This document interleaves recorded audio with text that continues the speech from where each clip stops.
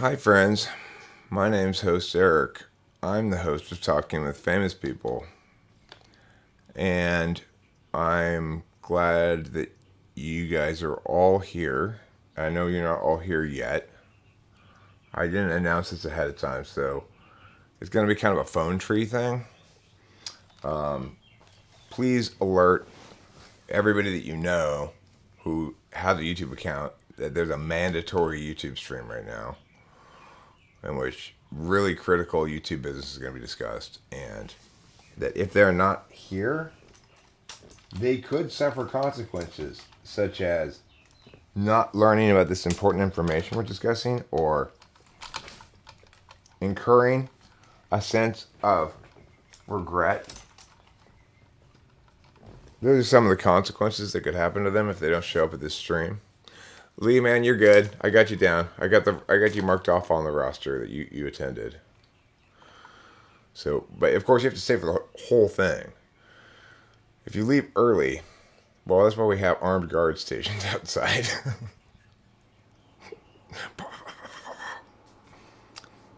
Yeah, everybody, the principal needs to talk to you. Who's the principal? It's me. I'm the principal of YouTube. I'm the vice principal of YouTube, in charge of discipline. The vice principal is always the one who really busts ass, you know. So I'm not really the principal of YouTube. Maybe you could call the principal of YouTube Frank James. He's really just about smiling for the parents and shaking hands, you know. But we need a vice principal of YouTube. That's me. I'm the one who says, "Hey, your skirt's too short. That's not an appropriate school uniform." Yeah, well, I also thought that these were inappropriate school uniforms. I'm kind of curious as to why this private school has made all these short skirts into the school uniform. Yes, well, it is that, but you're not supposed to make it shorter.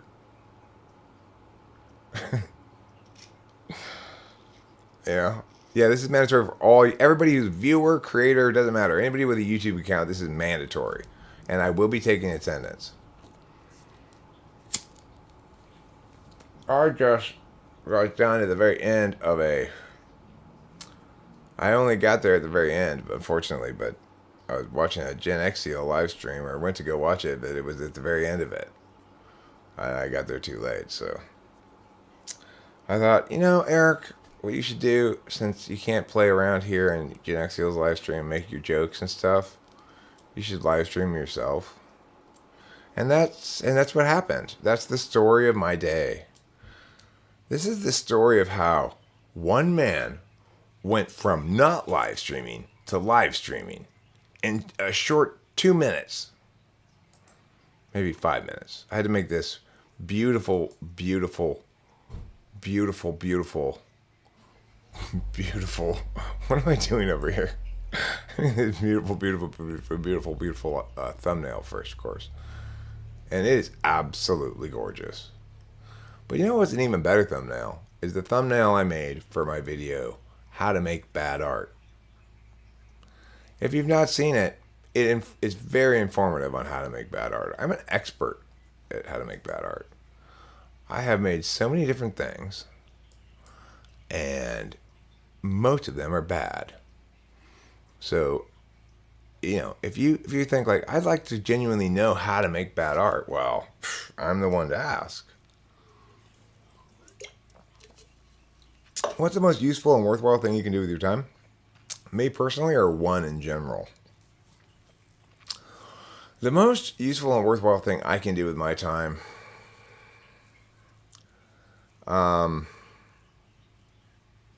is probably make good videos instead of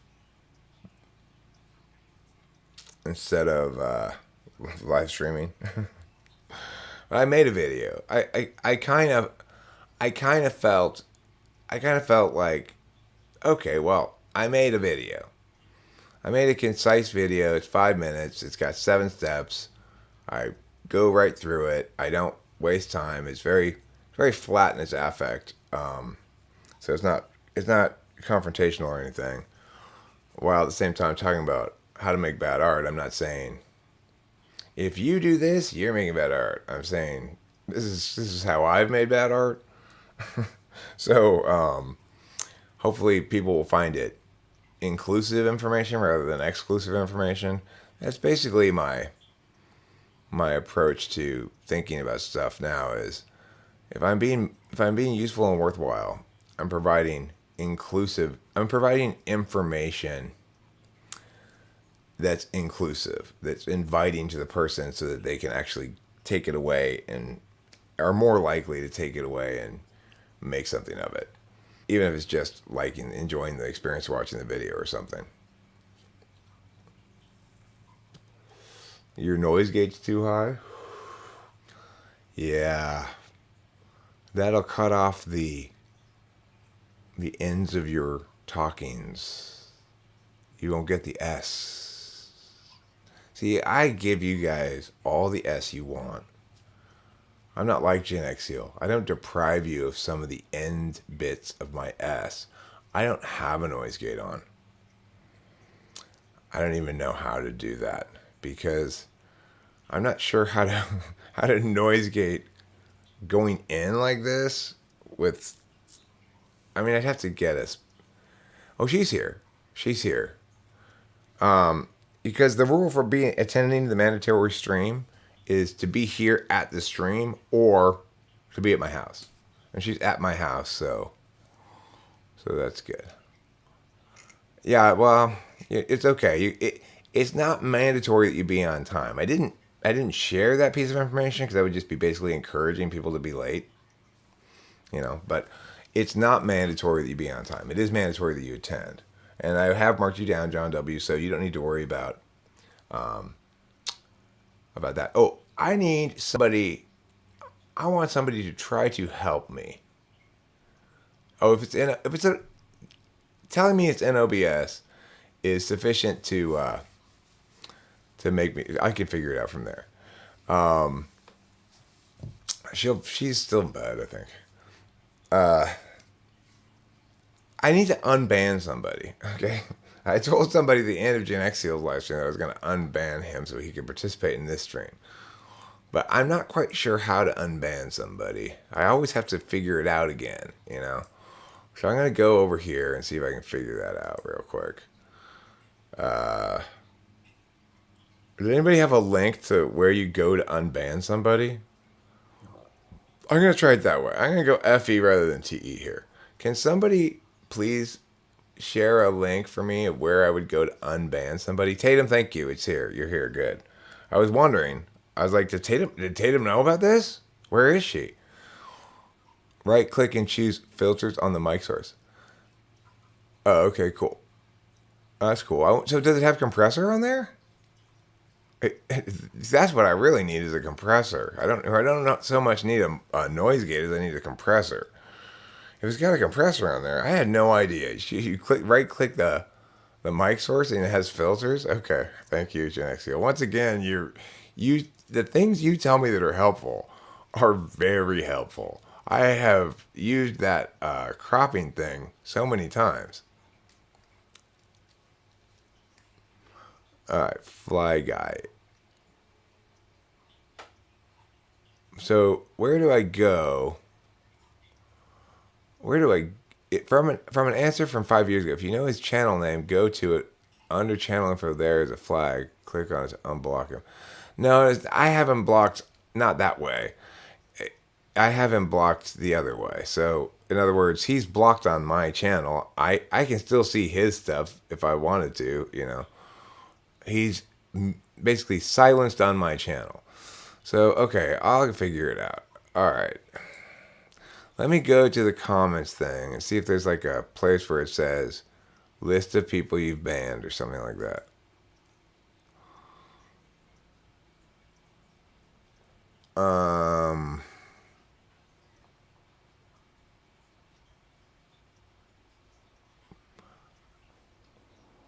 Let's see.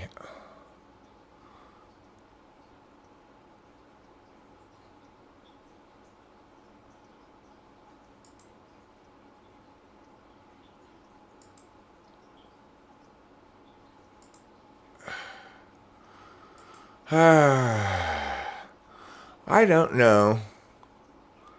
I don't know where it is. I don't know how to do that. It's the problem I'm having. To summarize, I don't know how to do that. And I'm not being able to figure it out. I told that guy that I'd unban him, but the truth is, I can't unban him if I don't know how. So, that's the problem we're currently having. I can't. Every time I try to unban somebody, I have to ask people, how do you do this again? I can never find the place where you do it. And somebody before has put a link here for me, and I've been able to click that link, and it takes me to where you can unban them. But I can never find that. So anyway, I'm glad you're all here for the mandatory meeting. One of the things I wanted to discuss with you all regarding the state of affairs of YouTube is YouTube needs to do something about the fact that if you click on comments, and you want to go to comments, it always puts up the comments you haven't responded to yet first. That makes sense. But it needs to have an ignore button so I can indicate to YouTube, I've responded to this. My response is ignore,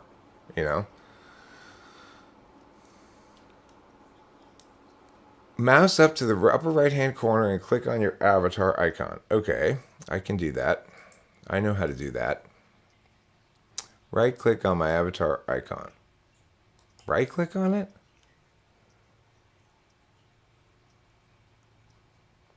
Oh, and then it tells me what? You can't right click on it. It doesn't right click.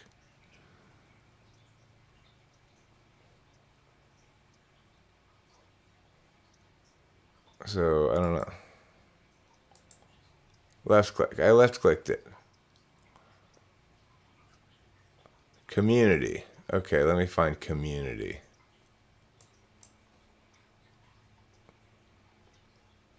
I don't see any community.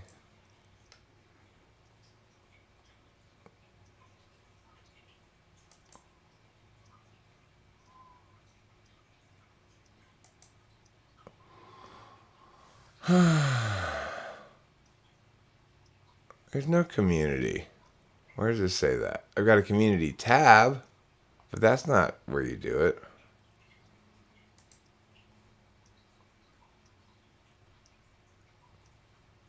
There is no community on the left-hand side of the dashboard. I'll read you everything that's on the left-hand side of the dashboard. All right, analytics, comments, subtitles, copyright, monetization, customization, audio library, dashboard content, playlist, analytics, comments, subtitles, copyright, monetization, customization, audio library, settings, feedback. There's no community.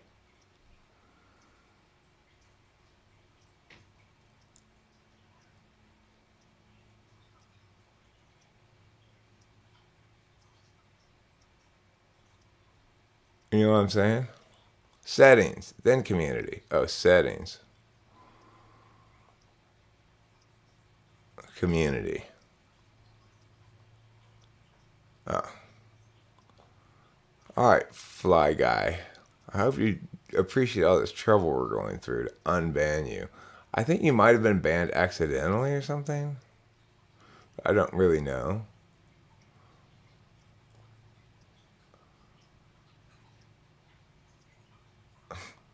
What? Somebody named TWFP is gay is banned? How could that be?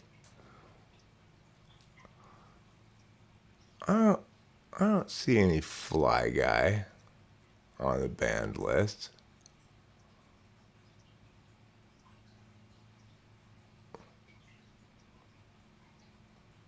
Eric, I am squeezing a turd. May you help. There's another one. This band. It's got a picture of me as its thumb. His little picture.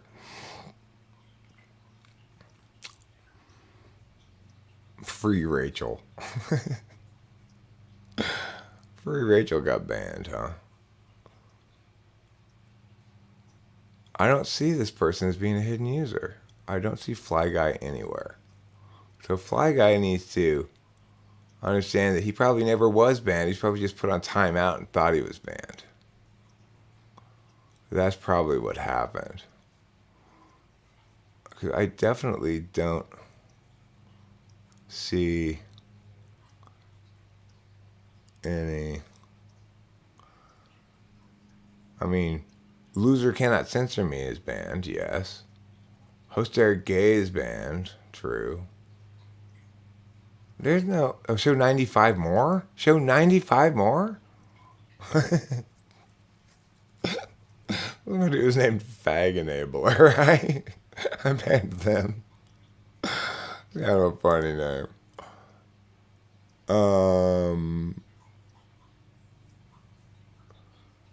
Talking with pseudo-psychiatrists. It's got a picture of me. People are funny with their ridiculous things. So, like, I'm gonna get you, you.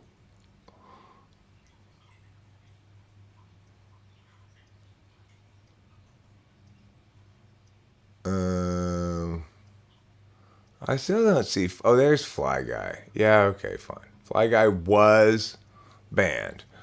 Now I'm done banning you, Fly Guy. You're unbanned now. I hope you appreciate that. It took a lot of work to unban you. I had to think about it. I had to look around and stuff. Well, I can always re-ban him. But I said at the end of Gen X Seal's live streams, I said, I'm going to live stream now. And Fly Guy said, well, will you unban me so I can participate? And I was like, should I ban you? and then he said yes. And I said, okay, I'll unban you. Now, if he needs to be banned, I'll just re-ban him if he starts being ban needy. Hey, Eric, how do you see the relationship between XNTP and INTJ? Not romantic, but in a more friendly context. I mean, I think the two work together well. You know, it's like if I had to put together a team for something, the first component I'd get would be an INTJ probably. It doesn't matter what the team was supposed to do, right? If I was putting together a team to have a heist or something like in those movies, and you go get your safecracker and you get your hacker and you get your explosives guy or whatever. Well, if I were doing any sort of project that required me to put together a team, I would find my INTJ first. I probably wouldn't get an ENTJ because they'd try to take over my role, probably, you know. I wouldn't want to get any unless I, you know, if I could put them in charge of their own fiefdom where they're operating independently of me but underneath my frame, then great. But he's not lying. He just said, he asked me if I was going to unban him so he could participate. That he can't lie if you're asking somebody a question.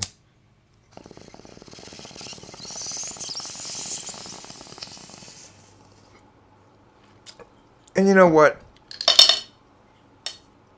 Fly Guy is also taking advantage of my preference for guys who are fly over guys who aren't fly. He knows that it's kind of like I'm into that, you know? I'm into being fly myself. I mean, on a scale of not fly to fly, how fly am I? There's a question I think each of us have asked at some point in our lives. So YouTube, I'm assuming all the YouTube employees are here at this mandatory stream as well. It is mandatory for them as well. All of you who are here who are YouTube employees, I have a instruction for you. You need to put a button in the comments thing that lets me say, I'm ignoring this on purpose. That's my response to it. So I like the fact that it puts up comments you haven't responded to first. That's great. But I should be able to respond to something without responding to it. So, in other words, if I didn't respond to something, that's a purposeful choice on my part. It's like, this comment needs to be ignored. That's the proper response to it. I'm not going to thumbs up it. I'm not going to thumbs down it. I'm not going to say anything to it. I am going to ignore it. You need to give me the possibility of indicating to you that that's my response, okay? Because I am sick and tired of always seeing the comments I don't want to respond to at the top of my comment thing.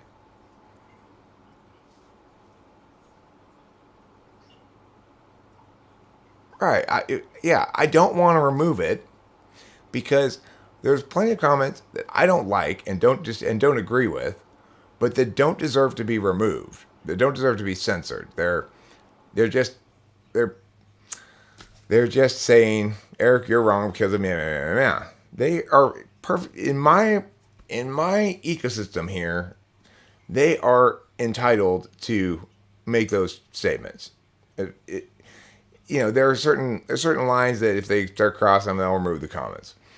But they're entitled to make some sort of critique about what I'm saying, and I don't want to remove their comments. But if it's a comment that's totally wrong, I also don't want to look at it. I am, after all, an ENTP, which means I get persnickety about stuff that's on the external metaphysical field. Wrong arguments incite in me an immediate response to go, okay, well, let me correct this because it's wrong. You like to be ignored. That's how you get most of your attention.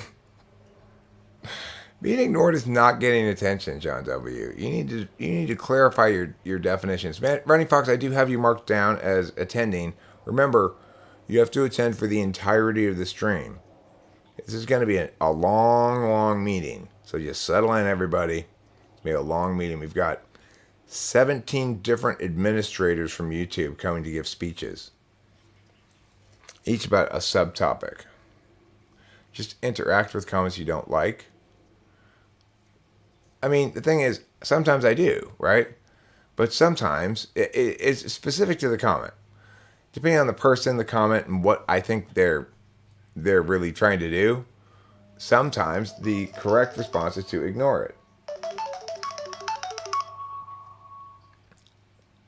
Hi, Corey. Hello, Corey? Hello? Yeah, I can hear you. You're kind of windy.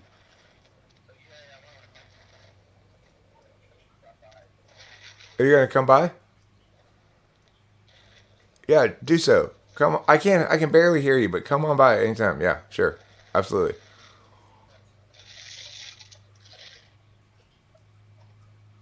Okay.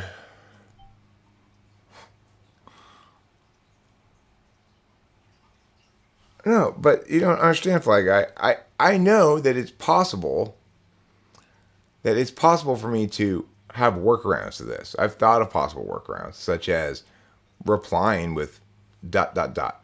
or just a single period or something like that, I have thought about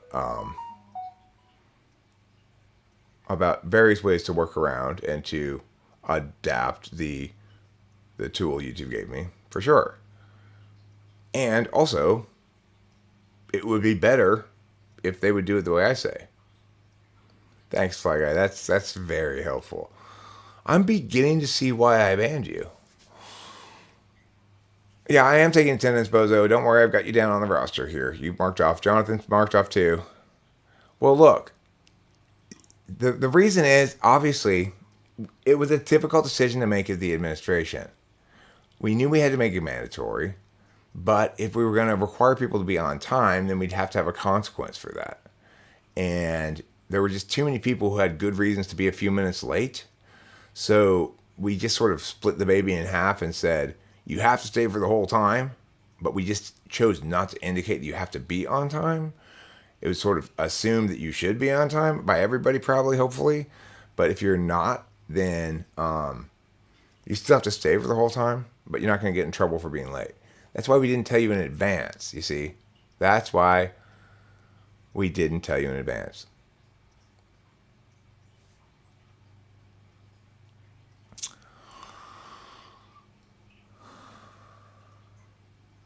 Okay, well, yeah, we have got a lot of unnecessary bureaucracy to discuss here today, Jonathan. That's the purpose of this meeting.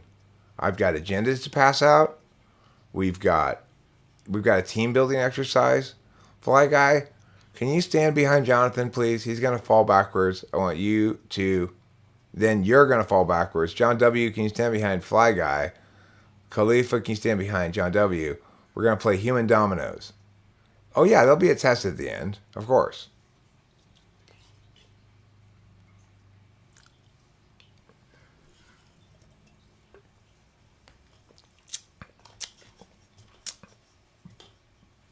If you believe in the miracle of life, like I do, then you know that miracles happen every day.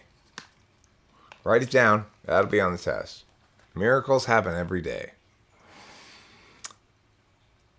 No, what we're going to do is we're going to line up enough people such that as they all fall backwards in succession, that the line gets increasingly more like this until the last guy only has like an inch to fall down anyway.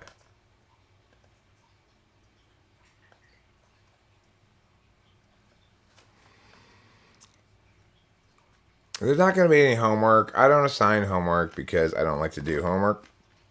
But you do have to make a poster that in which you draw on it pictures of things that are related to the subjects we're talking about. It's pretty important.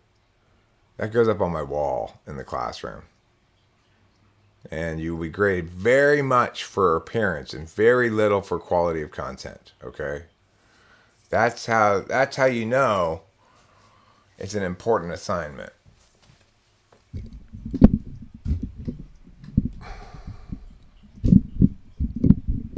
This is sloppy. So's your thinking. You know, when my daughter was in high school, she had this history teacher who loved assigning posters, and it was so deeply offensive to me. You're a high school history teacher, and presumably you have some information that you need to convey to all the kids that they're supposed to have in their heads after you're done with them, right? In what universe is having people make posters an efficient way to teach people things? You know, it's like, can you imagine if there were a bunch of lumberjacks in the forest, and one of the lumberjacks said, "Ooh, I want to cut this tree down with a nail file." Well, yeah, I guess you're making a little bit of progress on the cutting, but that is a very inefficient way to cut down this tree. Why don't you use the chainsaw? Well, because it's less colorful. Listen, I gotta. Oh, Jesus, I forgot. There's a cat on your thing. Do you want me to stop the stream right now? Should we? I'm gonna stop the stream. You can give me it. Is your cat not friendly? No, she's not friendly. Well, she's friendly not to anybody who doesn't know us. My friend Corey's here. Corey, I'm assuming you don't want to come be on the live stream with me. All right. Okay. I'm just gonna end the stream then. I could talk in the background. I don't want to be. Well, I mean, the thing is, Corey, it's kind of an important stream because this is a mandatory live stream. All YouTubers must attend this stream. It says so in the title. So. No, I'm not a YouTuber. Well, that's why you're not here, obviously. Yeah. And I'm not going to punish you for your failure to attend accordingly. Yeah. But for all those billions of YouTubers who aren't here, because only 23 of them are. Mm-hmm. What are you talking about? I'm talking about the YouTubers not in attendance at my live stream. Yes, he's an INFJ, Running Fox, but he really doesn't like typology. So, okay, I when I started this stream just 30 minutes ago, I didn't know I was going to get a call from Corey and say, "Here I come over," but so I was just riding my bicycle. I was in the neighborhood. So I'm going to go, and I'm gonna end the stream now, and I may stream again later. I'm not gonna be here long. You may not want to do this. How long are you gonna be here? Like maybe 5 minutes. 10 minutes. All right, then let me. I'll tell you what I'm gonna do. I'm gonna put us on intermission instead. All right, so let me do intermission like this.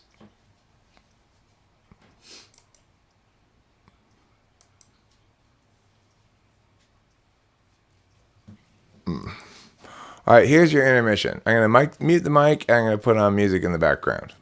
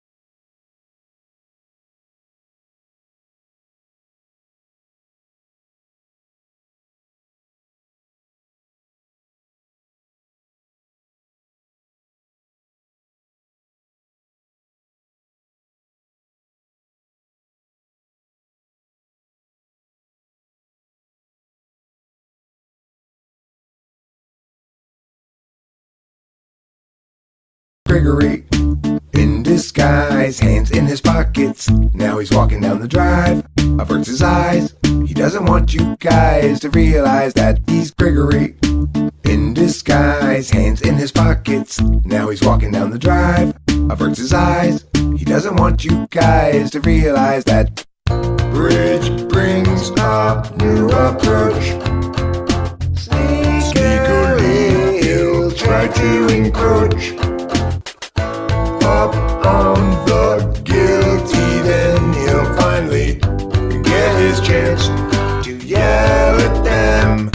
He's Gregory in disguise, hands in his pockets. Now he's walking down the drive. Averts his eyes. He doesn't want you guys to realize he's Gregory in disguise, hands in his pockets. Now he's walking down the drive. Averts his eyes. He doesn't want you guys to realize that he's Gregory in disguise.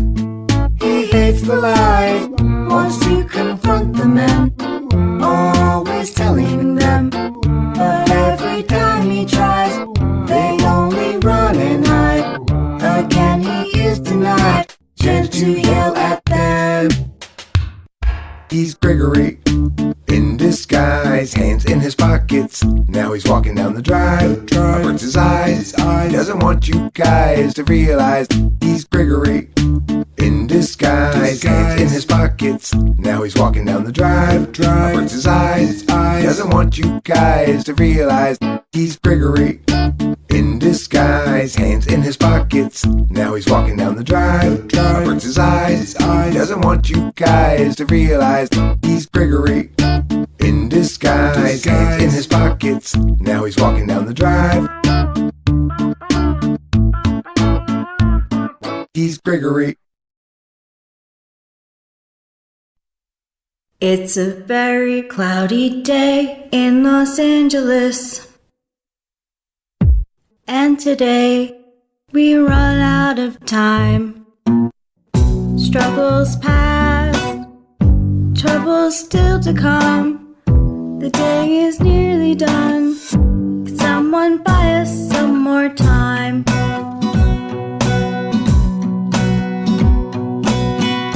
Cloudy day in Los Angeles,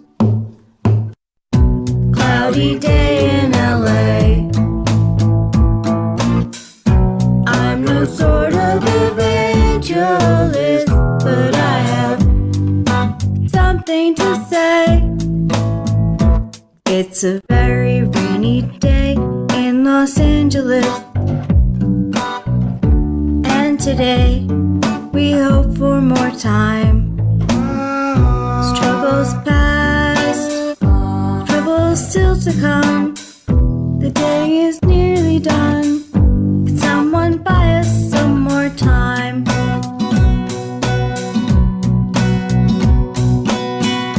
Cloudy day in Los Angeles, cloudy day in LA. I'm no sort of evangelist, but I have something to say. Life can strangely be forgiving to those who stay awake all night, and mostly voices say to give in and try to sap your will to fight. Whether I'm supposed to be here or just be soon forgotten noise, it's sort of based on what I see here and also on what I avoid. It's a very cloudy day in Los Angeles, and today we run out of time. Struggles past, troubles still to come.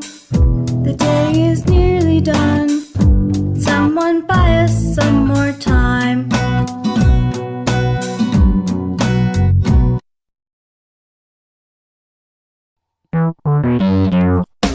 Her dress, ignored, distressed, assessed her chest, left a mess, exit west, and the best we can do is attest that it's true. There's nothing confusing. Lisbeth guessed cops were musing, but Lisbeth didn't have any confusion. She kicked in your door at the stroke of noon, then each and every day from April to June, when the various plans all about, various deeds underway. Wary of every doubt that it's scary, but that's about all you can say. Various plans all about, various deeds underway. Wary of every doubt that it's scary, but that's about all you can say. She resumed, it was fall. Whispers began to carry at the mall, and tipsters always make the scary call if you're hiding from the heat in the bathroom stall. She was drinking, it's an irrelevant point. She started thinking about smoking a joint. She'd been clinking plenty glasses too. You probably didn't know yet what you would do.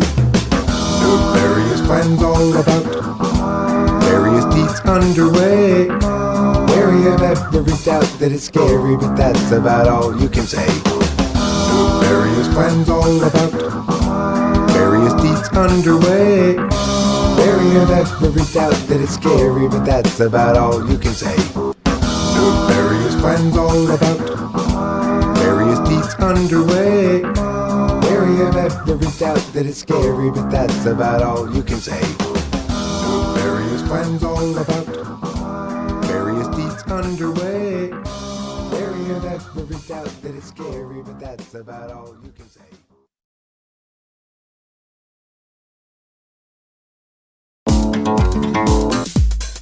Yelling and kicking, stabbing everyone, killing and robbing, donating blood, running over everything that goes in the road.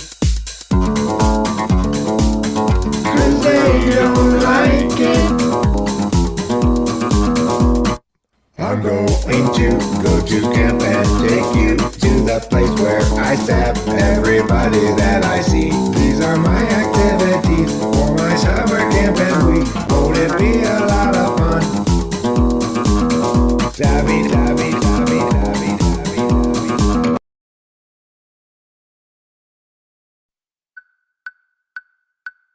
Got a story about 10 years old. It's a song for an open road, and such a thing must always do its job.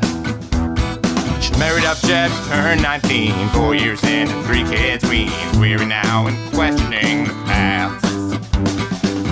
Agency outpaces his discretion, locking in our courses way too young. The urgency conferred is really just depression, making sure those underneath them always run. Doug at 20 found bourbon fun, likewise Doug at 21, and so forth well up into middle age. What he once thought would set him free became his whole identity. Now Doug's about another drunken rage. Agency outpaces discretion, locking in our courses way too young.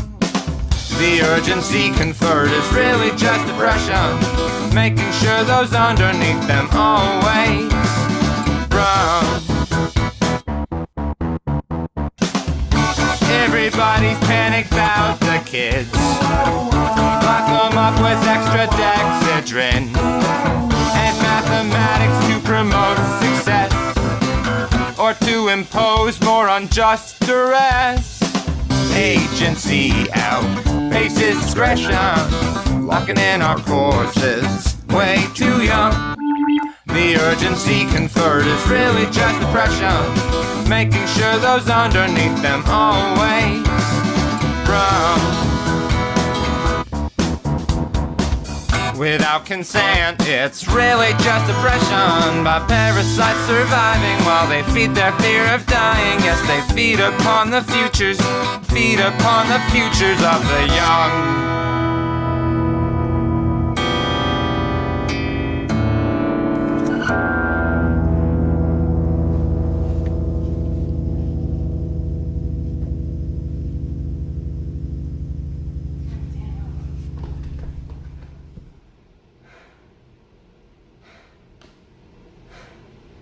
Can you have sex? People everywhere gather up in a means, outraged at how they miss the sign. How do they set their priorities? These foreign backstabbing entities, ensuing heartache and misery, follow necessarily from their savage ways. Insulting Carson and Desiree, we're stuck with such petty larceny. We all partition the rectories and call it destruction of the whole damn world. Julie shares our limits. Her limits are what she shares. Moving Julie will do. Moving Julie will do. Jerry shares 4 minutes. He just can't do things like they do. Julie always thought that she should have got to when she had the chance to buy. Julie soon forgot about soon and on, although she outrecalled. People everywhere gather up enemies, outraged at how they miss a sign. How do they set their priorities? These foreign backstabbing entities, ensuing heartache and misery, follow necessarily from their savage ways. Insulting Carson and Desiree, we're stuck in such petty larceny. We all partition the rectories and call it destruction of the whole damn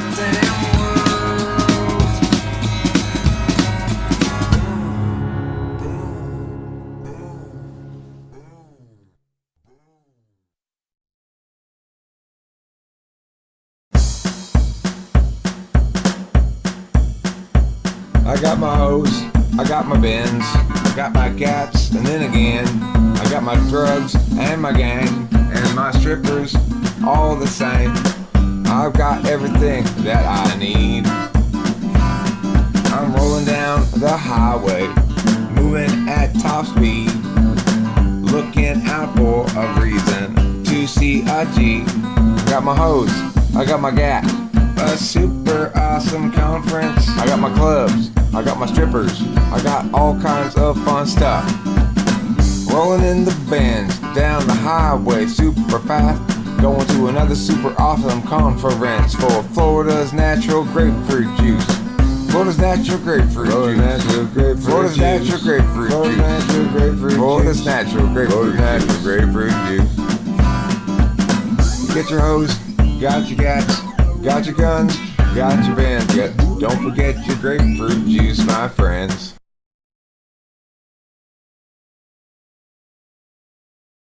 God damn it, we were promised a plague. Bodies in the street.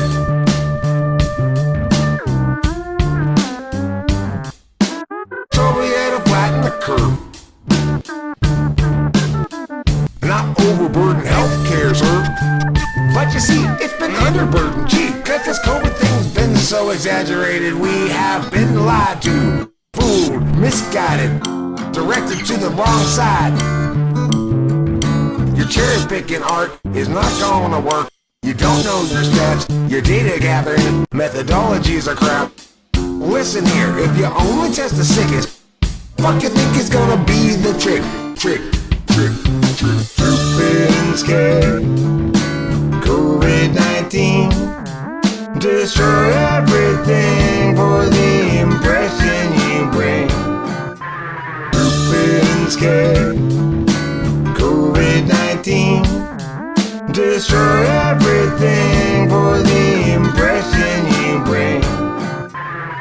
Stupid and scared. Scared and dumb.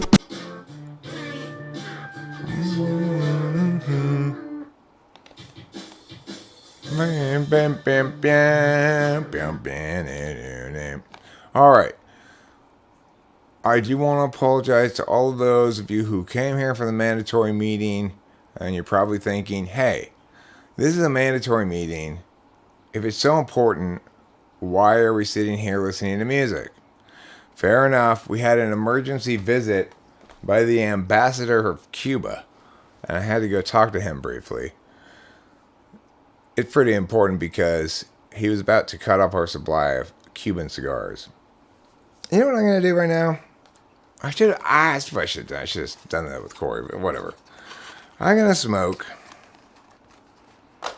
a Cuban cigar. What do you think about that? Pretty crazy, huh? Eric, you're going to smoke a Cuban cigar? Do you have a real Cuban cigar, Eric? No, you don't. Yes, I do. As a matter of fact, I just have to find where I put it. I have two of them. Let's see. Here it is.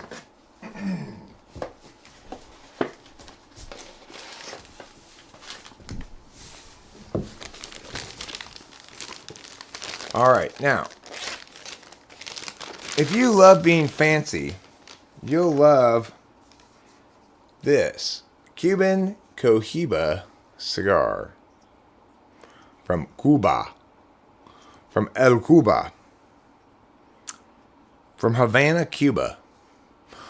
Okay, so what I'm going to do is you have to cut off the end of this first before you smoke these. I don't have a cigar end cutter. But thank you, Winston's mom. You are a gentlewoman, a scholar, and a listener of fine music.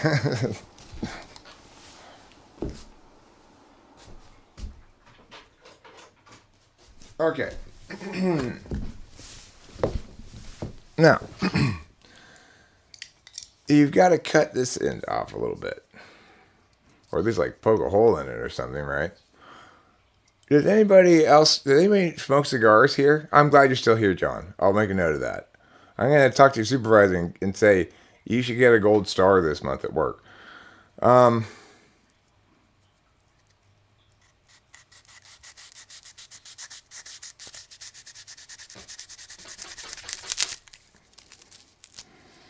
it's not the tidiest cut ever, but should be fine. Maybe I'll cut it a little bit more so I get a tidier cut.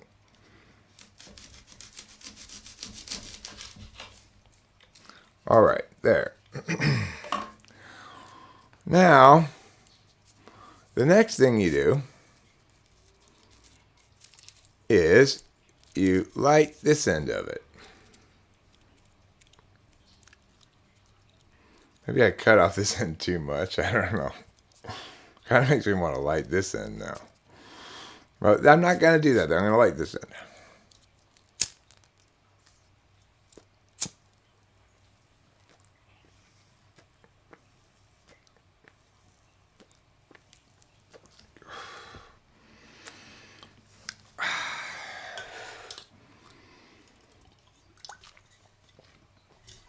I'm not really a cigar smoker. My clients got this for me. He's for me the present the other day. They got me Cuban cigars before, and I was like happy.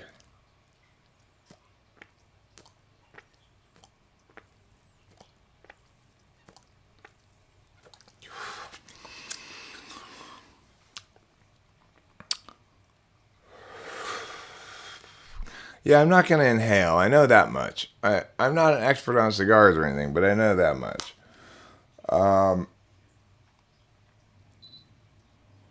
I would say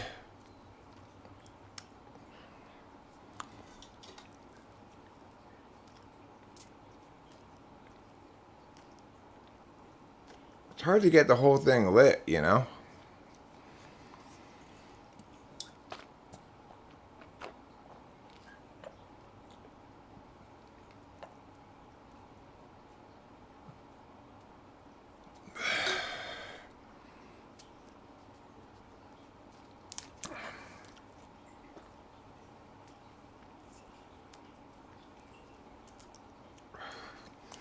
I'm trying to get this whole thing to be a cherry at the top, you know? But it's difficult to do. The thing is, this is weirdly mild.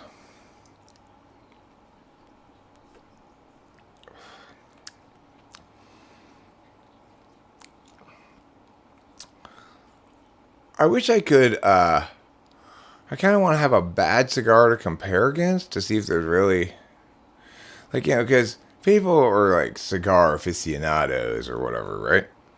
But, I have no idea if this is really a good cigar or not, because I don't smoke cigars, so I don't know what the alternative would be like.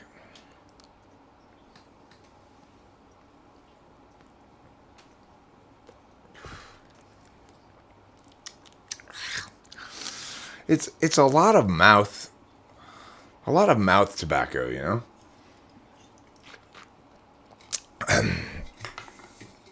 I would like to hear your opinion on a list of personality attributes and the types they are most likely to be associated to. Well, I mean, the idea about personality type is that it's the alternative to an attribute-based model. So, if you think people have attributes, well, that's fundamentally false. They don't. We don't possess an attribute called conscientiousness, or we don't possess an attribute called meow. We do attend via various ways, though, and that's not a metaphor. So, if you want to pick attributes, you can pick attributes at random. You know, it's like, you say, okay, well, creative is an attribute. Well, you'd say that correlates more with ENFPs or ENFPs. You'd say emotionally volatile. Well, that's going to probably correlate more with... I mean, it depends what you mean by volatile, you know? It's like, this is the problem with attributes, is it's... To the extent that you don't define an attribute very clearly, you're not saying much. To the extent that you do define it clearly, it's too precise to link to a cognitive function, really, you know?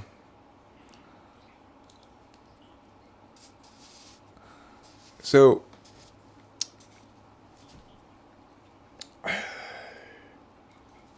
what attributes do you want me to talk about? Like, are you saying which types are more friendly? Well, you're obviously going to get your FE types are generally going to be described as more friendly by third parties. And that's the other key thing here is, when you're asking a question like, how do they correlate with a type? Are we talking about behavioral correlates that everybody can see, things that are objective data, or are we including the processes that we can't see? In the work environment, what would be your guess on someone's type if they are the first to react and take initiative and are great communicators?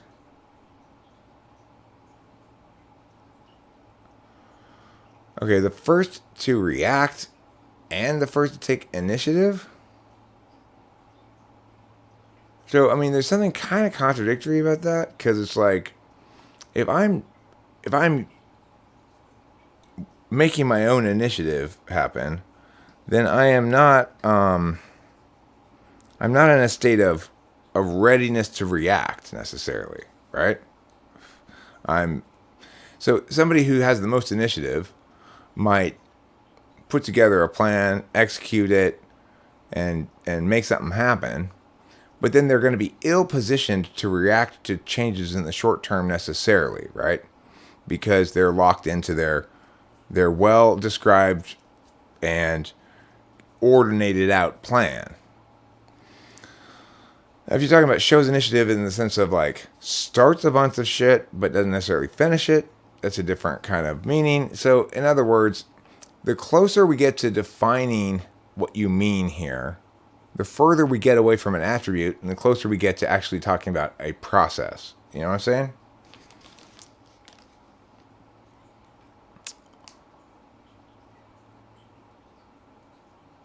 Highly efficient and hardworking, determined to fight for what they think is the best technical choice for a company's vision or product, would rather do everything themselves and on their own because they think they are much faster, more efficient, and have more control that way.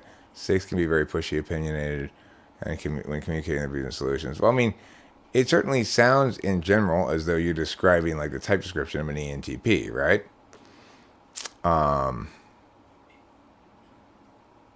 Definitely ENTPs are, well, except for the first one, really.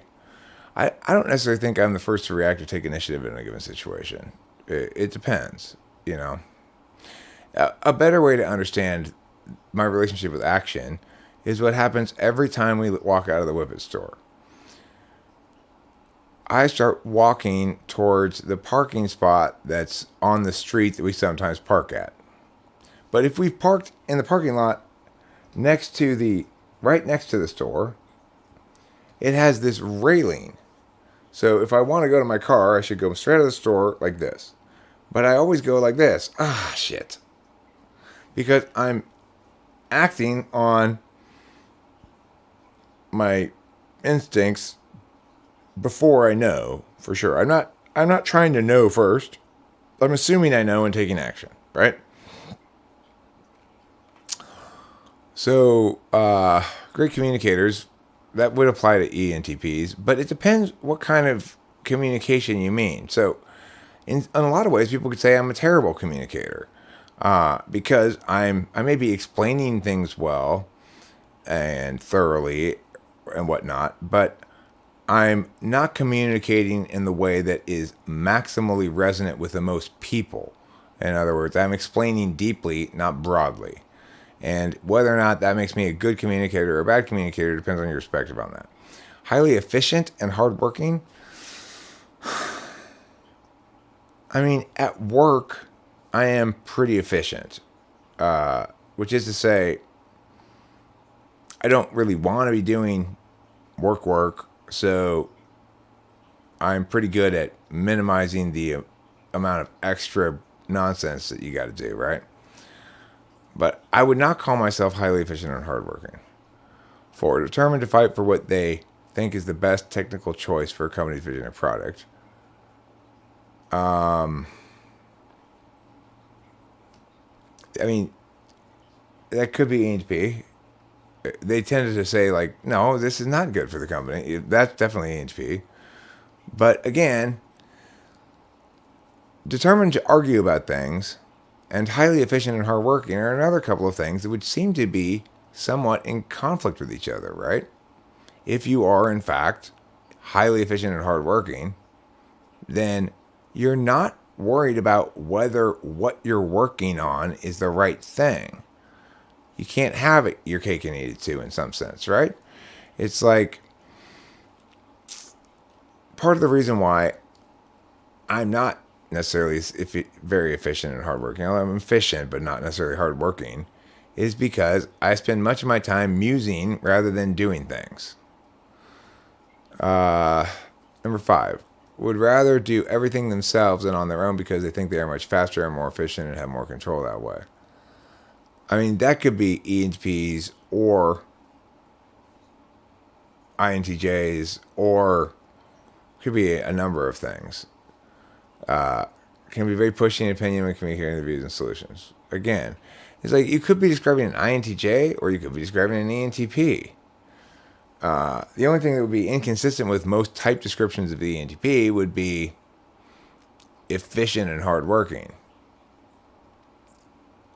But then our great communicators would be inconsistent with INTJ and determined to fight for what they think is the best technical choice for Vision's product. It might be ENTP or INTJ or something else, maybe ENTJ. I don't know.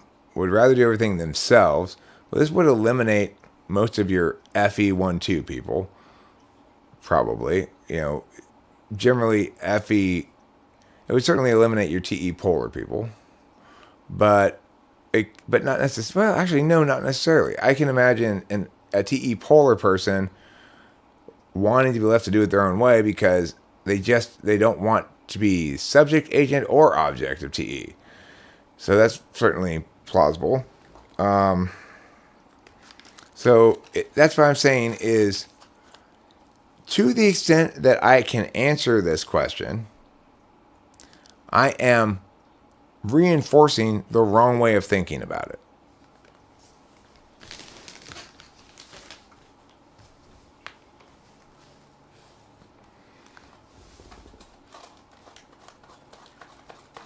Is liking mandatory? Liking is not mandatory.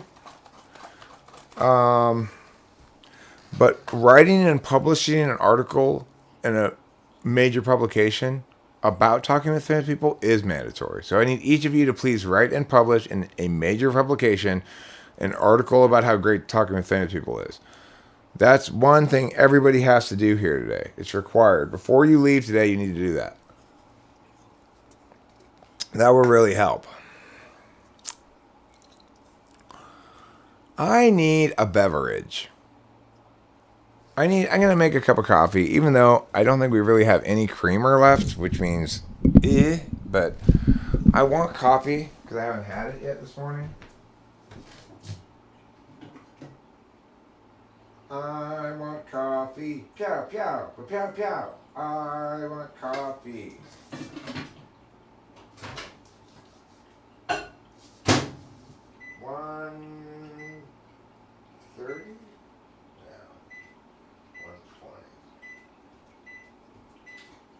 Is there any creamer left in here? Yeah, there's a little bit of creamer left. So it won't be completely black coffee, but it's not going to be nearly the frothy coffee goodness that I would like it to be. All right, so what are we talking about today? What are we talking about? We have some important things to discuss.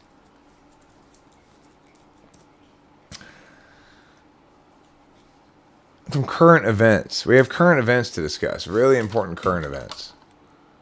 Did you guys hear about that lady who was a YouTuber with her boyfriend and she was killed by that guy who was her boyfriend and then he disappeared? Did you hear about that? I heard about it. Now, I don't like... Ice cream's a good idea.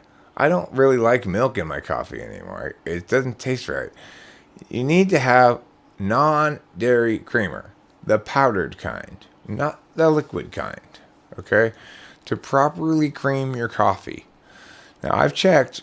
This is one of those things that it turns out is a universal truth. It's always true for everybody that if you don't cream your coffee this way, you're creaming it wrong. The proper way to cream your coffee is with a shit ton of powdered creamer. Anything less than a shit ton is an inadequate amount of powdered creamer. You can't even have too much powdered creamer in your coffee.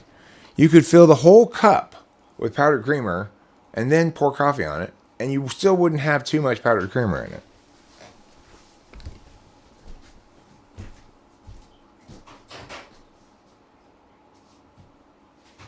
Now that's pretty impressive. I'm impressed with the power of powdered creamer to be infinitely, just because a little bit of something is good doesn't mean a lot of it's good, right? Except for powdered creamer. In which the more the merrier. It's just you can't have too much of it. It's like justice. It's just as justice is the only value of which you can't conceive of there being too much. So too with powdered creamer and food. It's the only foodish thing that it's impossible to add too much of it to the ingredient. You know? Too much of that ingredient to the thing. So what I want to do is sort of redirect the energies of this channel to what I would call culinary absolutism.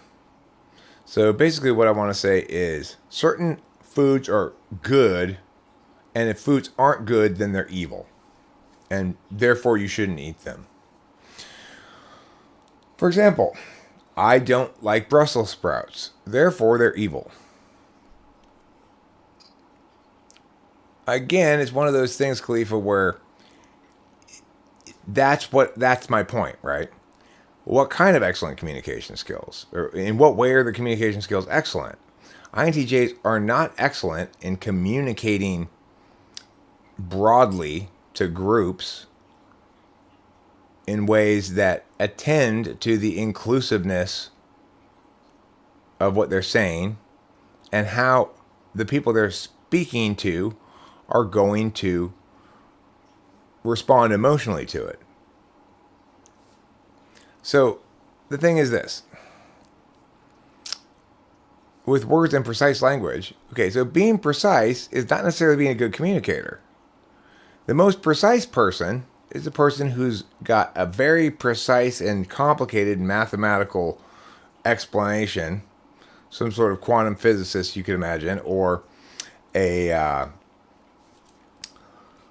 mathematician who solves those millennium problems or whatever. Those people give you precise communications, but nobody can understand them except people who can appreciate that kind of precision, right? I have the same problem.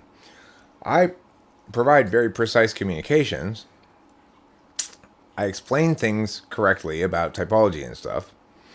But for many people, the increase in precision corresponds with a decrease in accessibility. So, should you call me a good communicator or not a good communicator? Well, it depends on your perspective. If you're trying to communicate broadly a general gist of a message in ways that everybody can find acceptable and pleasing, that's certainly not what the INTJ's function stack is going to correlate strongly with. On the other hand, if you mean by good communication that when you send your descriptions of this system architecture to Mia, you've articulated all the specifics that need to be articulated in relation to the other specifics as they should be, well then yeah, I'm sure INTJs are great communicators. So, Ronald Reagan was sometimes called the great communicator.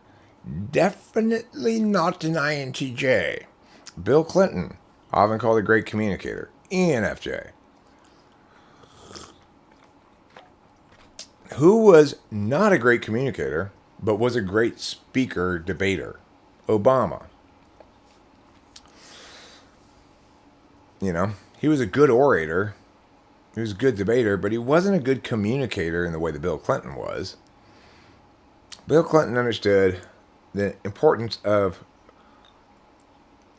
singular, concise messages that are nevertheless responsive and validate. Trump was a provocative communicator. So Trump was a very effective communicator if your goal was to be extremely divisive. So, in other words, if communication is getting some people on your side 100% and other people hating you 100%, then he was the best communicator in history.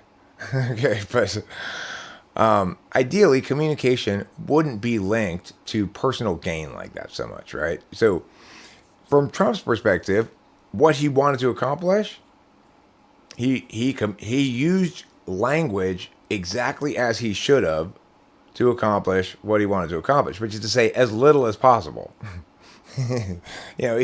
He tweeted instead of having presidential conferences. He didn't provide justifications for things. When asked why, he said it's a hunch or whatever. So he was objectively, from a third party perspective, a terrible communicator in that he didn't actually communicate meanings, right? If you're asked why should we not have this alarmist response to COVID, and you say it's a hunch, you've very successfully communicated what you meant and done a very unsuccessful job of using language to engage everybody.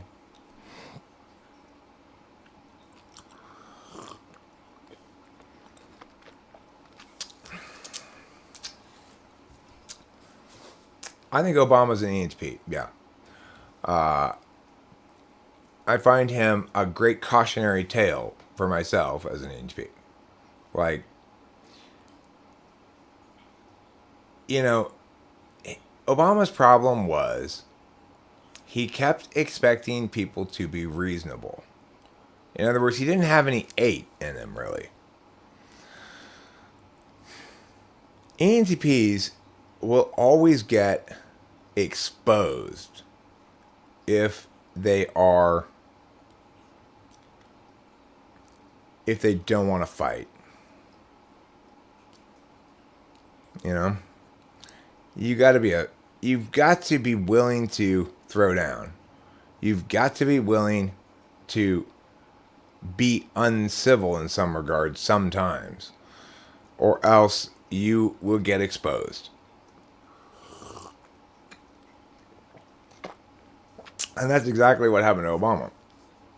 Because whether or not there's something to expose there boils down to surety and conviction. Obama had no reason to be sure in his convictions because he didn't really have convictions. He had general perspectives on things that then, see, she's here, Rachel's here. She's not going to miss the mandatory meeting.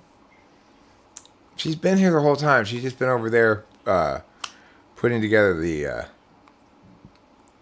the snacks for break time. I think you brought orange slices, right, Rachel?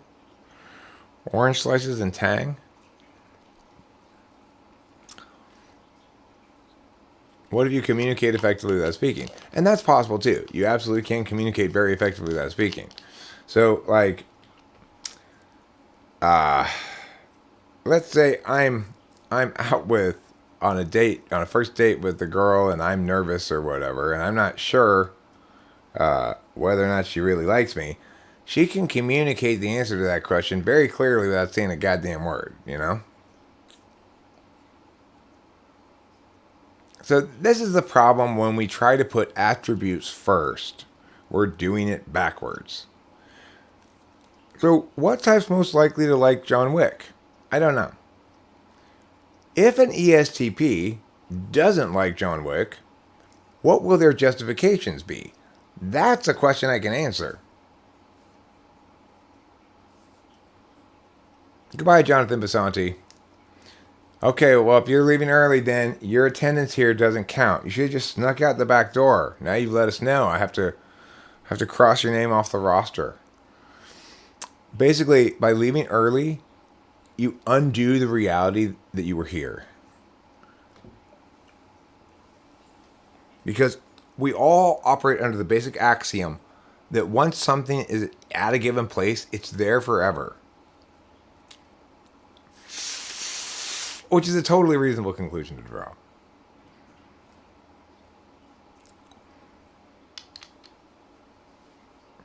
So I really think if I actually have a message here in today's live stream, which I don't really, and it's probably going to wrap it up here reasonably soon. But if I were to have a central message here, it would be this. To type somebody correctly, or to describe a type correctly, is to address questions like that. A meaningful question to ask.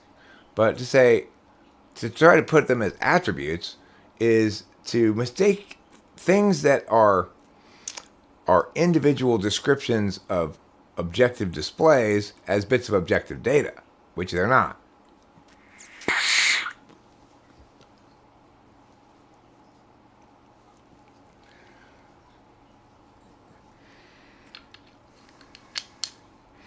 And it's like, I saw Jordan Peterson talking about the Big Five one time.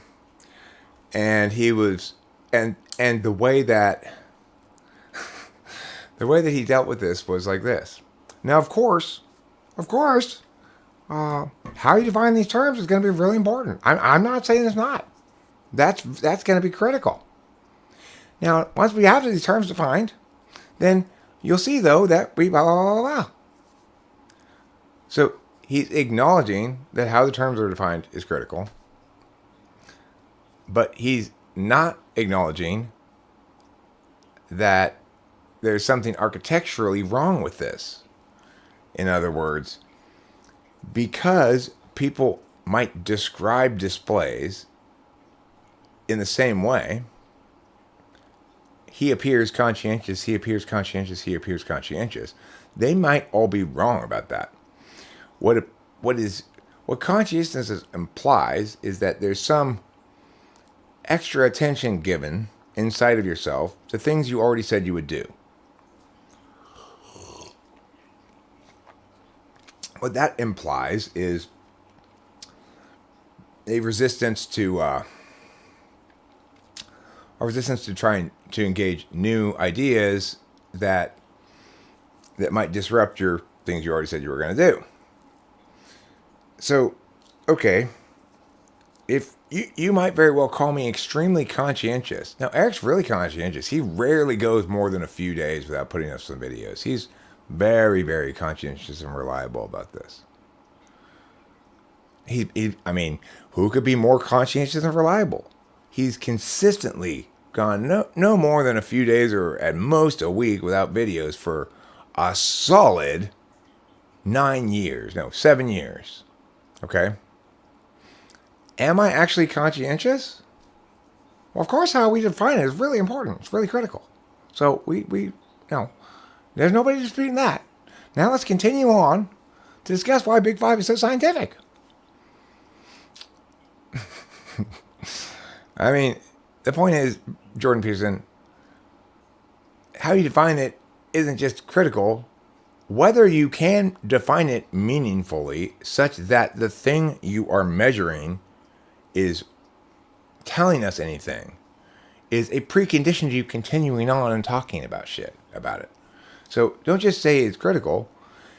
Explain why it's critical and explain how you resolved the critical deficit that I've highlighted here.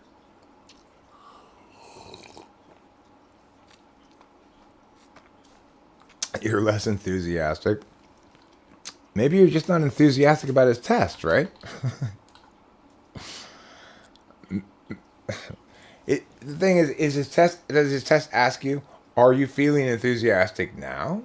Or does his test ask you, are you an enthusiastic person in general? Or does his test do something really scientific? It asks questions that don't use the word enthusiasm, and then you self-report about those. And because he's necessarily more intuitive than the test taker,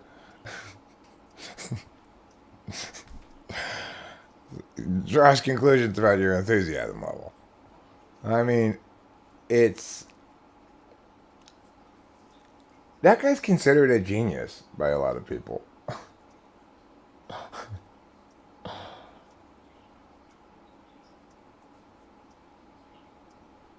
I mean, and the thing is, the typical limitations are this. This is what I'm trying to get across here and people are understanding. It's just like the God thing. If you're arguing about God, you're pretending to play baseball without a ball. Because the step one in any argument, establish the resolution. God exists. Step two, define terms. Both sides have their own definitions of the terms. That's fine. But when in God discussions, neither side define God. And in fact, you can't define it. So it's silly to try to argue about it, right? Same thing here with regarding the Big Five.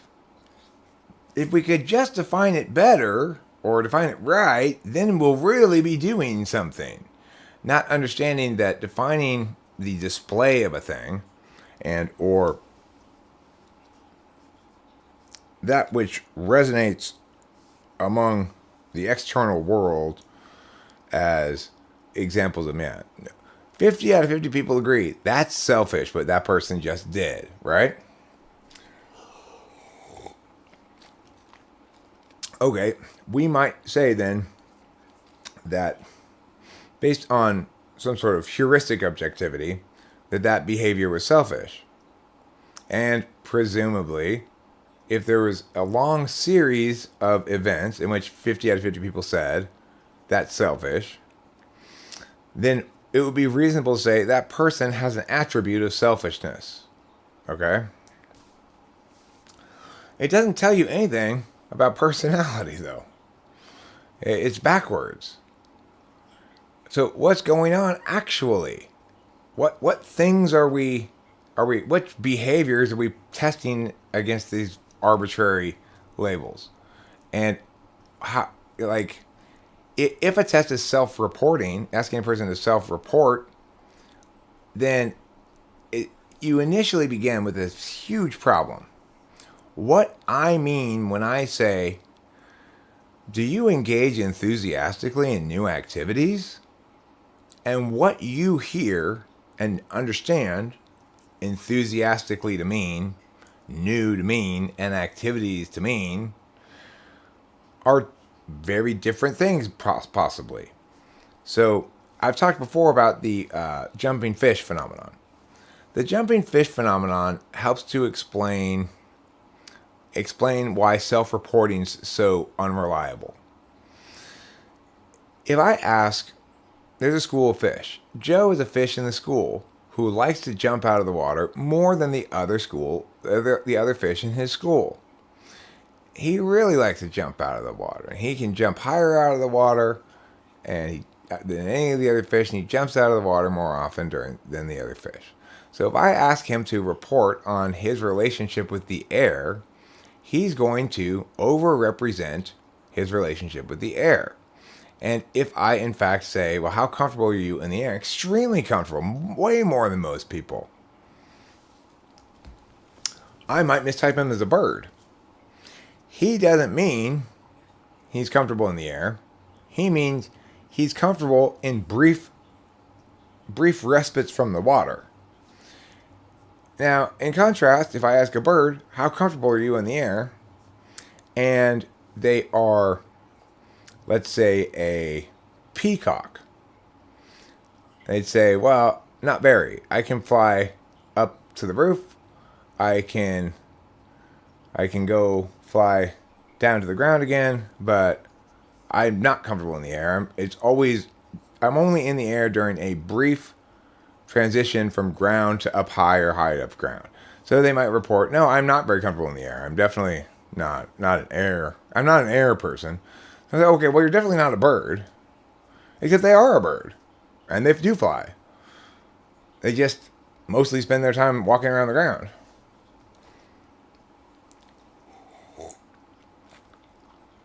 So the problem is people self-report by comparing against a projected assumption of the world that usually is based on either a projection or extrapolation of their own localized experience, or a projection of their own frames of reference as an assumption for everybody else, or yada yada yada. Now, we're not talking about flightless birds here. We're actually talking about birds that fly poorly. But in many cases, in typing sessions, self-report is based on opinions heard from others. And so that's even worse, okay? I mean, it's certainly not any better. So if I ask you to report your perceptions of my behavior, then not only are we only typing by looking at how I appear as a subject, but we're further limiting it to typing how I appear as a subject from your perspective.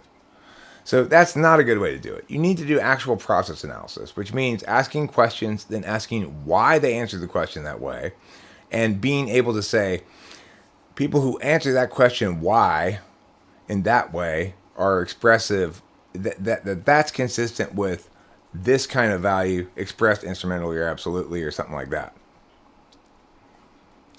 Now, I'm trying to explain to Khalifa why his question that he asked earlier is indicative of the wrong understanding of personality or human beings at all. It's like if you're asking me, I'm going to list some attributes. What type do you think that describes? Then you've got it backwards.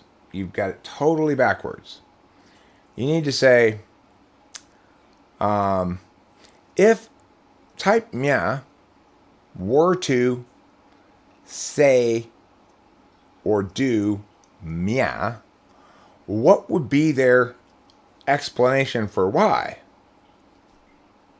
Now that's a much more powerful question to ask and a much more meaningful answer, right? Because the problem with trying to type people according to attributes is, again, for the billionth time, people don't have these attributes. These attributes are conferred onto people by others. You might confer it onto yourself even, but it's just a label. It's not something you have, right? So to try to measure how much of attribute mia you have is like saying, well, let's measure how big Eric's wings are. Well, Eric doesn't have wings, but let's pretend he did. But he doesn't. Yes, but we can see how big his wings are though by seeing how high he jumps and whether he flies, how much he flies. Let's ask him about his relationship with jumping and flying. I jump pretty high. I don't fly, but I do coast if I have on a bat suit. So my relationship with the air is great. See, his wings are pretty big. He doesn't have wings.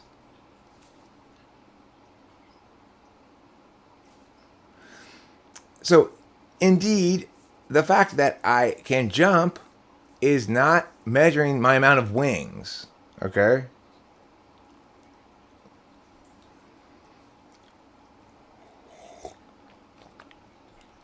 Attributes are labels we assign to other people or ourselves. Am I creative? Well, that's a static label that you might assign to me, or I might assign to myself. I might establish the truth of that label, the accuracy of that label, by pointing to a bunch of stuff I've created. But I don't possess an attribute called creativity. If you were to try to measure it, you wouldn't find it. Instead, what you discover is, oh, we're thinking about this wrong.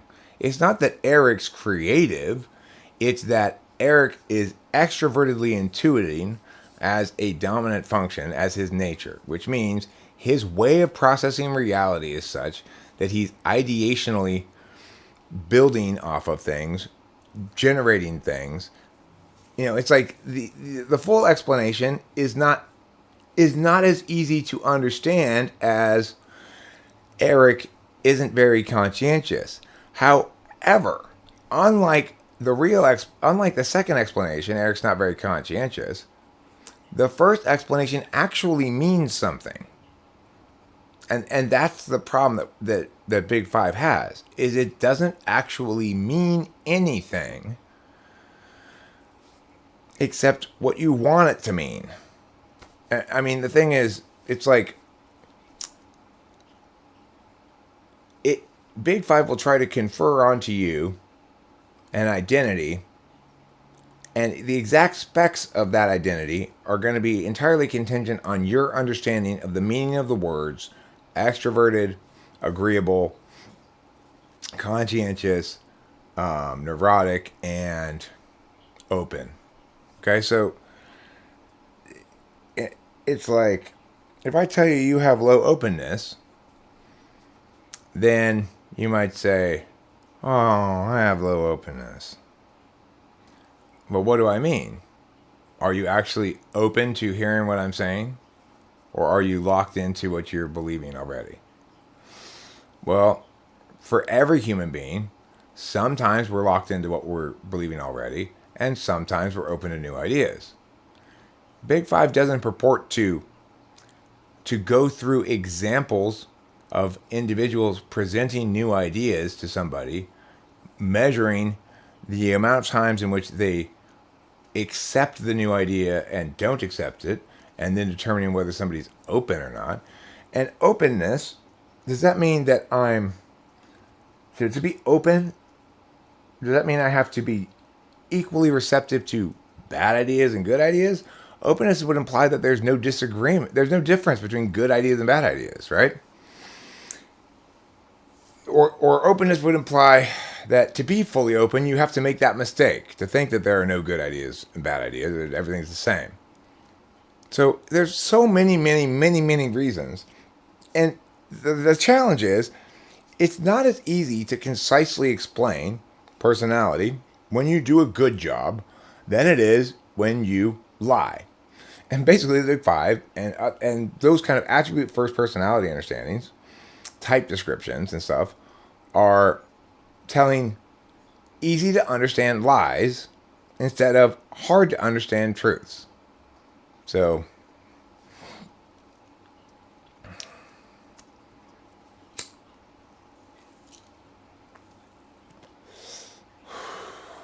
with almost every kind of question that is looking for correlates or trying to get somebody to either self-describe or somebody else describe them, you're necessitating a mean that's shared, but that's not actually shared. So if I say, how likely are you to listen to your mom when she's telling you a story? No, I'm bad about that. I just like, mom, just one in one ear and out the other. Now, is that telling you about your relationship, that specific relationship? In other words, Joe's relationship with his mom. Maybe his mom just says a bunch of stupid shit all the time, so there's no reason to pay any attention to her. Is it indicative about Joe's capacity to listen? Maybe Joe's not a good listener and doesn't listen to anybody, and so his failure to listen to his mom isn't indicative of his failure to listen to his mom, but his failure to listen in general. Maybe he doesn't listen to his mom because he's rebellious and he's just being contrary, and he likes to be, and because she wants him to listen, he won't. But if she didn't want him to listen, then he would. I mean, we can explain it in lots of different ways, right? And to pretend as though it's reflective of the same result, no matter how we interpret it, is crazy. It's crazy wrong. You'll never get anything right thinking like that. It's like, the first question is always, how do we think about this properly in general? And then we can talk about the specifics. If we're not beginning with the right frame of reference, we're going to be misleading in our conversations.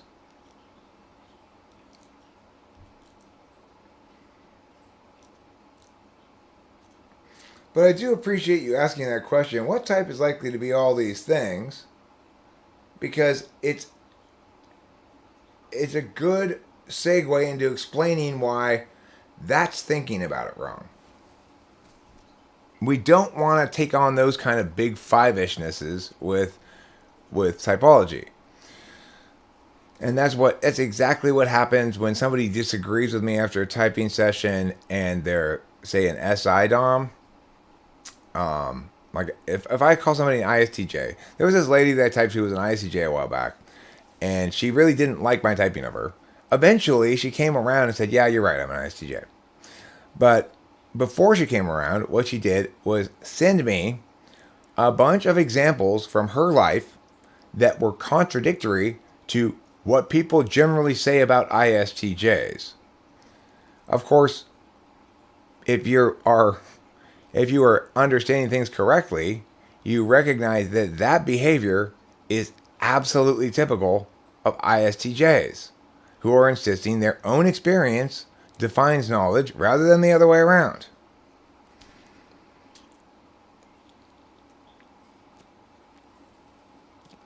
So in that case, we're not stuck, we're not hindered by the fact that when he describes himself doing meow, that he and I might have different understandings of the word meow. We're not hindered by that, because what's happening there is he's exemplifying in an attentional manner how it's playing out in circumstance X, where circumstance X being you've been told you're an ISTJ, but you're not.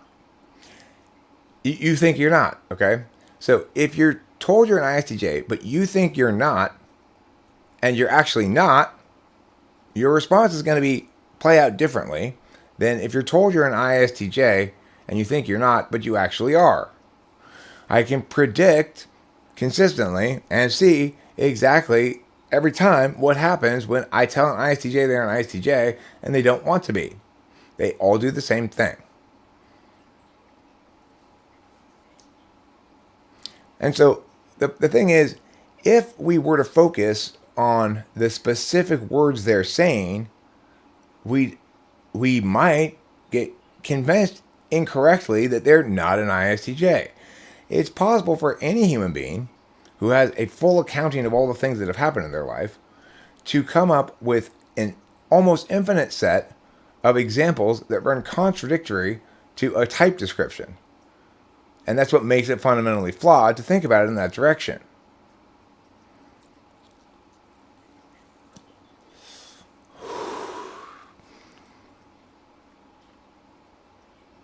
Oh, that's not Sarah, that's Sheila. Sheila's an ISFJ, and Sheila's convinced she's an ISFP. And her justifications are all the same. Like, well, but I'm like this, and that's inconsistent with what you say about blah, blah, blah, blah, blah.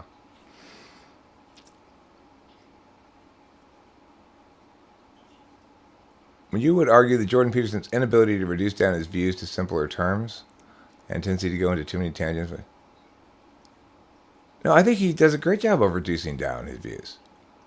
That's what makes them not very worthwhile. He's providing simple answers to complicated questions.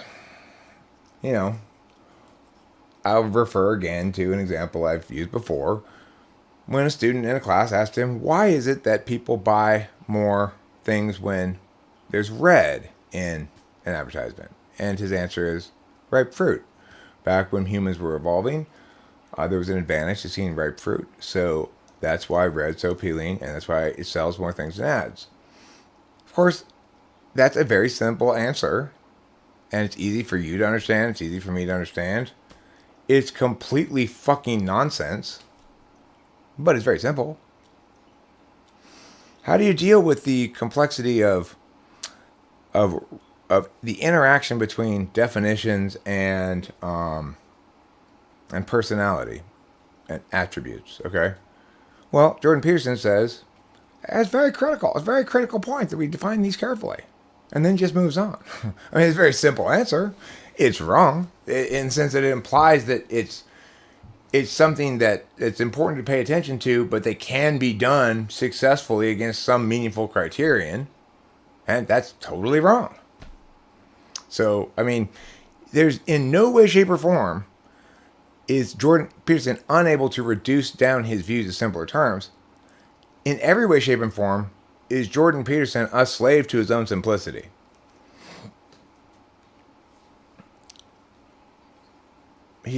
Because he insists things be NI, and he doesn't insist that there be a relational identity as well as a conceptual identity.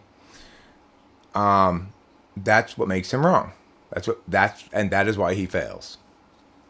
I'm not saying I have anything against the guy or he's the worst thinker in the world or whatever. He's right about plenty of things and so forth and so on. He's just not a black belt. He's like maybe a brown belt. Sure. And if you're going up in battle against a bunch of white belts, he'll kick all their asses, you know, and he'll seem very smart.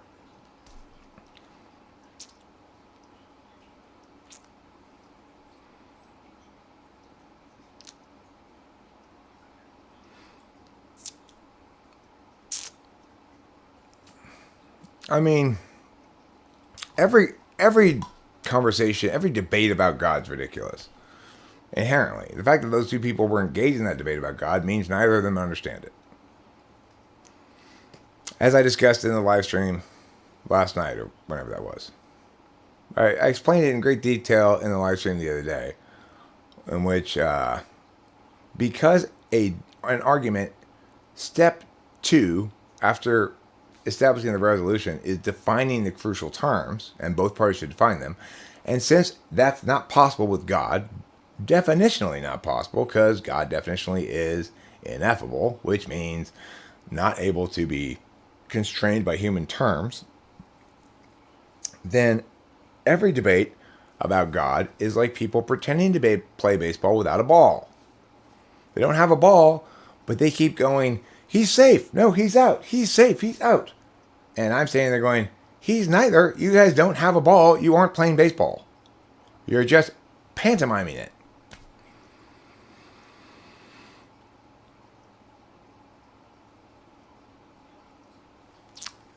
What's your take on the argument from contingency? Well, give me an example of it. I could interpret that expression in a couple of different ways. There's different, sometimes people use different terms to, some people use different terms to express the same thing. But I mean, when you say, oh, come on, what are you referring to? Which of my statements are you saying, oh, come on to? All of my statements that I've just made are entirely defensible, correct, and basically indisputable. So which one are you saying, oh, come on, about?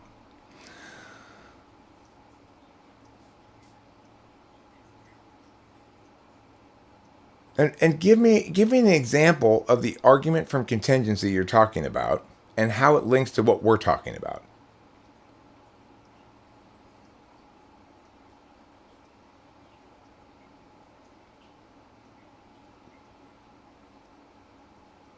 Is it an argument like, well, it's better to believe because there's the contingency possibility that it's correct, and you might as well, and no harm done if you're wrong, but it works out well if you're correct?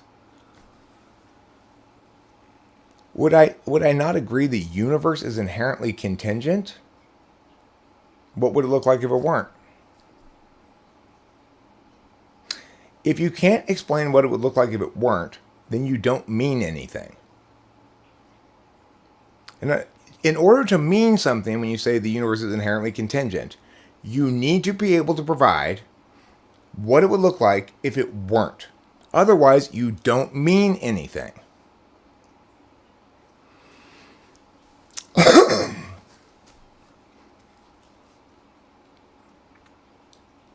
And see, this is the problem.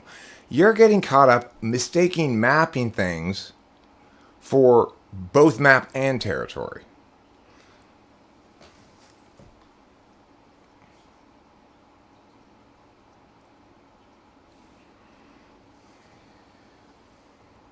Contingent, inherently contingent. On what? Contingency, what you're basically saying is, doesn't everything that we talk about, isn't it predicated on something else? Well, yes, but that's a phenomenon of language. Don't mistake phenomena of language for phenomena of reality, even though the phenomena of language are both a part of reality and used to describe it.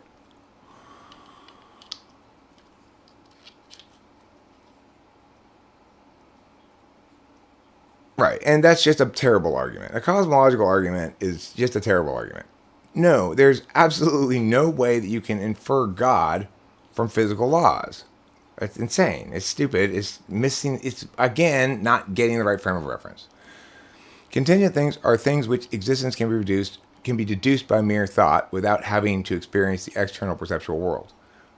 Okay, so do I think the universe is contingent? No, obviously, by that definition, only language can possess the quality of contingency. By your own definition, only language can possess the quality of contingency. By your own definition. Because it requires deduction. And deduction only deals with binary symbols and language. Okay, no, Khalifa, think. Stop talking and think for a second, okay? You said here, contingent things are things, the existence of which can be deduced by mere thought without having to experience the external perceptual world. What you mean is, contingent things are things where, linguistically, you have a tautological statement, fundamentally. In other words, that which is being expressed is inherent to the definition of the term used. That's where contingency actually has a meaning, and as you're using it, because you're talking about the relationship to words and other words. You're not talking about the relationship between words and reality. Those are different relationships. Okay? So you're making a fundamental mistake of map and territory here. You're thinking that because the map has this quality, that quality is representative of a quality of the universe other than separate from the map.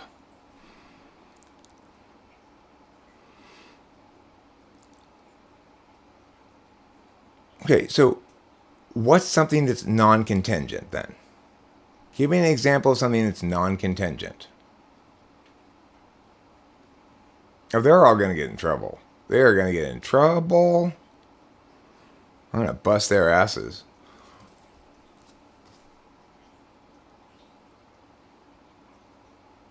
The fundamental laws of logic are non-contingent. I mean, that's not true. They're contingent on the words and, or, and if then. Numbers aren't contingent. That's not true. They're contingent on the concept of quantity implied by observational distinctions made. Can you come up with anything that's not contingent? Anything? So far, you haven't. You come up with two proofs of what I'm saying. You don't mean anything. What's something that's not contingent?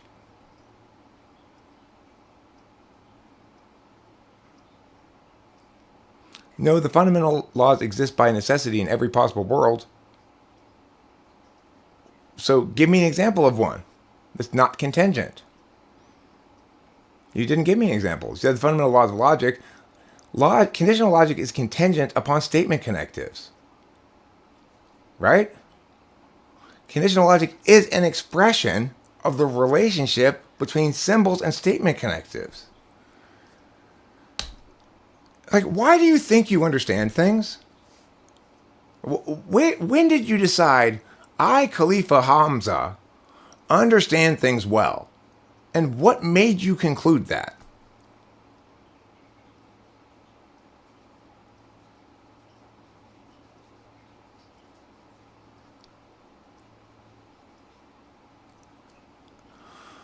Look,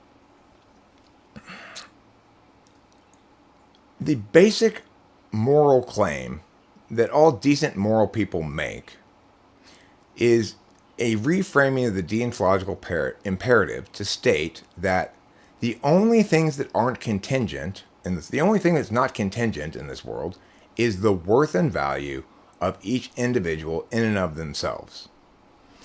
That would be a way to express it. But even that would be wrong, because we're again trying to say, it's kind of like this.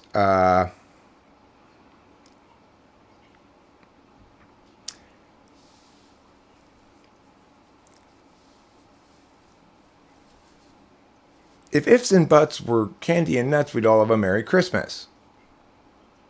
Here are some candy and nuts. Now we'll all have a Merry Christmas. That doesn't work logically, right? It doesn't make any sense. That's not correct. You're talking about the process itself, not the application of the process. The application is contingent upon contingent information. Okay, look. Everything supervenes, everything that we can communicate about, plus all experience, is contingent on observation. Okay? In other words, being an existent agent. So there's no disputing the fact that this conversation is contingent on us both being independent agents who exist independently of each other and have their own perspectives, right? There's no disputing that. Now, when you say, is the universe contingent on something? Well, our ability to have this conversation is contingent on language. Yes, that's true. Our ability to have this conversation is contingent on language. Even if we were to agree, and there's absolutely no reason to think that this is the case, okay? Even if we were to agree that the universe is contingent on something, in other words, that it's not immune from linkage across time. because that's all you're saying is there's linkage across time. I didn't pack this bowl in a vacuum. It didn't just exist without relationship to anything else, right? That there are relational descriptions that we can make between any two things that we can name. But the reason that's the case, why is that the case? Because the fact that we can name them and communicate about them means we've reduced them into binary symbols. And those qualities of relationality are qualities implicit to language, and you keep trying to claim that they're therefore implicit to the universe because you're not making a meaningful distinction. Khalifa, my question is, do you have a good reason to believe what you're claiming? So this is how smart people talk, okay? I don't care how much you've studied the argument or how little, okay? Because I'm smart. So I understand if you do understand it, you'll be able to answer my questions. If you can answer them satisfactorily, I'll be convinced by it. If you think it's something worth believing or ascribing to, then you have to be able to provide your justifications to me, and they must withstand scrutiny by me, or else you're wrong. It's like, if you can't explain why your argument is right, then it's not your argument. You don't have any reason to believe it's right. The only time you can make a claim is if you can substantiate it yourself with good reasoning, logic, justifications, etc. You tell me, oh, have you even studied the argument? Explain it to me then. I mean, win the argument. It's very simple. All you have to do is point to something that's not contingent. I gave you an example of something that we, as a sort of a normative matter, afford the status of non-contingency to, the inherent worth of every human being. But even that is actually contingent on our ability to afford things to things, which is a language-based thing.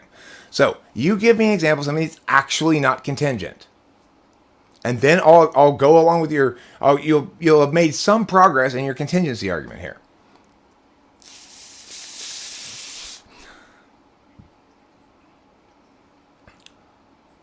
How is the process applied in deductive reasoning a contingent property of the universe? No, listen. In order to use deductive reasoning, what is deductive reasoning? Okay? It is what one can necessarily conclude predicated upon affording certain things the status of true. Okay? So if all pigs can fly and I'm a pig, then it is necessarily the case that I fly. What that is predicated on are the statement connectives and the quantifier,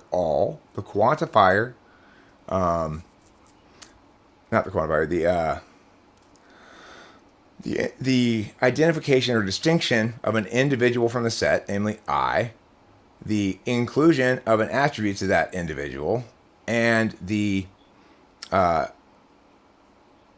and then eventually saying that therefore the individual must be part of the set, right? So the thing is, it doesn't matter what words you put in there. The only words that matter are the quantifiers and the statement connectives in terms of logic, right?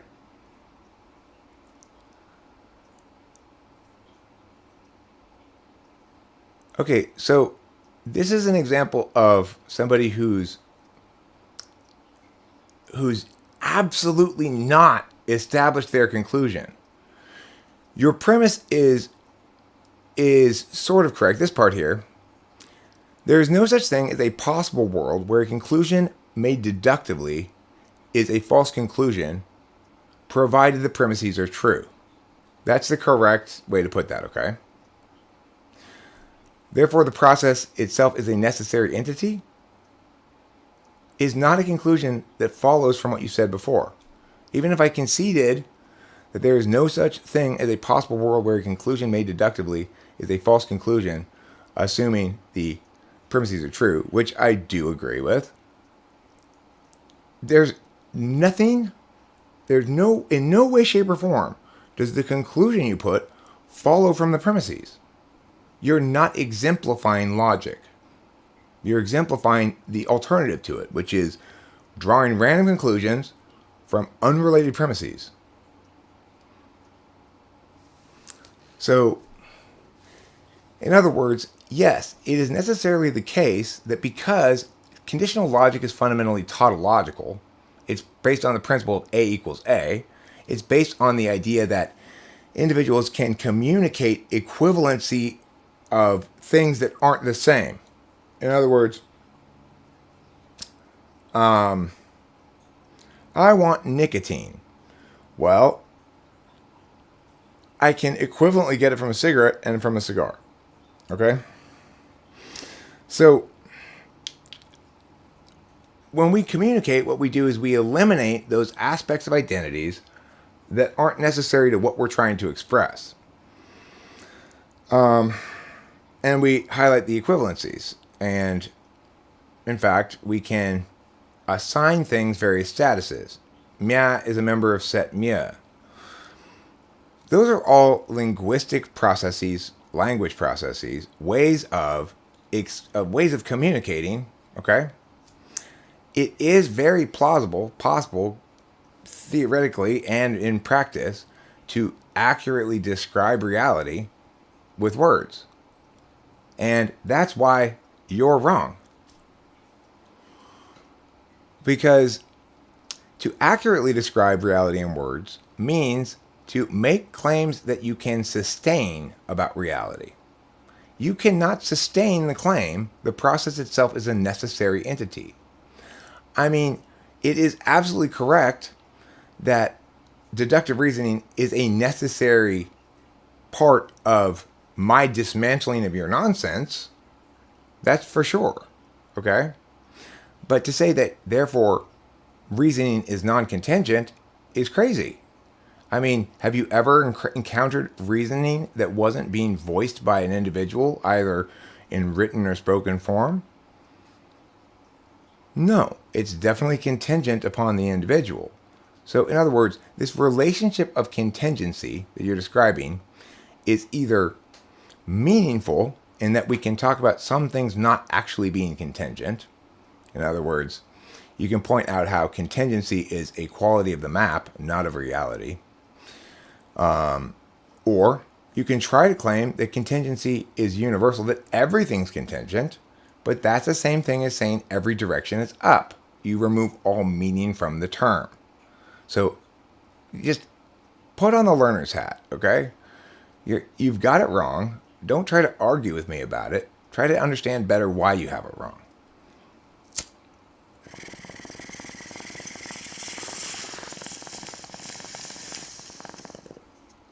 And remember, most importantly, regarding the God question, if you could logically substantiate God, you would not be God. Because, again, definitionally, God is ineffable. In other words, God's not able to be contained or constrained by our labels. We can't define God. If God were something we could define, then we'd be greater than God.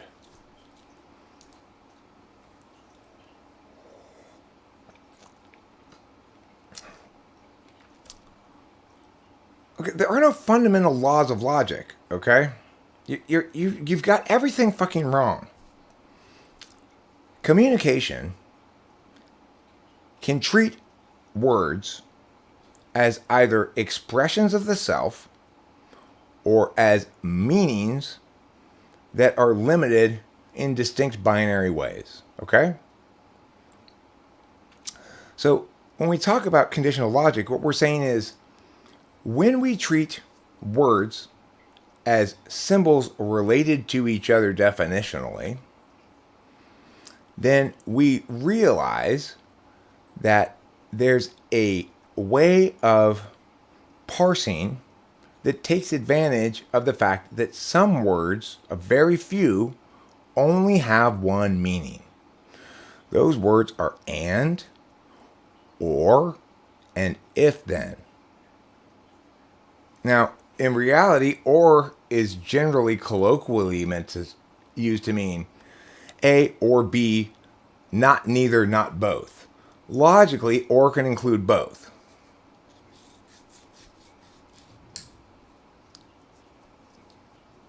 Okay, so you wanted to define God as that upon which the universe is predicated, right?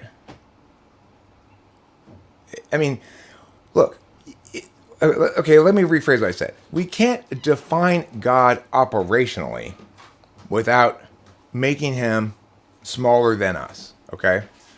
In other words, you can define God, but if you try to use those definitions for anything, and you successfully do, then you have subsumed God. And that means you're wrong about it fundamentally. So, if you just define God as first cause, which is, so basically, Khalifa, what you're saying is you're trying to make a first cause argument, and you're calling it an argument from contingency. First cause argument is old as history itself. You know, it was first made in the Dark Ages by some Catholic priest or whatever. It's a very, very old argument, and it's not an argument that withstands any scrutiny at all, because of course, the very reasoning by which the first cause argument attributes God would also apply to God. So, in other words, the first cause argument doesn't actually produce a first cause.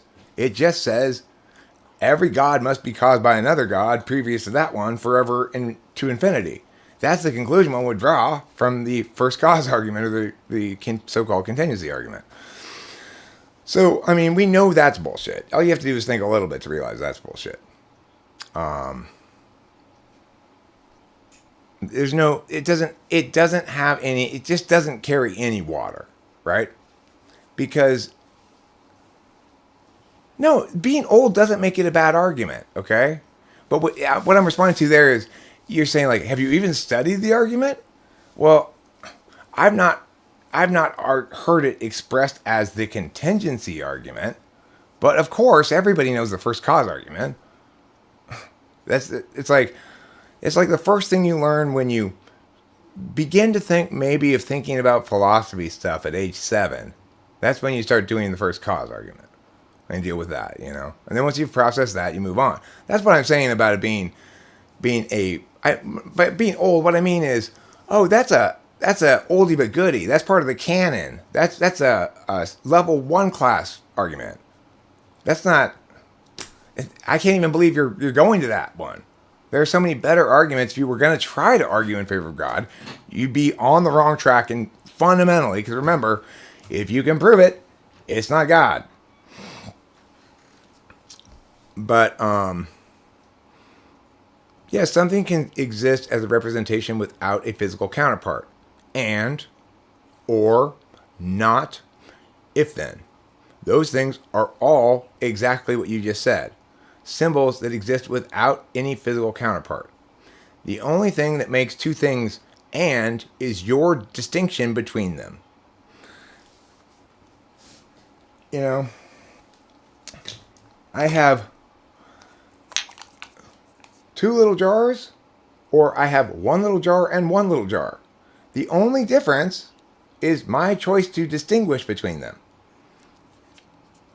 In other words, those words that we use in logic don't have any corollary in reality. They are specific to language. And so when we make the mistake of thinking that every mechanics of language is also a mechanics of reality, then we might make something like a first cause argument.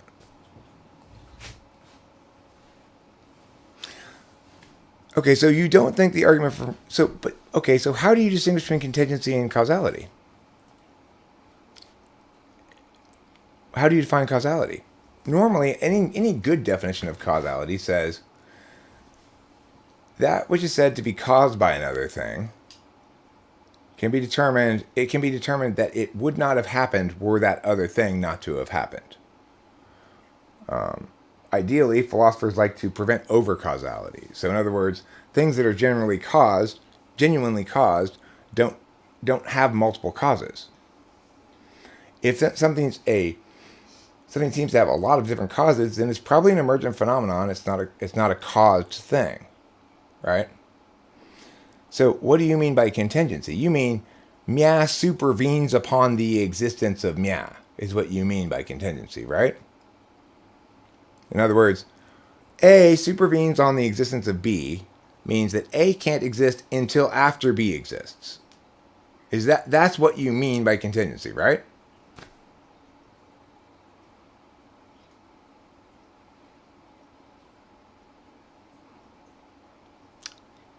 I mean, the argument from causality shouldn't convince anybody over age 12.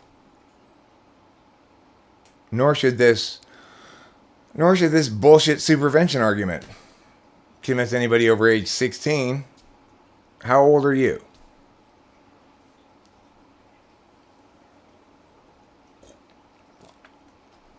What are you going to tell me next? Listen, when we look at a watch and see the complexity of its workings, obviously somebody was there to make the watch. Or is that what you're going to tell me next? Same true with the universe. We see the complexity of its workings, obviously somebody must have made it. Is that what you're going to tell me next? We're going to go down the greatest hits of stupid arguments? Greatest hits of stupid religion arguments? I mean, none of those are convincing. Would you like to know? Would you like to know an actual argument that's sort of convincing?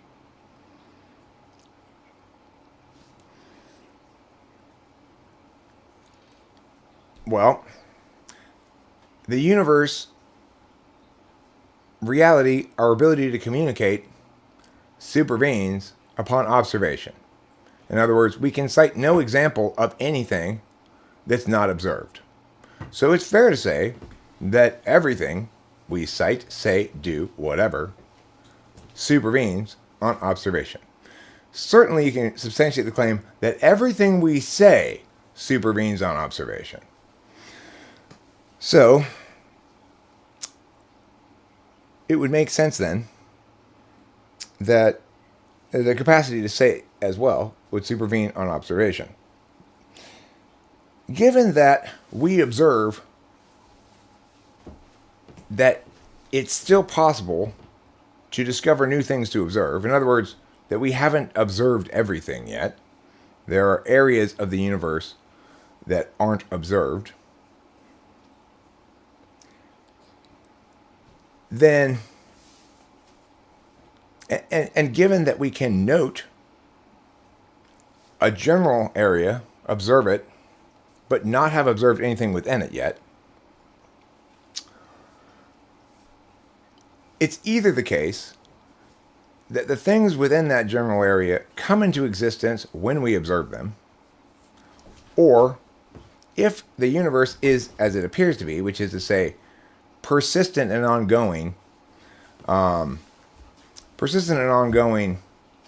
across time, regardless of human observation, then there must be some grand observer who has the capacity to observe everything continuously at once.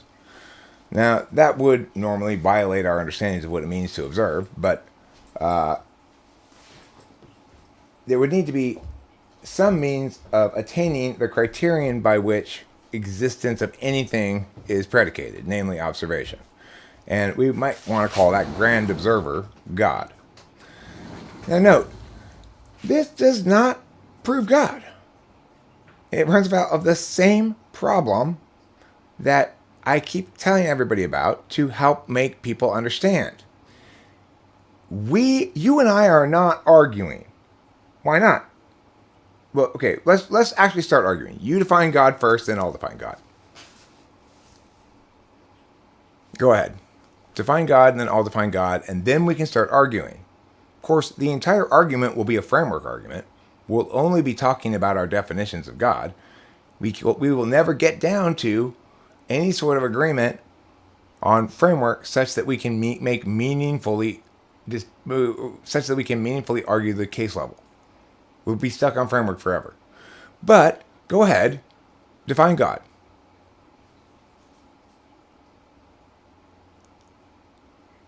Okay, this is the thing. How you could prove what? How you could prove blah, blah, blah, blah, blah. What you just said is I haven't even yet proceeded to provide an explanation as to how this could prove blah, blah, blah, blah, blah. Right, you've jumped ahead, right? So that your first job here, if you're going to make claims about this, is to define God. So go ahead.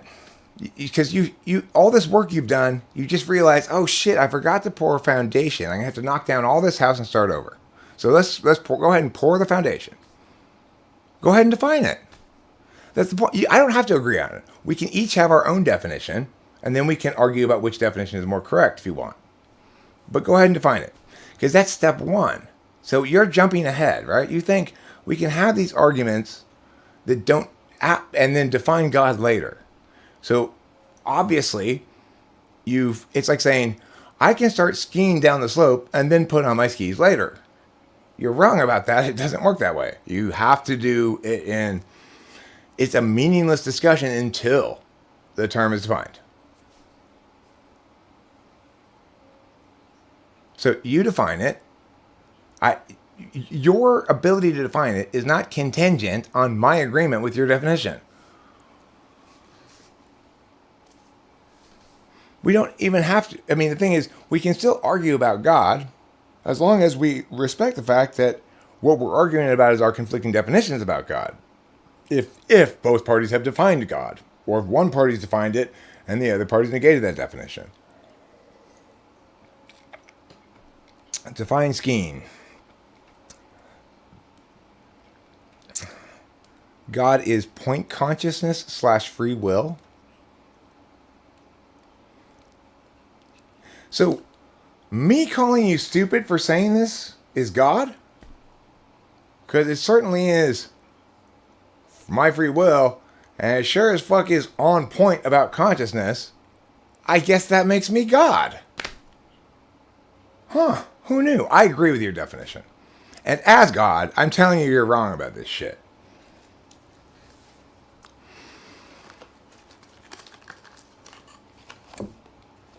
I mean, I wouldn't normally say that, and I would agree that I haven't substantiated that claim, but Khalifa, I'm God now, by your reasoning, so you should listen to me.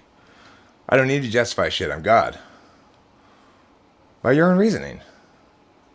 God equals singularity.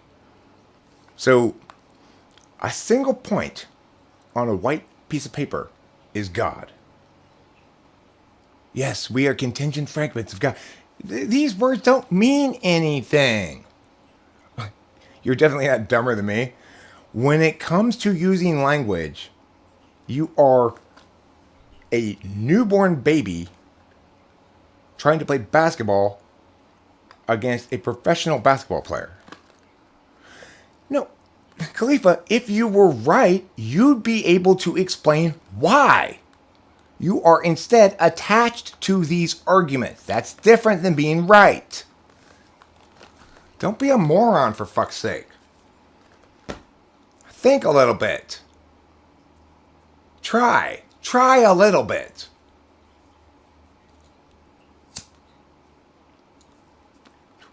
This is how you know somebody's incredibly fucking irritatingly stupid. Listen, you just need to read, study more, look at this thing, look at that thing.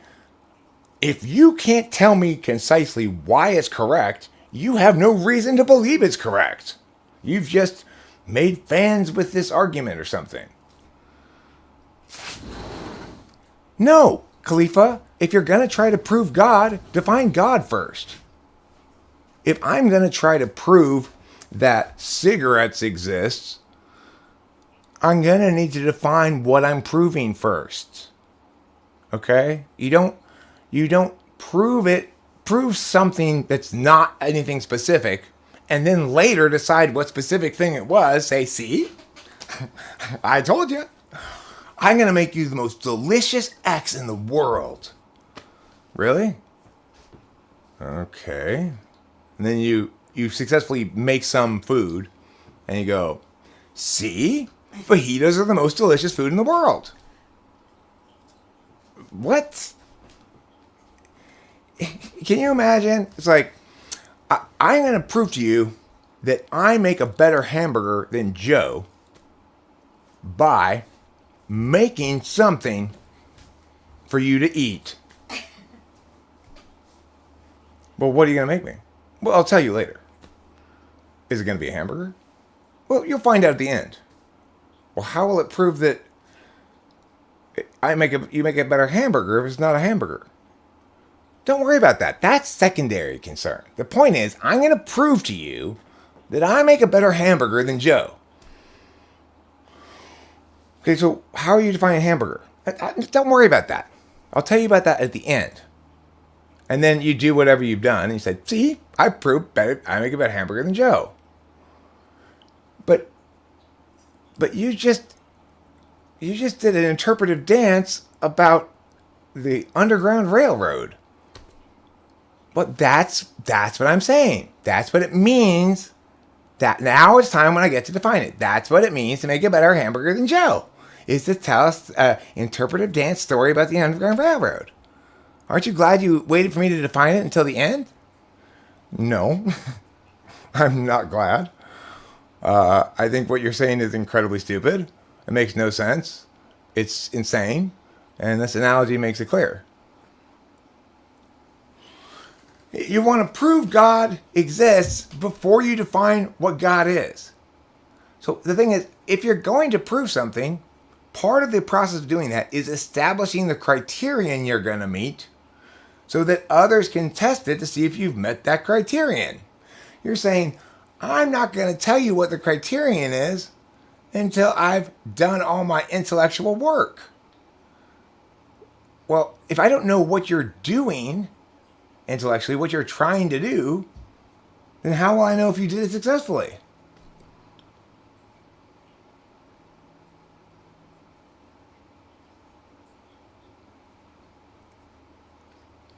I mean, if you are convinced that your argumentation is going to prove Mia exists, then tell us what Mia is right now, so that we can, while you're arguing, check to see if in fact it is establishing that Mia exists.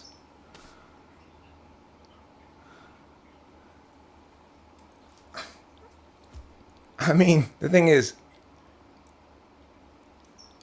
Khalifa, think for a second. If numbers and conditional reasoning are necessary, then why does my cat exist? My cat doesn't count things. My cat's not using conditional logic, and yet she seems to exist just fine without them. You're saying, yeah, but without this mapping approximation of how things work, she wouldn't exist. No, the mapping approximation of how things work is something that people do, that we do to help us better understand reality. Don't mistake our mapping stuff for reality itself. The cat still exists, no matter whether or not you and I agree we can logically establish it with language. In no way, shape, or form is my cat's existence contingent on our mapping, right? It's not contingent on logic. It's not contingent on memory. Say, what is contingent on the thing the mapping is describing? The thing the mapping is describing is purely a mapping thing. It's not a thing outside of mapping. In the sense that, conditional reasoning is not a thing outside of mapping. Can you imagine? You've got the whole thing fucking backwards, dude. Everything's backwards.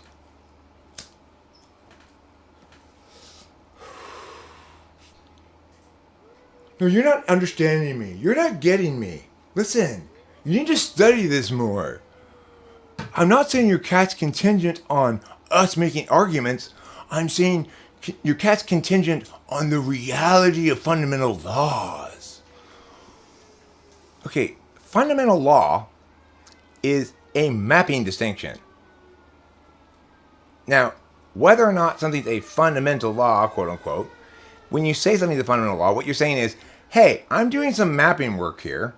We're going to describe this as an axiom and we're going to build off of it, okay? That's what you're doing.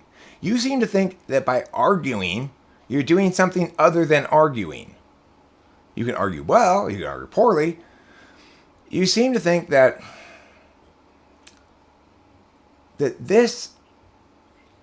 ascription to this kind of word, like God, Allah, whatever, is important, even though God disagrees with you.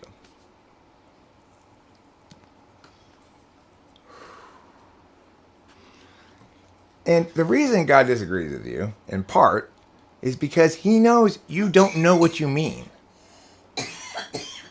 The God you are attempting to prove is not the same God you pray to. Right? In other words, nobody's relationship with God is the relationship of an individual to that which is non-contingent. Nobody's relationship with God is a relationship to that referred to by this long explanation of bullshit logic that doesn't withstand any scrutiny. Nobody's relationship with God is to something that can be logically established. If that is their relationship, then it's not to God. Definitionally, right? Remember, what is God, Khalifa? What is God? God is the alternative to that which can be fully understood or logically supported. So when you say God himself is subject to the fundamental laws of logic, once again, you're talking about things that happen on the mapping plane, okay? So on the mapping plane, if you've made the mistake of trying to argue about God without defining him first, if you've made that fundamental mistake, then this argument will occur. Well, can God make a rock so big that he can't lift it? And then the correct answer to that, if you're pantomiming playing baseball without a ball, is, well, no. Obviously, we can't expect God to do things that are logically impossible, just things that are physically impossible. To do things that are logically impossible would require God to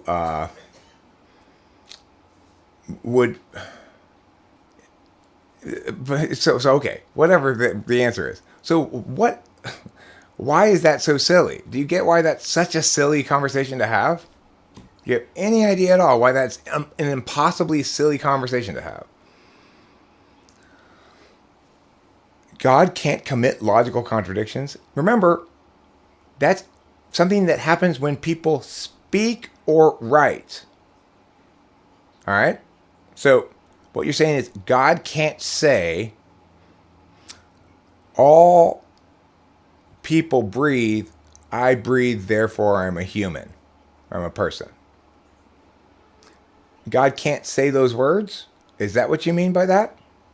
If you think that you can commit a logical fallacy or be illogical or contradict yourself without using words, you are wrong.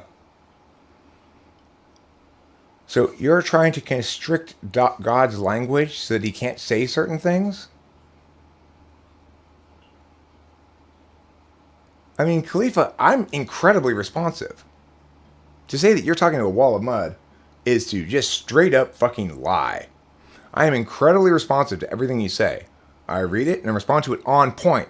In contrast, you do not do the same. You do not afford me the same courtesy. So don't lie about that. There's one of us here who is being honest and talking and being responsive and addressing the actual things you say. And that's me.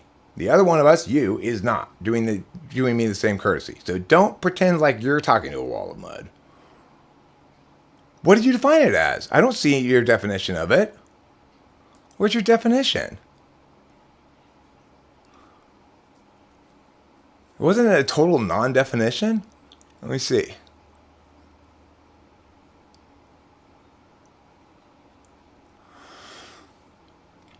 I mean, the thing is, do you not get that logic occurs via language?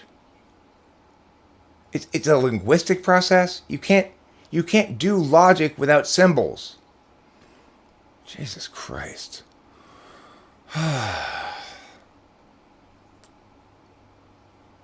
So, you said you just told me what God is, but I don't see it anywhere.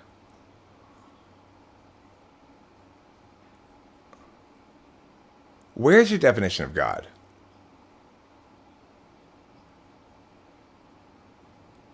I still don't see it anywhere. You keep saying you've defined it, but I don't see it. Oh, God is point consciousness, free will. I mean, but look, you say that's a definition. So, what's not God then?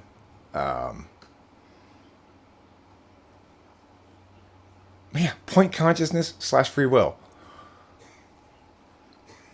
Okay, so if I go to work because I feel like I have to, am I less godly than if I freely choose to go to work because it sounds fun?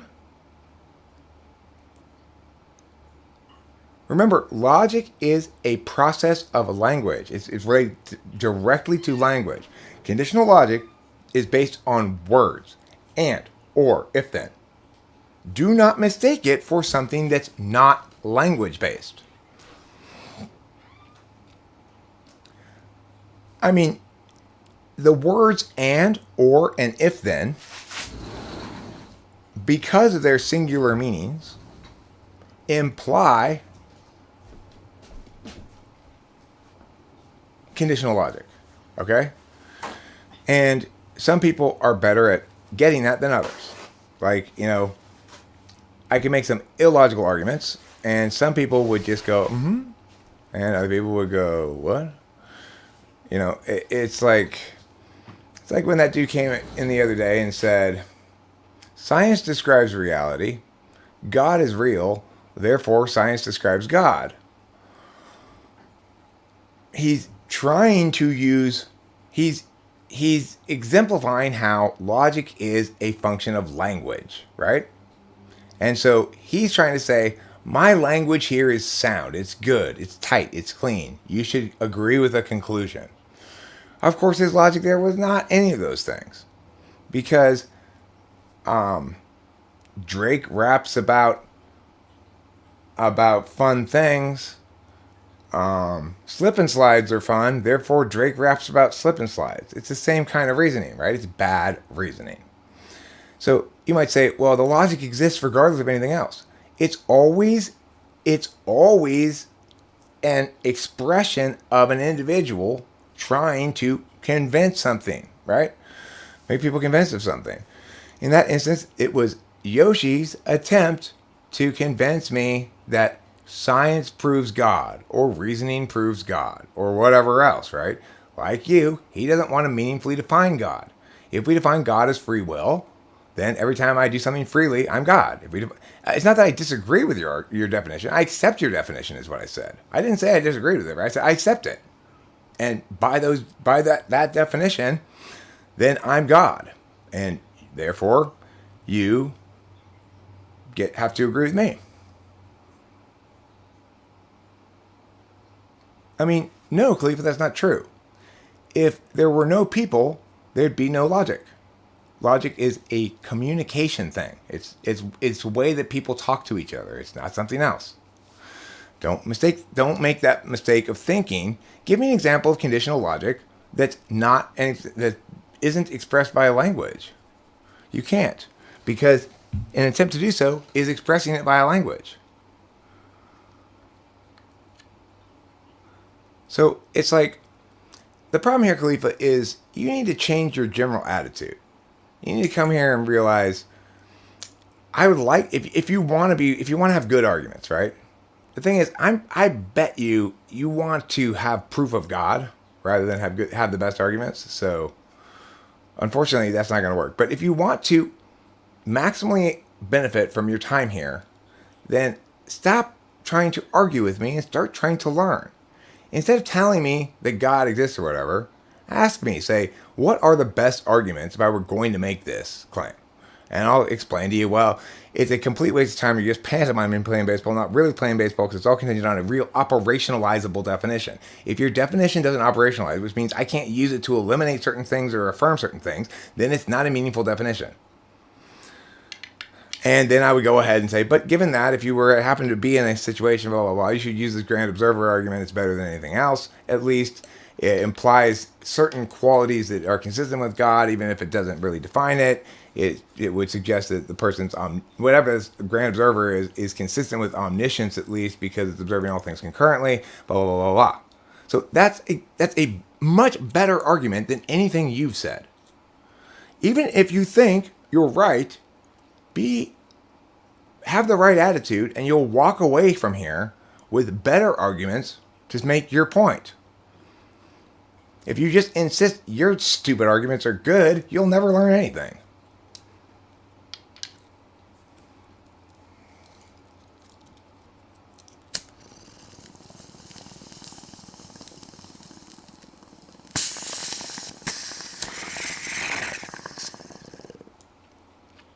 It's like at this point, Khalifa, you should be saying, you're right. The observation argument is a better argument. If you're not acknowledging that, if you're not acknowledging that my grand observer argument is a better argument than any one that you made, then you're lying to yourself.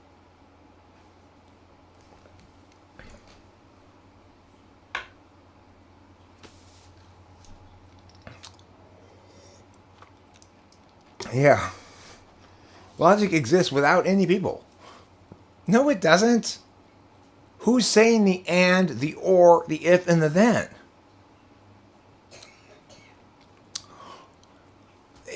Again, this is a textbook conceptual relational identity quandary. So when you're saying these things, you're saying it's fine for something to have a conceptual identity with no relational identity, which is fine, but then that we can infer from that things that you can only infer from things that have both conceptual and relational identities. So it's like you go, logic just exists. Okay, well, I agree, logic has a conceptual identity distinct from any instantiation of it.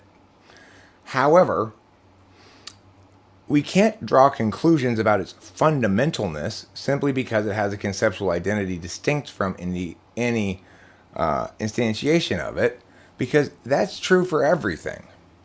Everything has a conceptual identity distinct from any instantiation of it. That's part of what's necessitated by language.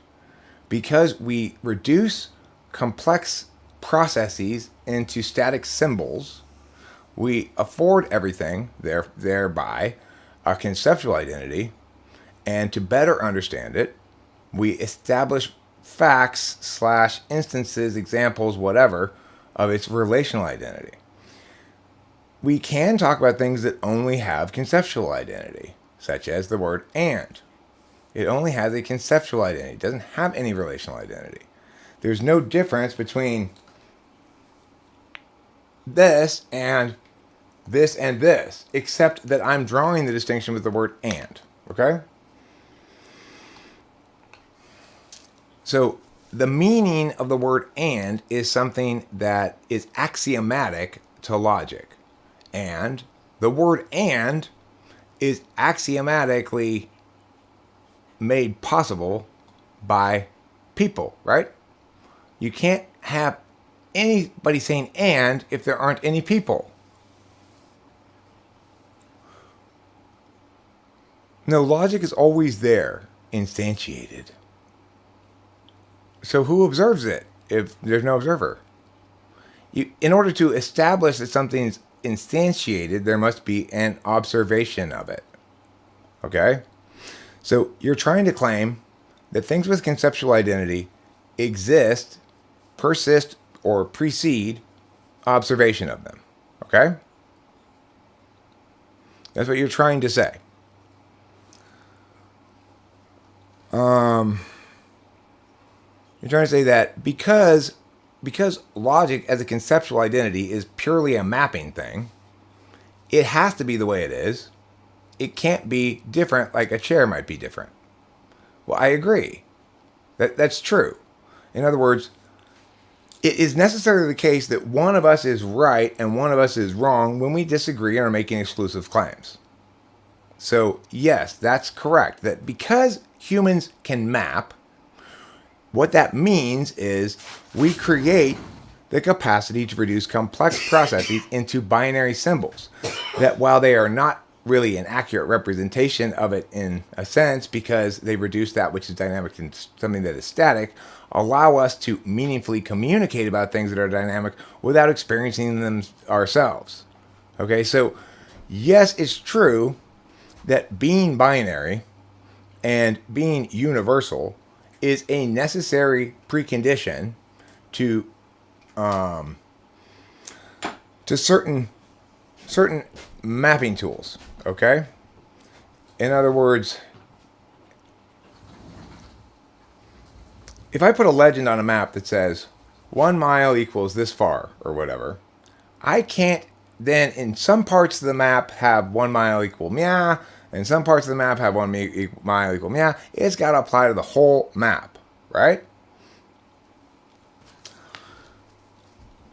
That doesn't mean that, therefore, that scaling instance, that indication to observers of how to interpret the scaling here, existed prior to the map being made.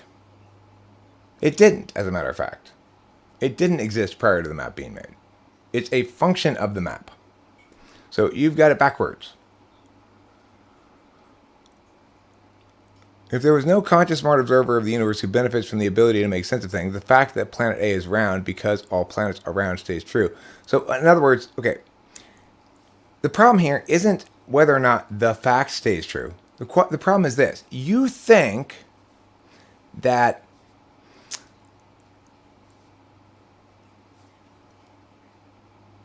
things can be observed without being observed. So it is not the case that you can substantiate that planets stay round when no one's observing them. You cannot substantiate that claim. Why? Because roundness itself is contingent on observation.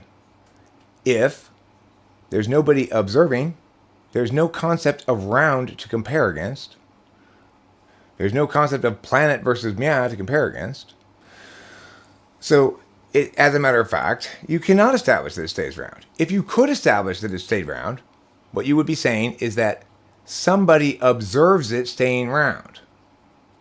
And that would falsify against one of your premises, right? That nobody's observing. Now I'm saying you can't substantiate that claim. See, you've got it backwards, Khalifa. We're making claims that we can either substantiate or that we fail to substantiate. I'm making claims that I can substantiate. You're failing to substantiate your claims. I am not somebody who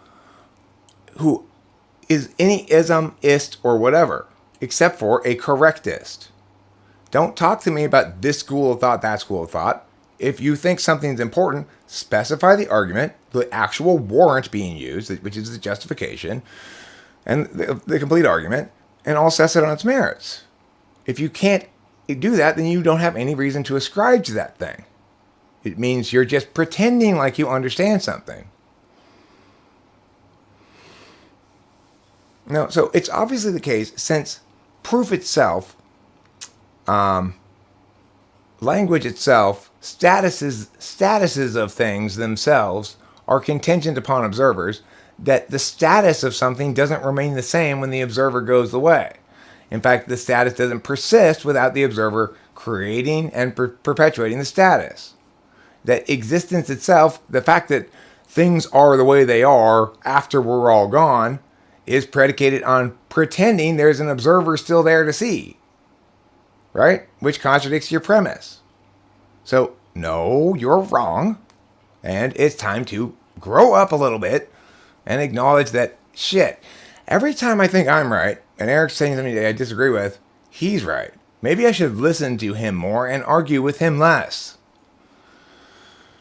I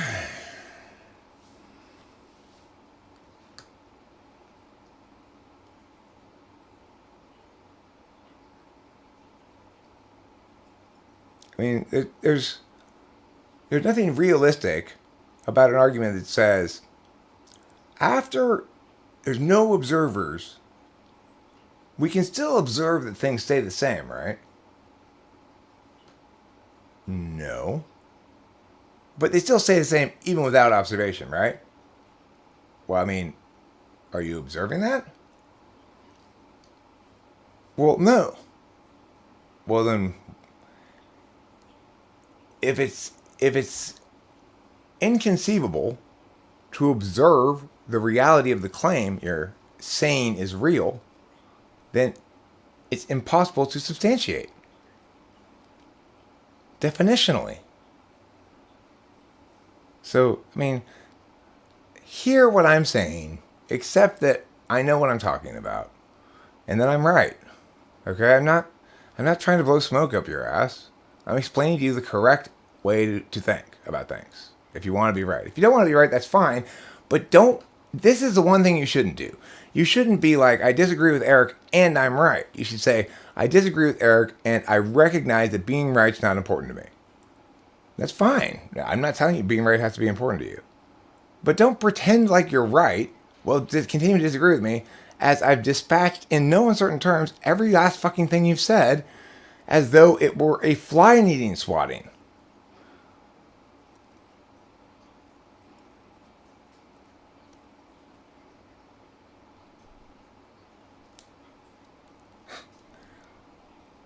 Khalifa, you might as well just be saying, yeah, but look, I mean, I can't imagine reality except through this map. Therefore, reality is contingent on this map. Okay, well, look. It's just like in a video game, an MMORPG. You can't really imagine the whole world that you're walking around in until you look at the map that shows the big picture, right? That zooms out and shows you the big picture. As you're just walking along, you can see a certain distance around you, and that reveals what the landscape is, right? And so when you look at the big map, you might say, oh, there's an equivalent landscape over there. Now, the thing is, what you're saying is over there exists regardless of this map. Well, that's true, but over there doesn't exist regardless of whether the MMORPG has anybody playing it. So, in other words, until and unless a given place on a map is shown to somebody, it has there's no instance of it. Now, once something's been observed, maybe you can make the claim that it persists after that observation because of having been observed and persisting in the mind of the observer. But the thing is, why do I even get in these arguments? Why do I do it?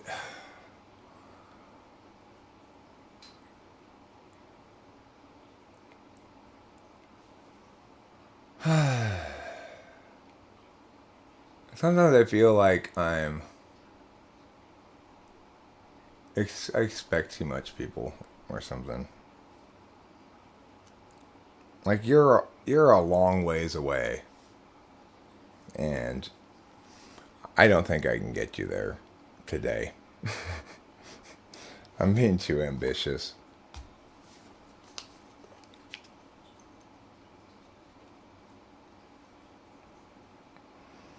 And I get the fact that this is a big challenge. It's like, you'd have to be a really fucking actualized person to listen to me at this point, right? I've more or less insulted you. I've been not inclusive of your ideas at all. I haven't given them any effie lip service. I haven't said like, you know what, hey, that's a really good idea, but maybe we should maybe. I'm not any of that shit. So if you were to just actually sort of detach from what you want to be true, and you were to just seriously hear me and attain those arguments for yourself, you don't even have to use them, right? When you understand and practice making a given argument, you have it in your repertoire. You don't have to use it, but you might. It's great to have in your repertoire arguments that oppose what you believe. One of the strongest ways you can convince somebody or convince third parties anyway, that you're right when you're arguing against somebody, is to make a better argument than the other person in favor of their side, which is what I did with you. So I'm the one who presented the best argument for the existence of God here, and so that makes it pretty clear then that if I'm still negating, even though I have at my disposal already better arguments than the ones you're presenting, then I probably have a pretty good reason for negating. So like even if you disagree with me, if you really want to be a more powerful advocate in favor of the position, your wrong position that you're advocating, you need to advocate it better. And instead of arguing with me, you should be like, okay, I don't really actually have good justifications for this. My little pet argument here is not working. I'm going to have to kill this baby, so to speak. And it's kind of links to this video I made earlier about 7 steps to making bad art. I should also make one called 7 steps to drawing bad conclusions. Your number one job is detach from what you think is correct for a second and say, okay, let's pretend Eric were right and I were trying to learn these things so that I could use them as he's just used them. And then after that, you can go and say, okay, well, I still prefer my arguments because of these reasons or whatever. I mean, people are going to say what they say, believe what they believe. That's up to them. But if you were a super, super actualized person, at this point you go, fuck. All right. Maybe I'm a little oversure about my own reasoning here.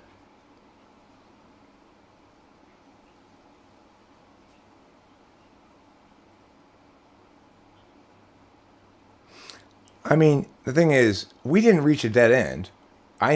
Your arguments are no longer standing because of my negation of that. You've inadequately responded to my rebuttal. Therefore, you lose. That's what happened. Your arguments are not standing and mine are. It's not that we disagreed, right? You and I don't matter here. What matters are the arguments. So you made some bad arguments. I successfully rebutted them. And then you didn't answer my rebuttals. So my rebuttals stand. Your arguments do not. And from the perspective of any third party and both the debaters, Eric's right.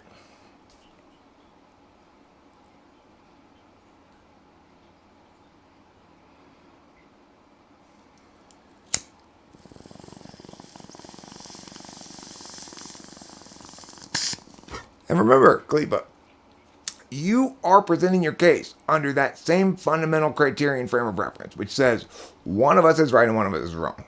And then to then puss out here and say, well, we've reached a point of disagreement where you don't agree with my definition. So yeah, I didn't disagree with your definition. I rebutted it, challenged it, and pointed out that if we use that definition, and we actually operationalize it, then this conclusion. You didn't like the conclusion that your own definition created. That doesn't mean we disagree about your definition. It means I've established to you why your definition is not good. And I've double bound you. Now you can either stick with that definition, in which case I get to be God, and your own affirmation of God and sort of implied understandings of it would mean you should listen to me, not yourself, because I'm God and you're a regular person. If we don't go by your definition, then you still haven't produced a definition. So, and you're trying to pretend as though we just disagree about the definition. That is absolutely not the case. If we operationalize your definition, I'm God.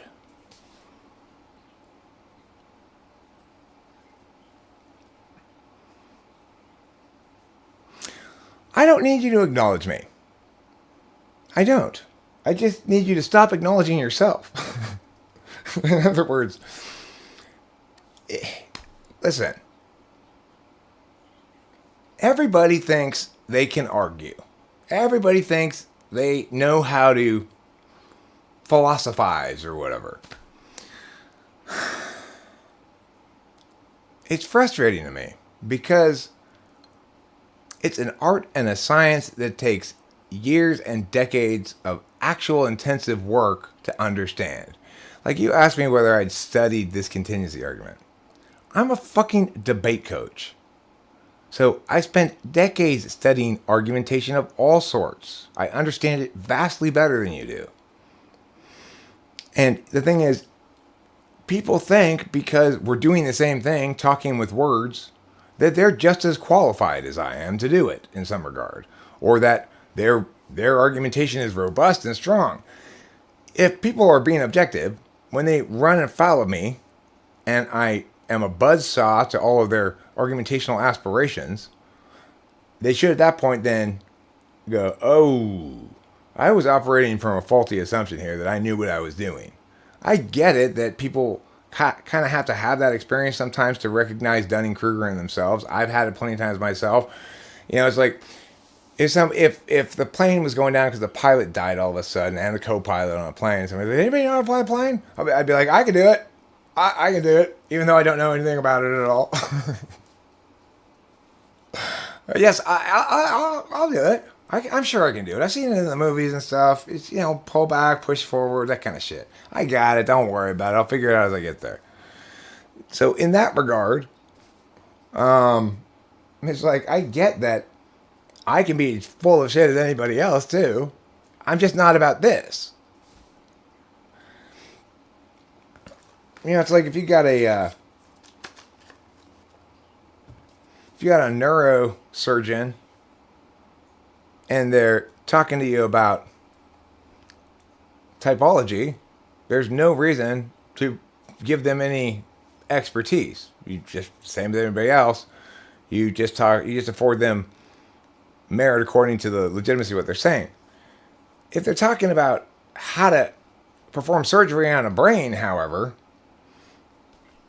then it shouldn't be too long into that conversation before you realize, oh shit, I don't know what I'm talking about. The problem with this is argumentations, like a kind of brain surgery that everyone performs normally just on mice.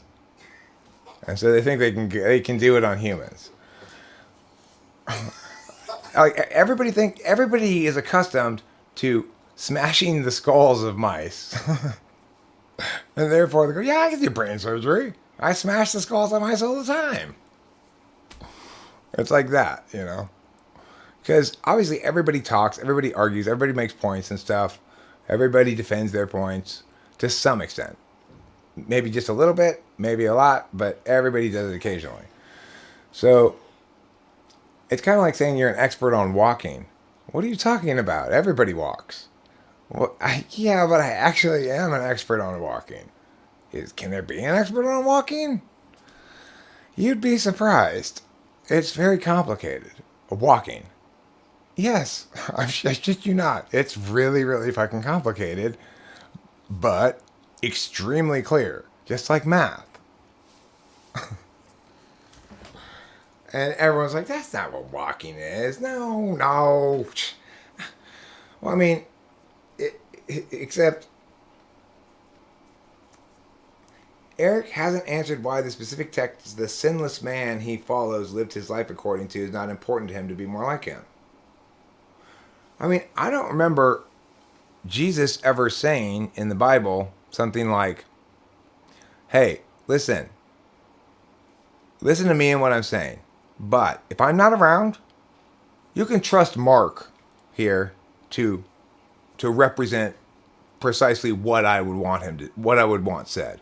You can also trust John and Paul and Ecclesiasticals over there, Mr. Ecclesiasticals.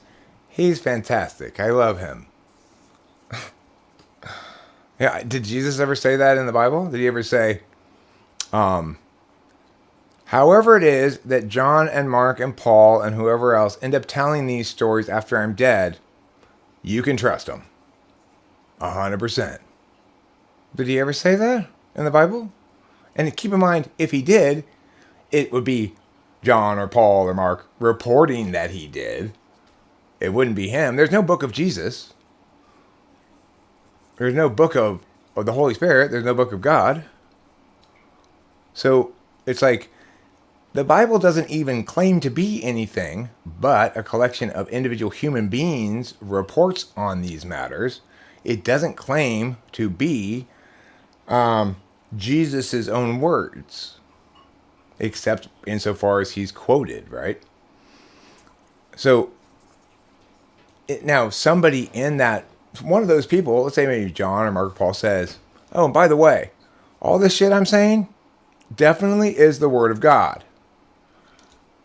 Okay, I mean, I believe he believes that. And I think he's doing his best. I think he did a pretty good job. I give him an A. But, that statement there seems like hubris to me. Mark, I think you've overstepped a bit. Remember, you're not Jesus. You're not God. You're not the Holy Spirit. You're just trying to explain it as best you can. Don't get all uppity about your job here and start thinking you are the Word of God, right?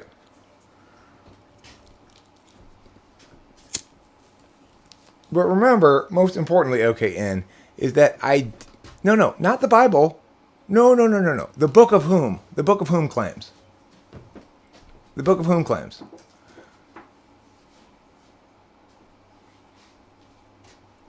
Is it Genesis that claims this bit here and everything that follows it is the Word of God? The book of whom?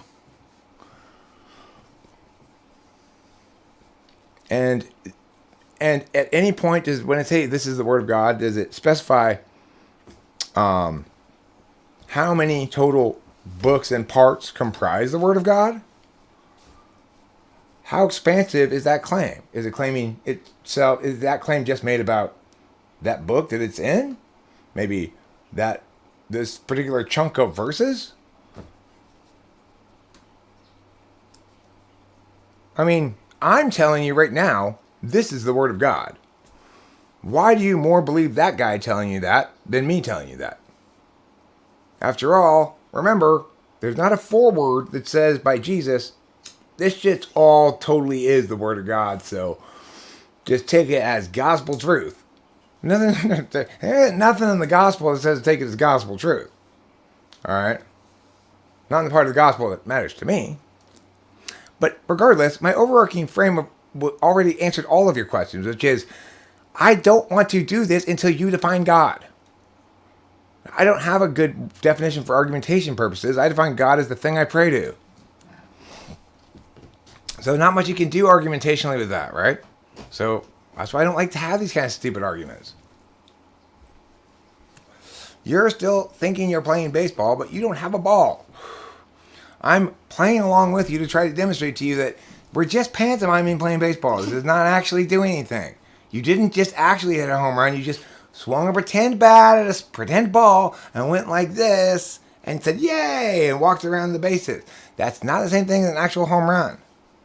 Home runs are predicated on us having an actual baseball. Since there's no definition of God that can be operationalized, therefore, there is no baseball game.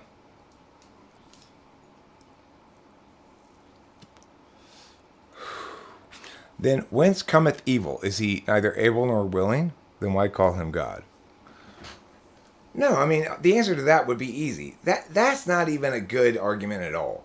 The answer is, in order to enable us to be moral agents, means he's created a species of beings that has the capacity and some sort of authentic drive towards goodness towards each other and towards the other creatures of the world, that they also have the capacity to fail to fulfill.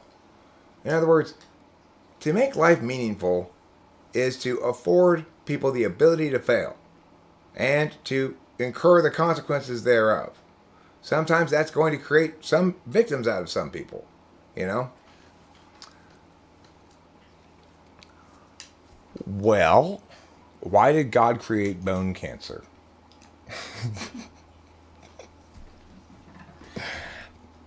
Look, he regrets it, okay? It was a Tuesday afternoon. It was a Tuesday afternoon. He'd been doing some day drinking. And he's like, you know what would be funny? Is if people couldn't just get like cancers like on their body, but their bones themselves could get cancer. That'd be fucking hilarious, eh? And the Holy Spirit wasn't really paying attention. He was watching Real Housewives. And he said, oh, yeah, you should do that. Without really hearing what it was being said. When he found out later, he's like, maybe we should undo that.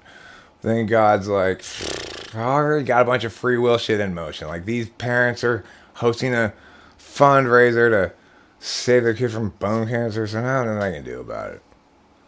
So, you know, he kind of tied his own hands in that regard. May I have the cracker?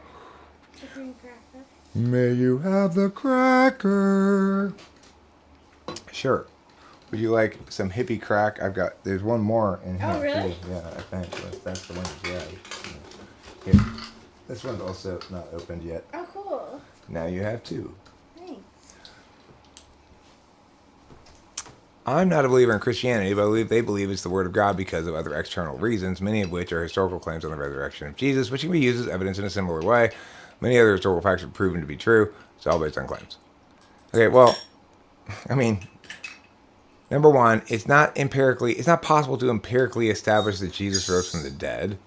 It's insane to think that it would be possible to empirically establish that. How would you empirically establish that?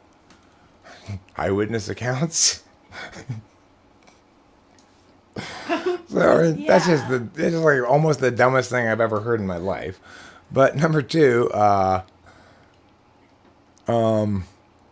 just because there were you have mistaken facts, things that are factual accountings, and things that are interpretations of those factual accountings.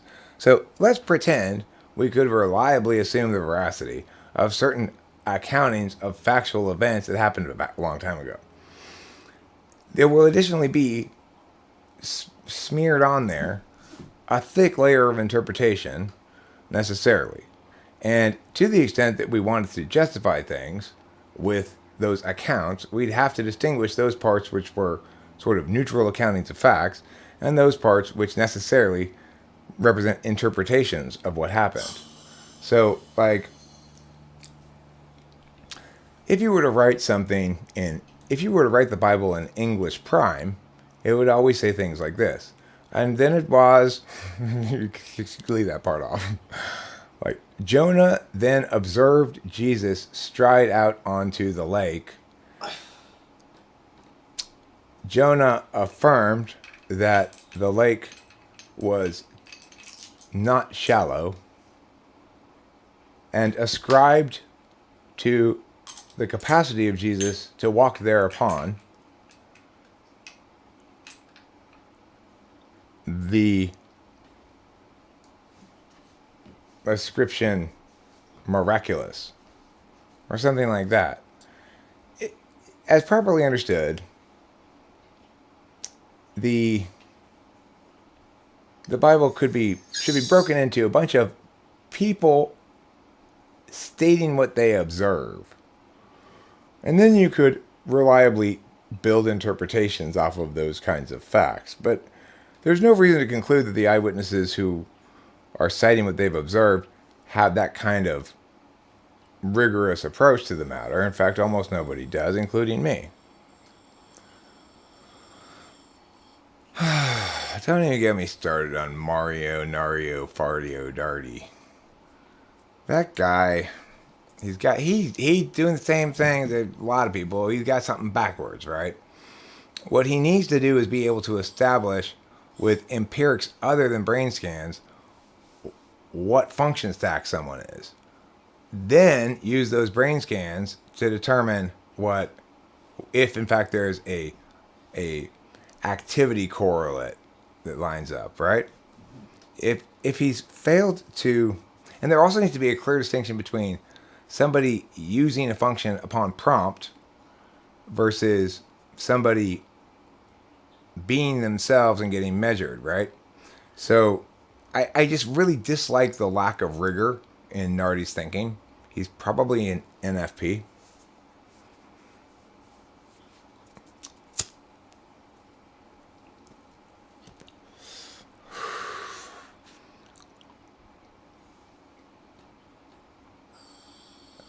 Well, no, Peter didn't teach you. Not all words spoken by people are hearsay. If I'm an eyewitness and I am telling my account of something, that's not hearsay. That's an eyewitness account. There's a particular kind of evidence called an eyewitness account. If I'm relating a story that Jody told me about what she saw, that's hearsay. So, presumably, the Bible's written by people who are there and seeing this and reporting their accounts of it, right? In which case, it would be an eyewitness account, which is more reliable than hearsay, but is less reliable than people think. So, eyewitness identifications in criminal cases are not very reliable. It was definitely that guy who hit me is less reliable than you'd think. Because in high intensity situations, people don't necessarily remember a bunch of details. Different people look alike and various other things, you know. Not everybody focuses on that kind of data very much. If I'm super intuitive and lost in my head, I might not think to look at what the person looks like until after I've been victimized.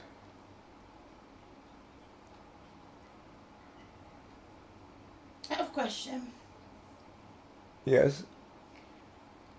Who out of the apostles was the one to decide that Christ or saw Christ on the cross? Bernie? Was it the Apostle Bernie?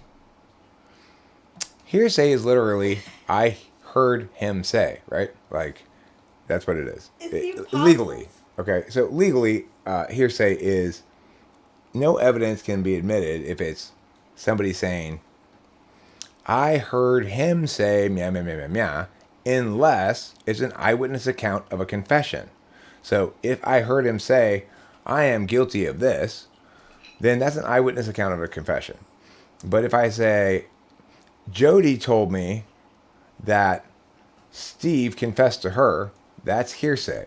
They need to get Jody on the stand to testify that Steve confessed to her. Not me testifying that Jody told me that Steve confessed to her. Okay? So That's the difference between hearsay and not hearsay legally. I'm picturing Jesus like in a courtroom, and all the like what are they? Are they apostles? Apostles? Yeah. Mark, John, Paul, yeah, they're Paul. apostles. Yeah, Peter, Luke, like confessing. Well, I mean, listen, Khalifa. You say the evidence of the resurrection of Jesus was written in written accounts. So what's your point? My point is that the only evidence we have is at best eyewitness testimony and at worst hearsay. That does not comprise empirically validating it as such, because even if the events as described are true, the interpretations are those of the observers. So let's say that Jesus' body did rise up from its grave into the sky. One might naturally conclude that he rose from the dead and ascended to heaven. Yeah, But maybe he had a serious yeast infection, and the yeast released a lot of helium, and it floated his body up into the sky. Yeah, like why isn't that just as valid as like his? So even if the eyewitness account is correct, we need to distinguish between the aspect of it that's interpretation and the aspect of it that's factual. If I tell you, oh my God, today a ghost moved this my propane torch from one side of the room to the other, I've told you my interpretation of what's happened. You should then ask me, well, what factually occurred? Well, I put my propane torch in one spot down. I left the room. I came back about 5 minutes later, and it was in another spot. Therefore, a ghost moved it. Well, I mean, maybe Rachel came in and moved it in those 5 minutes and then walked back out again. Who knows?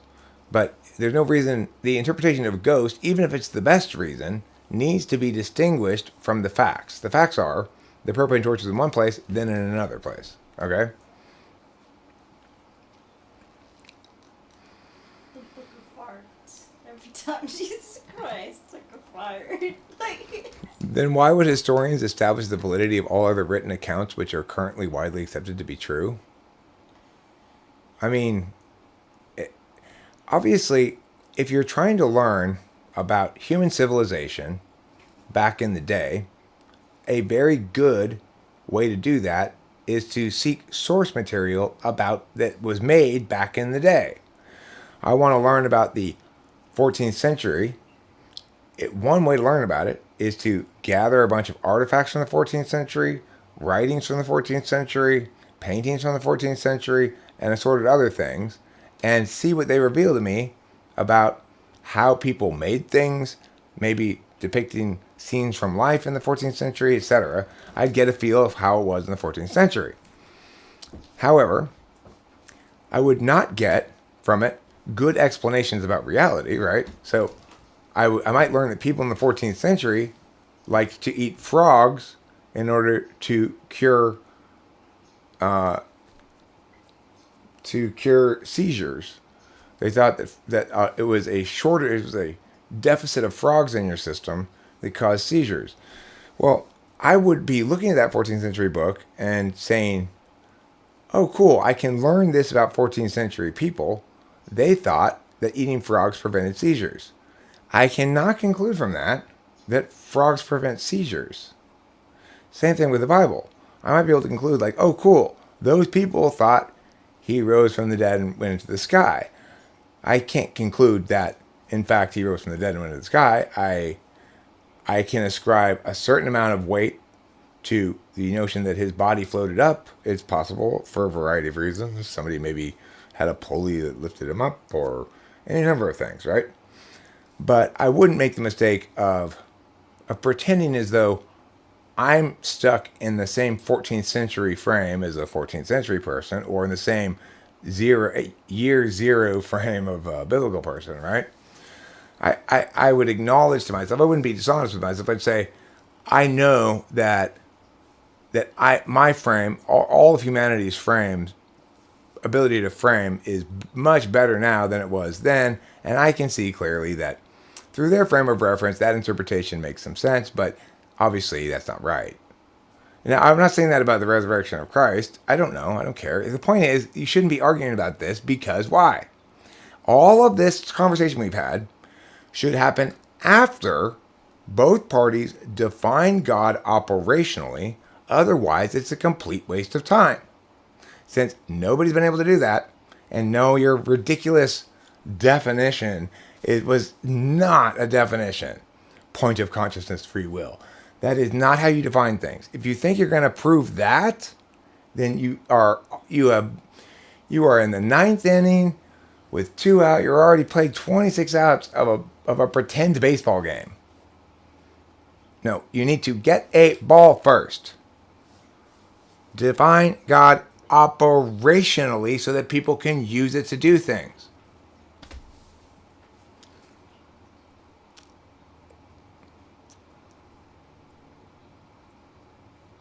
I mean, the point is, the reason I have these arguments is one reason only: to try to convey to you that you have a sickly, unhealthy relationship with God. You think you need to prove him. He doesn't need your help with that, okay? And you don't need to justify your relationship with God to anybody. If you're trying to say that your relationship with God universally justifies, you're wrong. If you're trying to say claims about God's existence and non-existence and stuff matter, you're wrong. It's not that kind of thing, okay? You don't need to justify your decision to go jogging. You don't need to justify your decision to pray. You don't need to prove that the sidewalk exists before you go jogging. And it would be silly to attempt to do so. You don't need to justify to anybody else why it's logical to go jogging. And it would be silly to attempt to do so. Okay? Same thing with prayer. If you understand, instead of thinking about God, think about prayer. That's where you're doing the actual work of faith, when you're actually engaging in faith-based behaviors. That's God's engagement with you. When you come out here and you're talking with words and try to establish things about God that are logically so or empirically supported or whatever, you're missing the point. That's not how God works. God's the alternative to that thing. Okay? So the reason God, the actual best reason for God existing is that we need some frame of reference to have a normative calculus about positive indications. So we don't need God to know what's bad to do. What's bad to do is to violate the rights of individual others. We can logically conclude that as long as we agree with the axiom that slavery is wrong. If we agree with that axiom, then all negative sins can be logically inferred from that. But we don't have any way, meaningfully, of dealing with positive moral indications as moral agents. In other words, there's no way to communicate meaningfully about a universal positive moral indication. I can't say this is what you should do to be a good person. I can only say this is what you can't do if you want to be a good person. Maybe you're helping out at the Special Olympics, and maybe somebody else is donating money to a scholarship fund. Neither of them can claim that the other person has sinned because they chose the wrong action, right? So, like something somebody said earlier, and this last time we argued about this, thing was OKN, was this thing about you shouldn't hate other people. It's as if you're killing them in your heart, is what Jesus said, right? So the thing about that is, what he's doing there is not telling you what's a sin. He's saying if you want to preserve maximally your ability to conform with God's will for you in terms of positive moral indications, you won't engage in this behavior. But it's not sinful if you do. It is not a sin to hate somebody. But Jesus says you shouldn't hate somebody, right? So how does he explain why you shouldn't hate somebody? He compares it to something that's actually a sin, killing somebody, but he's misleading in that regard, right? Instead, what he means to say is preserve your capacity to forgive. Hate is forsaking your capacity to forgive. And so it's not a good idea because you won't be able to be as good a person. However, it's not sinful to hate.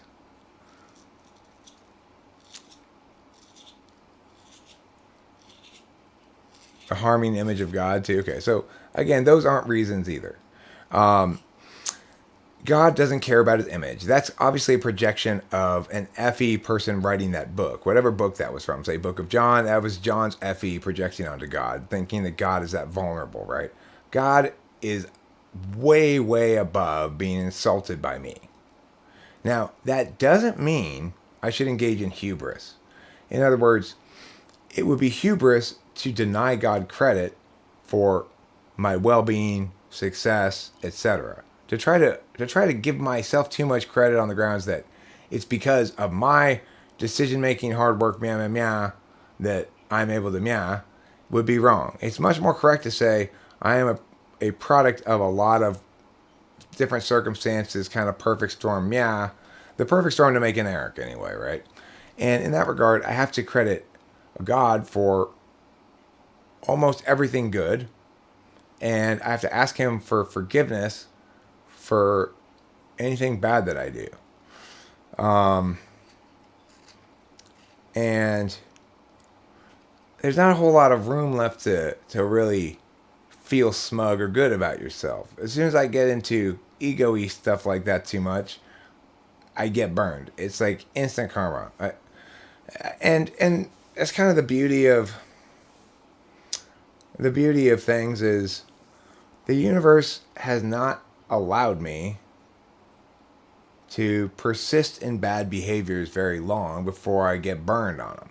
And I won't get burned in ways that are permanently bad. It's just sort of instructive, So I'm blessed because God loves me. Now, if I had a shitty life, I might have a different perspective about God, right?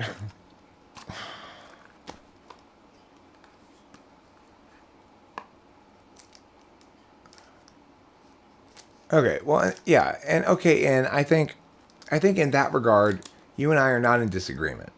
I don't want to deny God his due or try to take credit for things that are fundamentally out of my control. And when I engage in that kind of hubris, I experience instant karma. The problem is when you try to define blasphemy, you're ignoring the only thing that matters, which is what's my underlying intention here? What am I really expressing? I'm not responsible for how you interpret it unless I knowingly present something that I suspect you'll interpret differently than I hope, right? You may not end up interpreting things how I mean them, but to the extent that I've engaged in actual blasphemy before, it's been hubris. It's been thinking that a bunch of shit coming together for me all at once so that we really kicked ass in this tournament or something is all thanks to me and my genius. And then I get burned somehow, because because a good relationship with God recognizes, from my perspective, my own smallness in one sense. That is to say, I'm without God, I'm incredibly small. But also my own greatness in the sense that God has a destiny in mind for me because I'm special. Are you special too? I don't know. You have your own relationship with God. You find out. I don't know. I'm not making any claims about you. I'm just saying I'm both incredibly small as not an agent of God, and as an agent of God, I've got an important destiny and big things ahead of me. So it's ultimately, do I want to attach myself to a powerful steam engine or walk by myself? I'm never going to get anywhere walking. I want to attach myself to a powerful steam engine, and that's adhering to God's destiny for me and not deviating from it.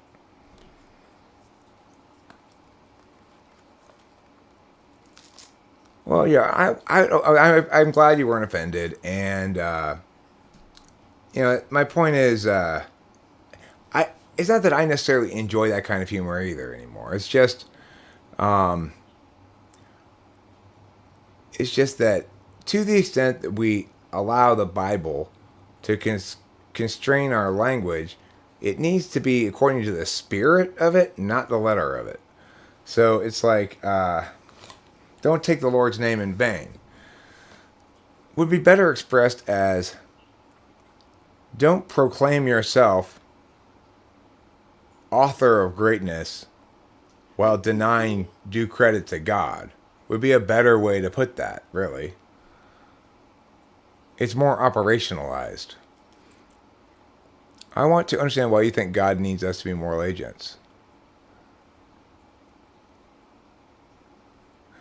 Well, because I mean, the thing is, the answer is this. I don't think that, right? I operate under the assumption that God has a destiny for me, and that it includes doing good, doing God's work, not the devil's work, right? So,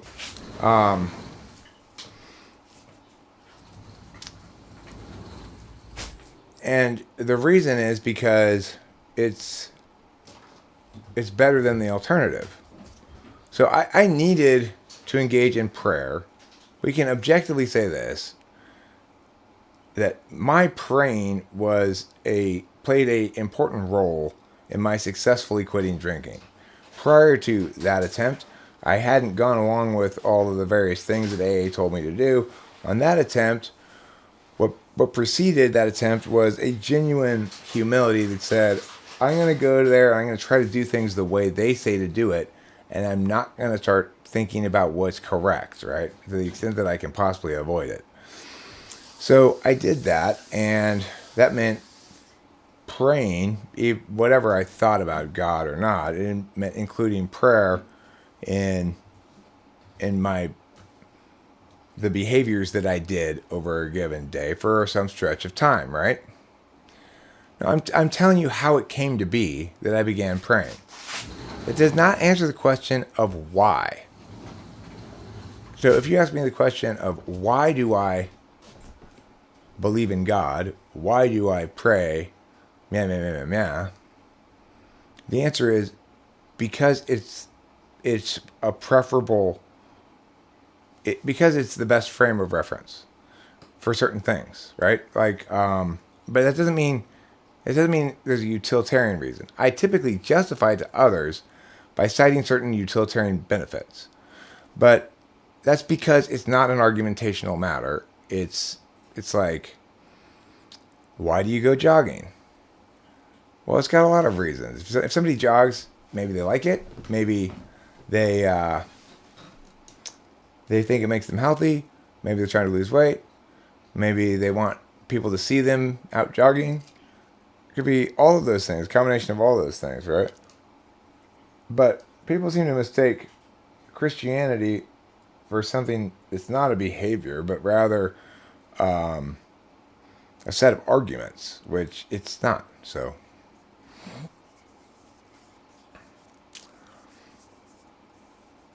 I mean, look, the thing is this. My basic position is that we have to have God to answer questions about positive moral indications.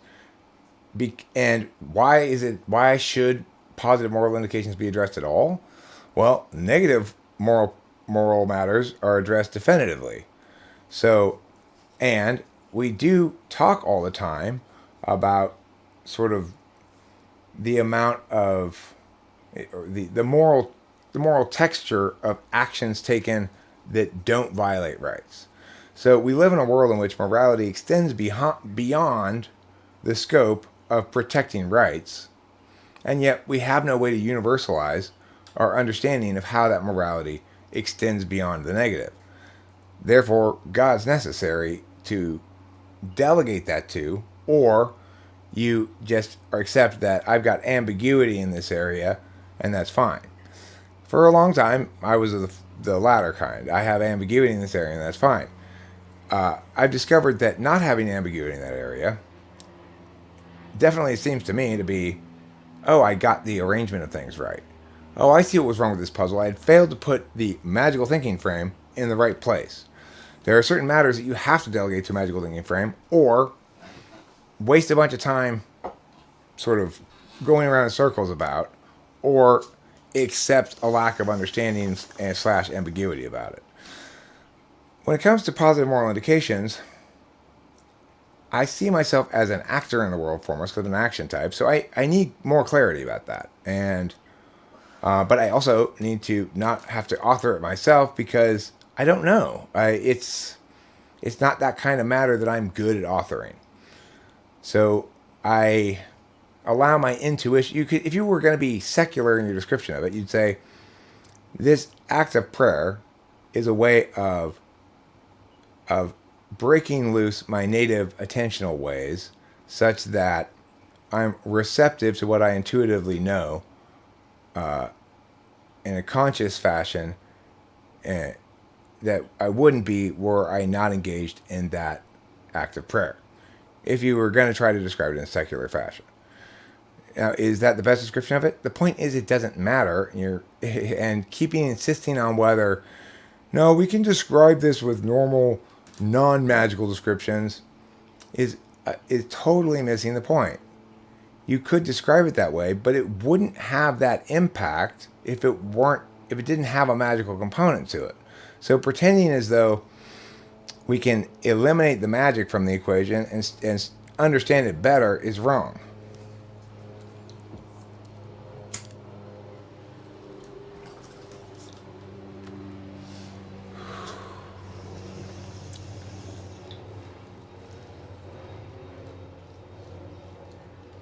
So Sep says, also morality precedes the concept of God. Why the concept of God? For the reasons I just articulated. Because, yes, because we can't universally determine positive moral indications with any kind of reason. So it's left up to each individual to figure out their own way to determine those positive moral indications. The most effective and efficient way to do it is to delegate it to a magical thinking frame called God.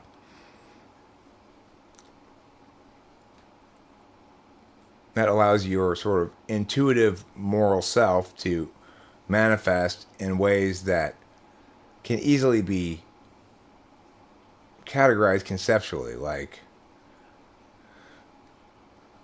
oh, this is the product of a interface between me and God, renders it into the kind of object that can be utilized in general without having to be justified. And there are some things in life that you need that for. If you don't have that, then the only thing you have to justify with is, well, I guess this seems better to me, you know. And it's hard to have real conviction like that. You're kind of stuck. Everybody's kind of stuck with a choice in life. There's no meaningful way to be an absolutist about relativism, okay? So it's not like you're looking at different kinds of absolutists. You got a choice. You got a choice to commit to certain things and refine those advocacies and affirmations down into things that can't be disputed meaningfully. Or you get to live with ambiguity and not having answers, and your answer always being, well, it depends, or I don't know. The thing is, in practice, we know that when we're actually making decisions, it depends and I don't know aren't decision-making processes at all. That in reality, we're here to live our lives and not spend all of our time figuring out for ourselves exactly how. We're going to need to take some shortcuts or else we'll turn into an INTP. You know, I mean, if you want to be an INTP and try to figure out everything, then you'll be ready to start living around 120. You'll have everything figured out by then, you know.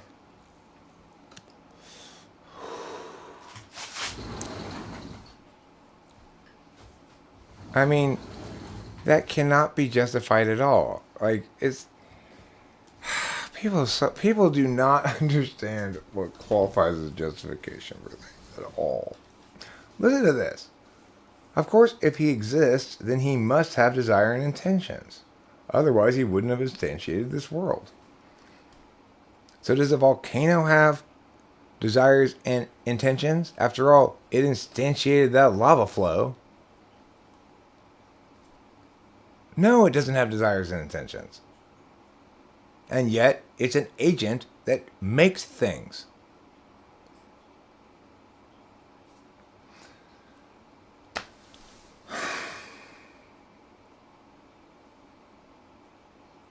It's just, you know, it's like you're still arguing with me, Khalifa. Okay, so you're saying if he exists and is a conscious being, then he must have desires and intentions. So you're saying conscious existence is defined as that which has desires and intentions, right? As well as agency. So you're saying it's not just, you are describing God then as a living agent. But God's neither a living agent, nor a non-living agent, nor a non-living object, nor a dead object. Okay? Everybody get that? Those are the 4 categories of things. Living agents, non-living objects, and dead objects. God is none of those things. We know this because what makes something a living agent? The capacity to make stuff happen independently and the capacity to die. So, nope. Saying God must have the qualities of living agents is wrong because God doesn't have the capacity to die, therefore doesn't qualify as a living agent. Right? When is the part where you say, wow, Eric, here are all the corrections I've learned something from so far? You just move on to the next thing. So I just made clear to you why what you said was wrong. Correct? I don't care if you're talking to me or not. Your arguments are on the flow. It's not about you. Your words exist independently of you. I'm trying to help you understand that.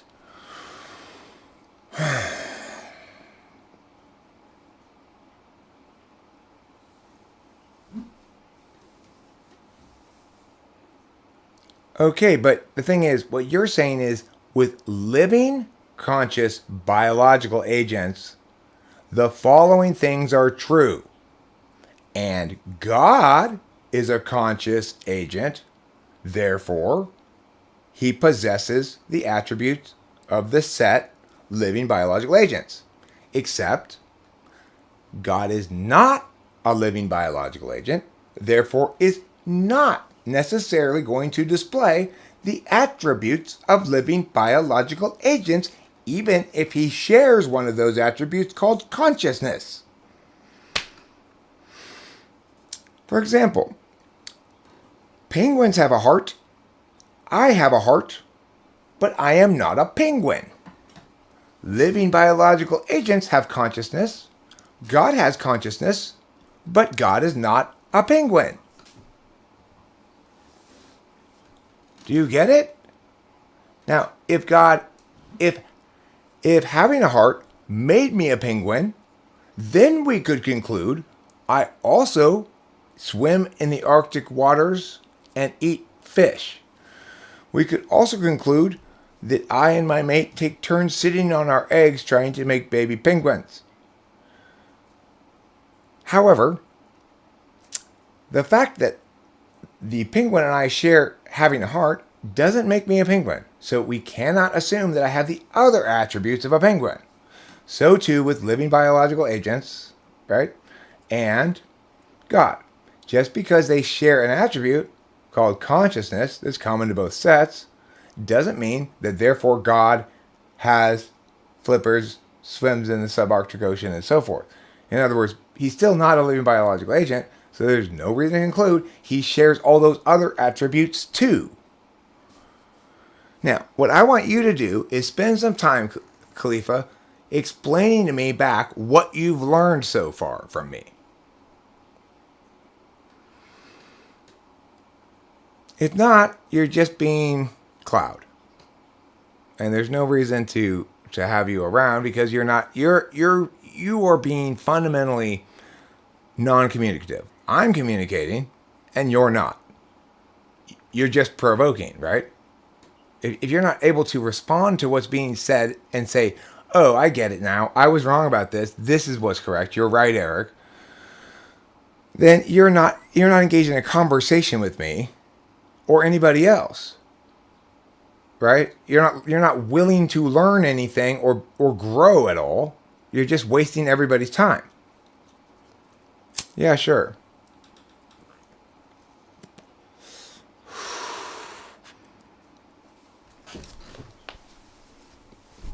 It's about time to go get whippets. I do not want to argue about God.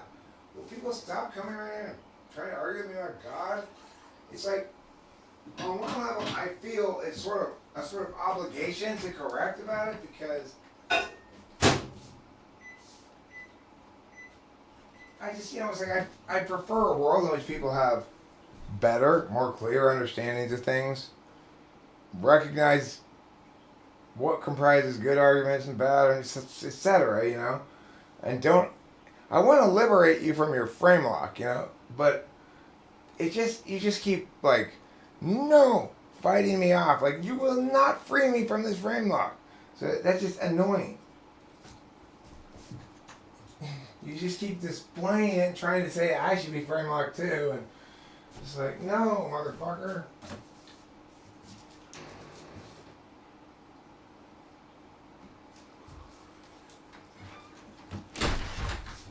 You make me wonder if helping humanity is a waste of time. Here I am, helping you by telling you how wrong you are, and you're not even appreciating it.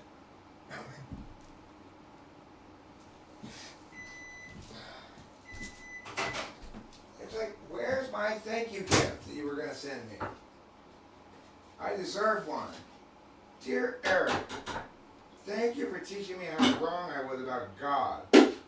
Love, Khalifa. Are you Wiz Khalifa's brother? Is that what you are?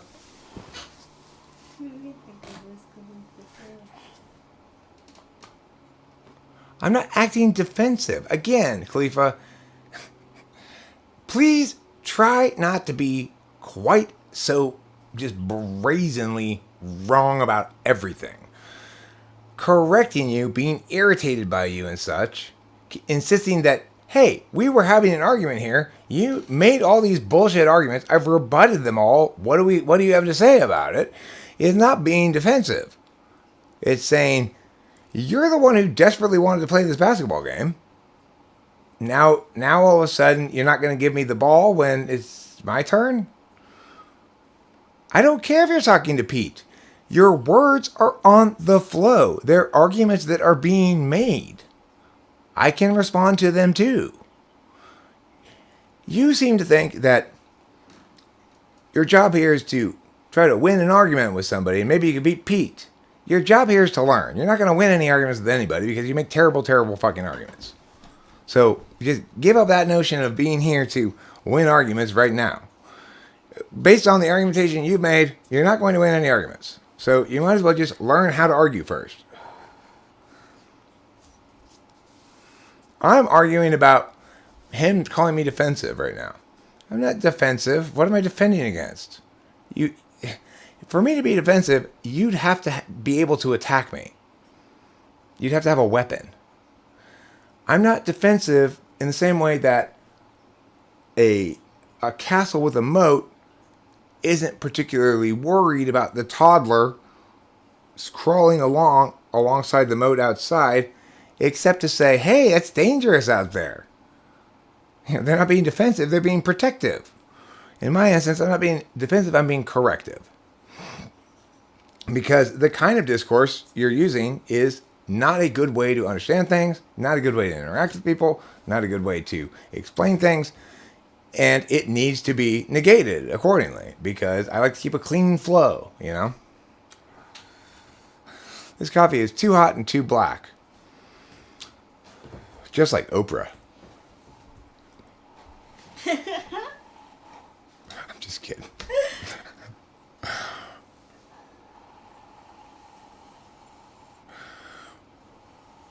And most importantly, you should want your arguments to be validated by the strongest negation.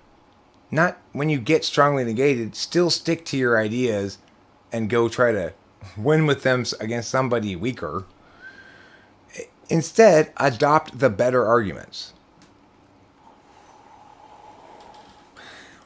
You aren't your arguments. Don't mistake yourself for what you're saying. Once you realize that, you don't have to be attached to them, and you can always choose to make the best arguments, then you'll always be correct.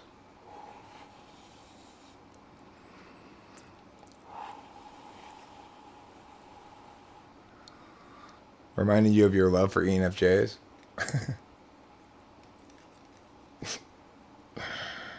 Okay. Well, I mean, obviously. Look, it's no offense to Peter Dentici. I'm not saying he's weak.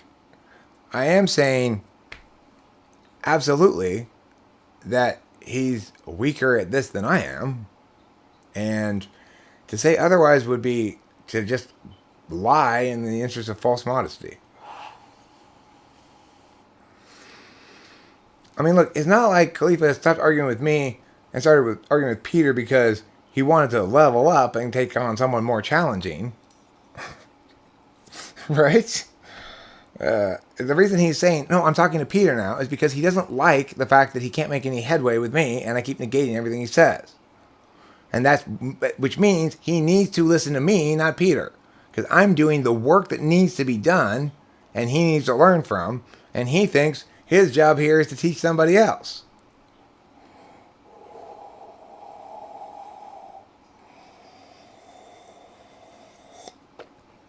No, I did call you weaker. I definitely did. I said you were weaker than me, but I mean, I don't. There's nobody here that I wouldn't say that about. That I can see here. I might hesitate to say that about, say, I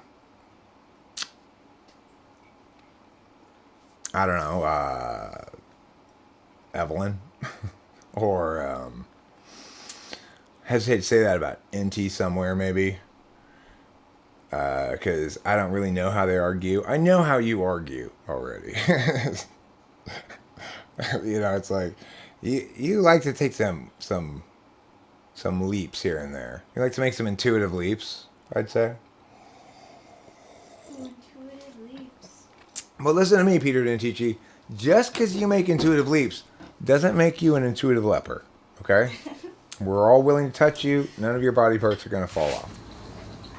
Oh, don't know. I mean, I'd hesitate to say that about any INTP because even though they're not actively demonstrating how good they are, they're probably better than they ever demonstrate, right? So I would hesitate to jump to that conclusion. I have enough experience talking to Peter Dentici that I'm confident that he and I would both agree that when it comes to so-called debating, he's a weaker debater than me. I'm not. I didn't mean it in any sort of assaulting way. It's, you know, it's join at least 99% of the rest of the population in that category, but not absolutely everybody. And the thing is, I probably am a stronger debater than those INTPs as well, because I am not just an NTP, but I'm a debate coach. And that matters some, right? I do have a lot of SI knowledge about rhetoric and argumentation that most INTPs probably don't have. But if I were affirming and they were negating, it would probably be a toss-up regardless, because the INTPs are maximally good at negating someone else's affirmation.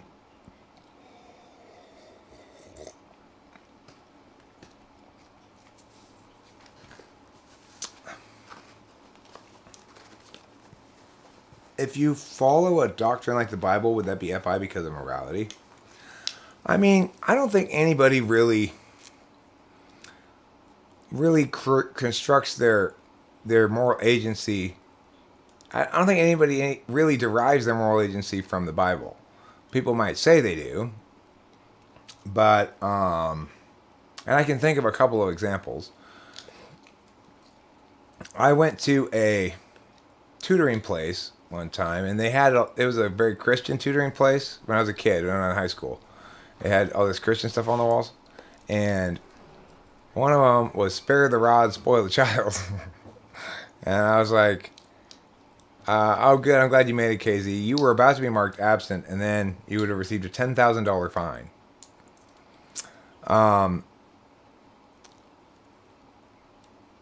So what was I saying? Oh yeah. So I was talking to the guy about it, and he was happy to talk about it with me because I was sort of asking him questions. I wasn't like attacking it. Like, so what does that mean exactly? And why do they think that?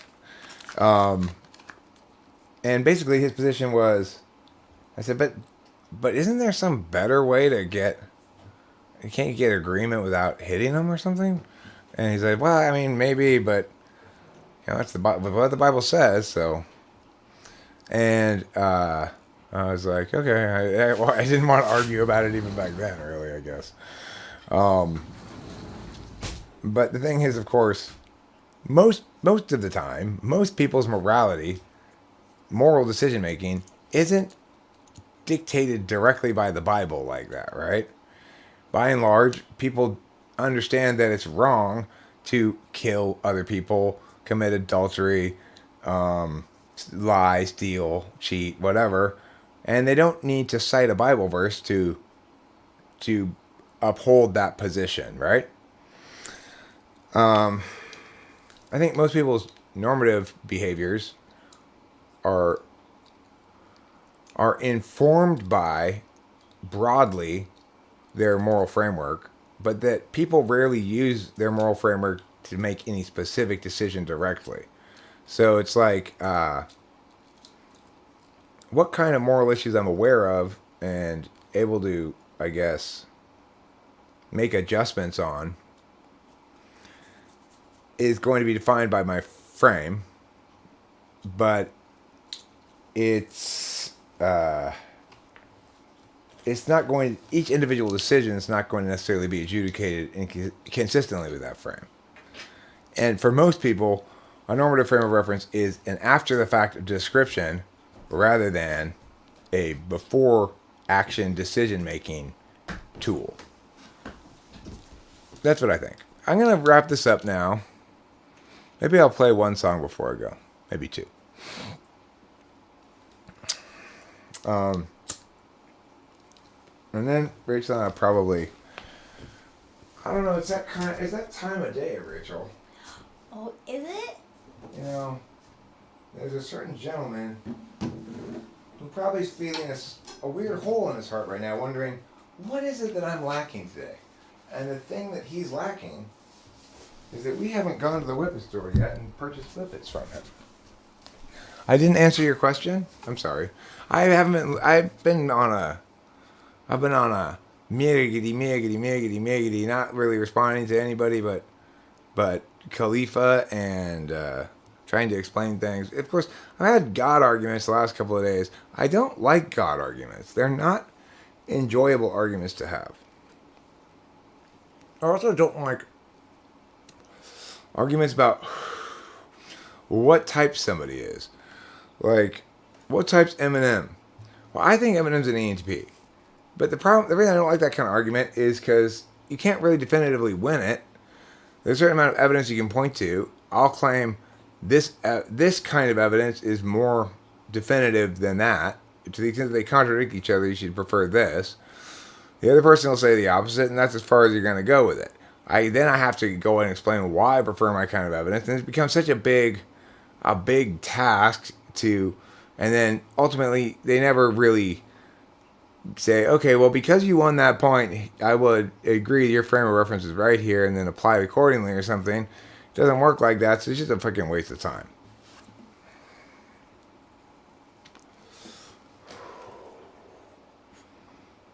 Okay. This is hymn 483.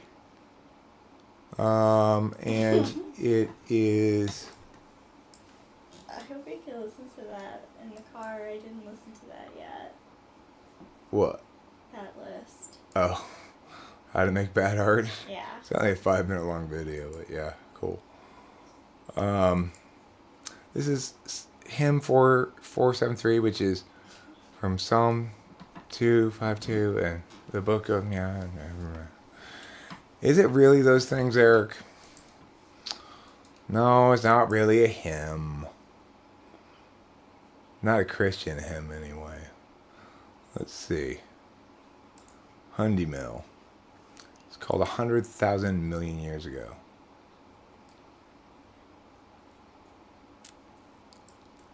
And I will play it for you now.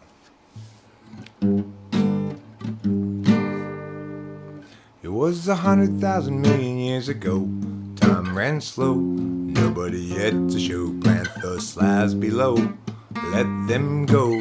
They will start to grow. More years ensue. Tears gnashing through. Holy slabs come into view.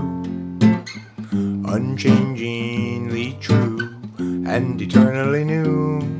But when the slope appears in charge today, options at large steer other ways. Give each a chance now, quick wants to check, but don't get caught standing on deck. The slope presents a fork. It's not easy stopping short, too far along to turn around. And the better course was headed ever north. Now there's a fitter force, enemy ground. It was 100,000 million years ago. Time ran slow, nobody yet to show. Place those slabs below and let them go. They will start to grow. More years ensue and tears gnashing through. Holy slabs come into view. unchangingly true, eternally new. But when the slope appears in charge today, options at large steer other ways. Give each a chance now, once quick to check, but don't get caught standing on deck. The slope presents a fork. It's not easy stopping short, too far along to turn around. Perhaps the better course was headed ever north. Now there's a bitter force, enemy ground. It was 100,000 million years ago. Thanks, darling. That was a pretty good rendition of it. I was trying to play it very mic aware. I didn't turn down the mic levels at all. So if I'm not playing it super mic aware, then it'll peak out, you know. So I don't have a compressor running on this. Although apparently I could do it right now in OBS, thanks to what Gen Xeal told me earlier. Like, if you right click on the mic source, it's got filters. I didn't know that. That would have been very helpful to know a long time ago. But next time I'll try it out. I don't trust audio filters until I've tried them out a bit. You know, it's like what Gen Xeal said earlier. What was his problem? Well, I'll tell you what his problem was. He had his noise gate floor too high. So it was cutting off the ends of his words. Well, that's no good. I don't want to make that mistake. Eric, you have made so many mistakes like that in your life that you cannot even begin to keep count. Shh, don't tell them that. Do not tell these people that. That's my secret. It's a very cloudy day in Los Angeles. And today we run out of time.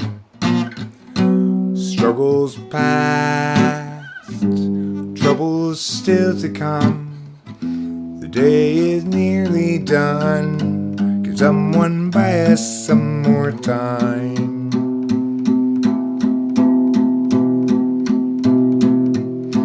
Cloudy day in Los Angeles. Cloudy day in LA. I'm no sort of evangelist, but I have something to say. Life can strangely be forgiving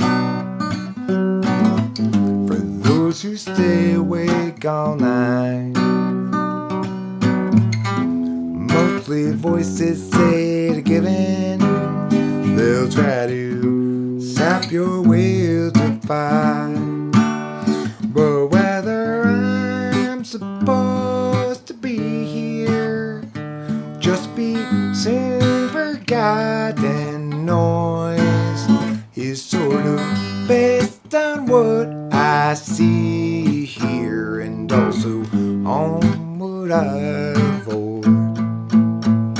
It's a very cloudy day in Los Angeles,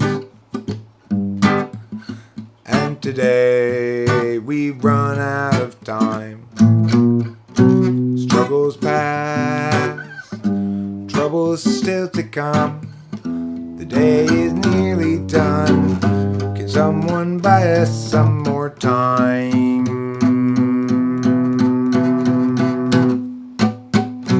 Cloudy day in Los Angeles.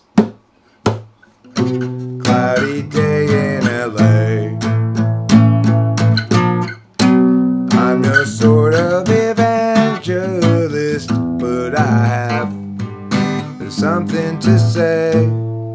Something to say. Thank you, darling. It wasn't a particularly perfect rendition of it or anything. I saw that OKN said Satchel of Helpful Goods, so I will be happy to play that. That one I have memorized, so I don't have to look at anything to play it, which makes it more convenient than other things.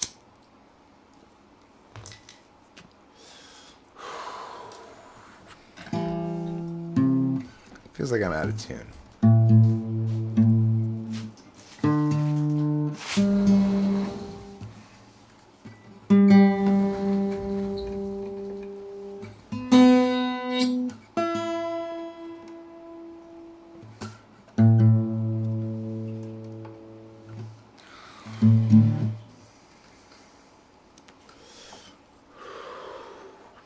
Okay, let's see. Every life lived reaches a time when the road splits in two.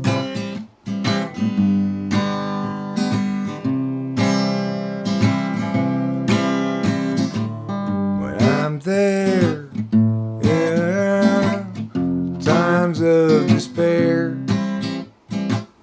the times when it's hard to feel good.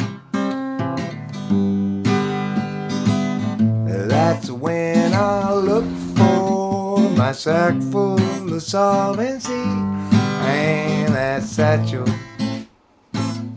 of helpful goods. Satchel of helpful goods. Satchel of helpful goods. Satchel of helpful goods. Every life lived reaches the time when the road comes to an end.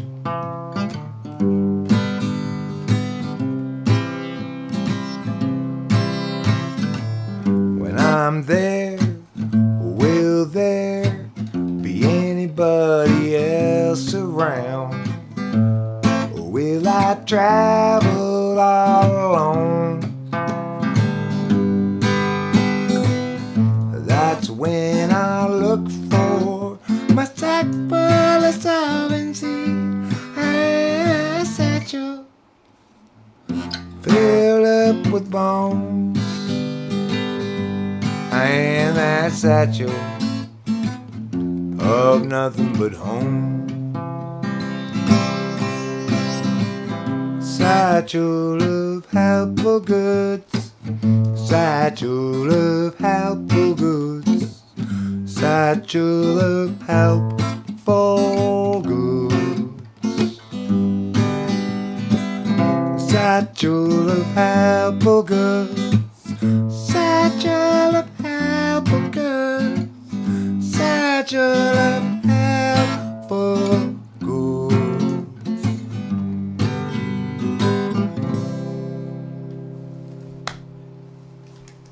That was pretty good.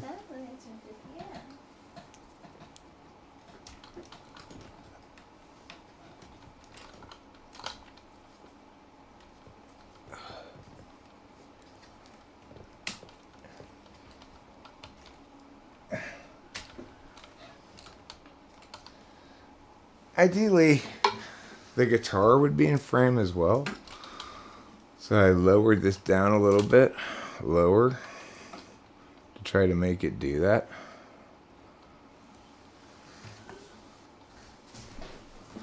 Now this way. Okay.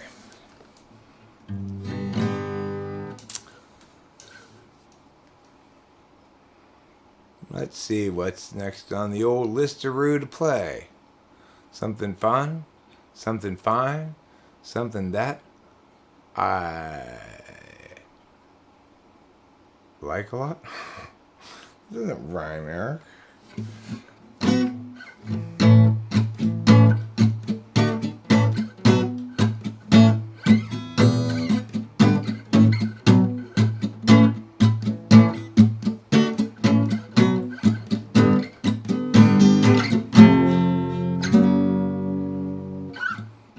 Amelia,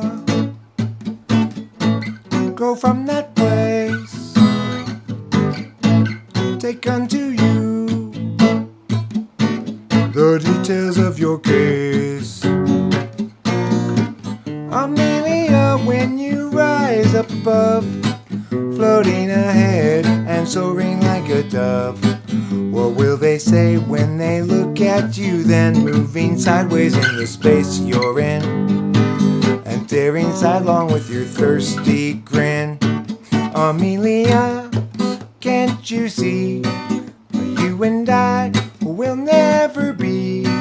Amelia, yet you're still free, with too much opportunity to leave out in the rain. Amelia, Amelia, we're watching you fail for sure, no matter what we do. Amelia, when you rise up above, floating ahead and soaring like a dove, what will they say when they look at you then, moving sideways in the space you're in, and staring sidelong with your thirsty grin? Amelia, can't you see that you and I will never be? Amelia, yet you're still free, with too much opportunity to leave out in the, with too much opportunity to leave out in the, what, too much opportunity to leave out in the rain. Amelia,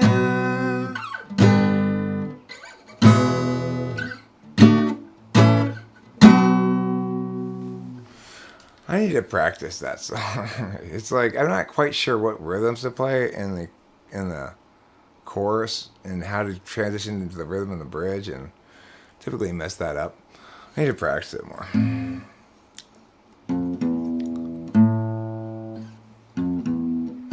Oh, he came here with her, and what's the big problem that you can't endure? It seems so sure you're not appropriate, claiming to blame things on Scott. Despite getting caught, he's got you reframing for him, straining for him, going to the gym to make yourself good and up again.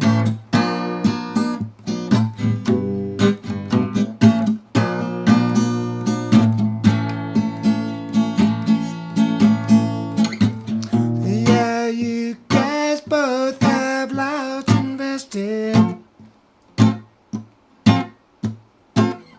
That's not a reason to stay around. Through the years, you've both been tested. Time to move up, find higher ground. Oh, he came here with her, and what's the big problem that you can't endure? You seem so sure it's not appropriate, claiming to blame things on Scott. Despite getting caught, he's got you reframing for him, straining for him, going to the gym to make yourself good enough again.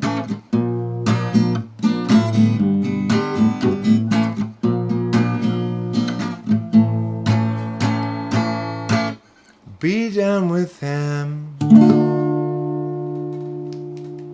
Thanks, darling. That was one of the better times I played that song, actually. I played it pretty damn well that time. The this high singing part, I got all of the chords on the offbeats without fucking it up, which is unusual for me. So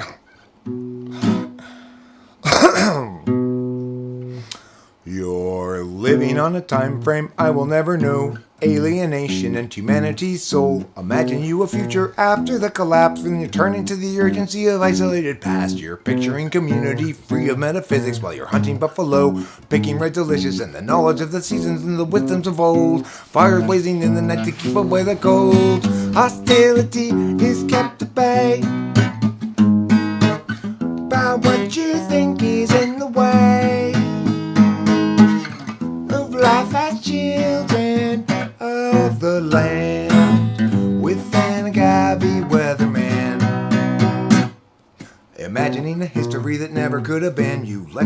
college. Advancement is a sin, lamenting disconnection, and every corporate act asserting all your feelings and ignoring all the facts. Hostility is kept at bay by what you think is in the way of life as children of the land, with an agave weatherman. You find modernity just so banal.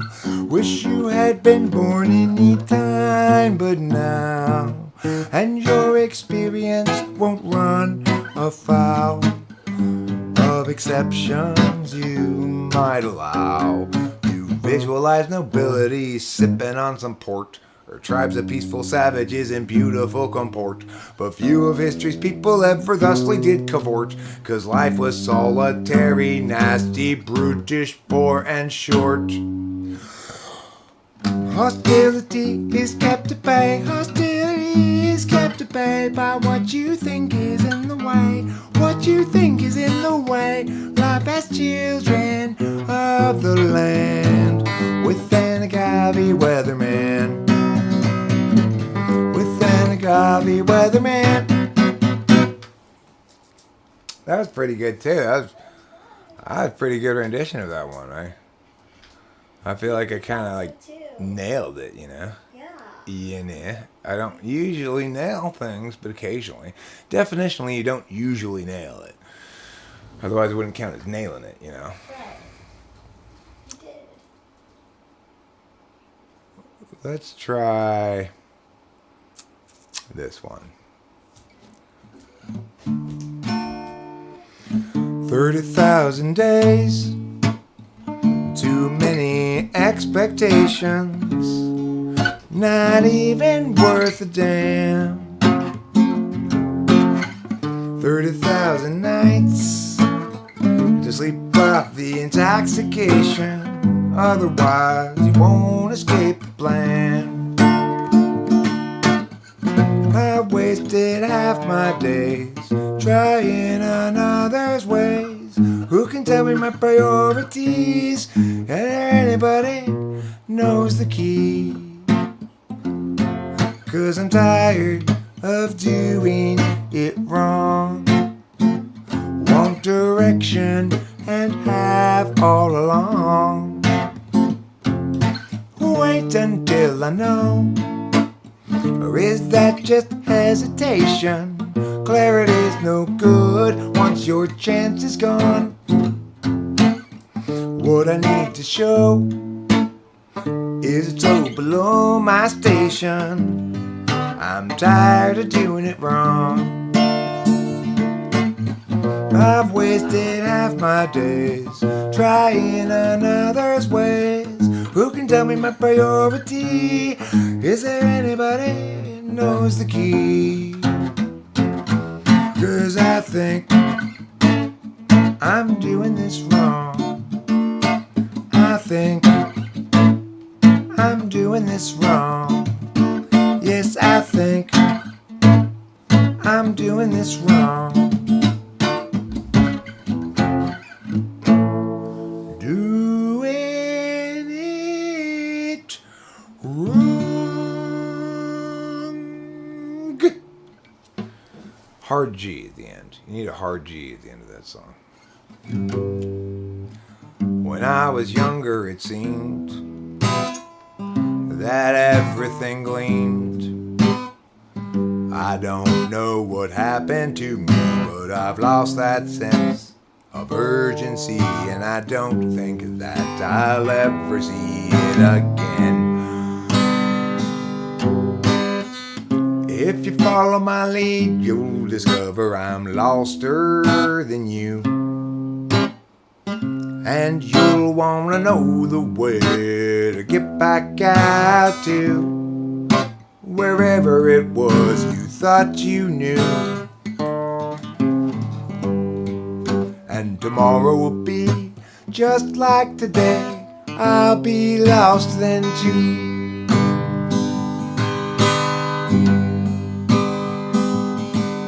It's a matter of mood as much as a matter of will.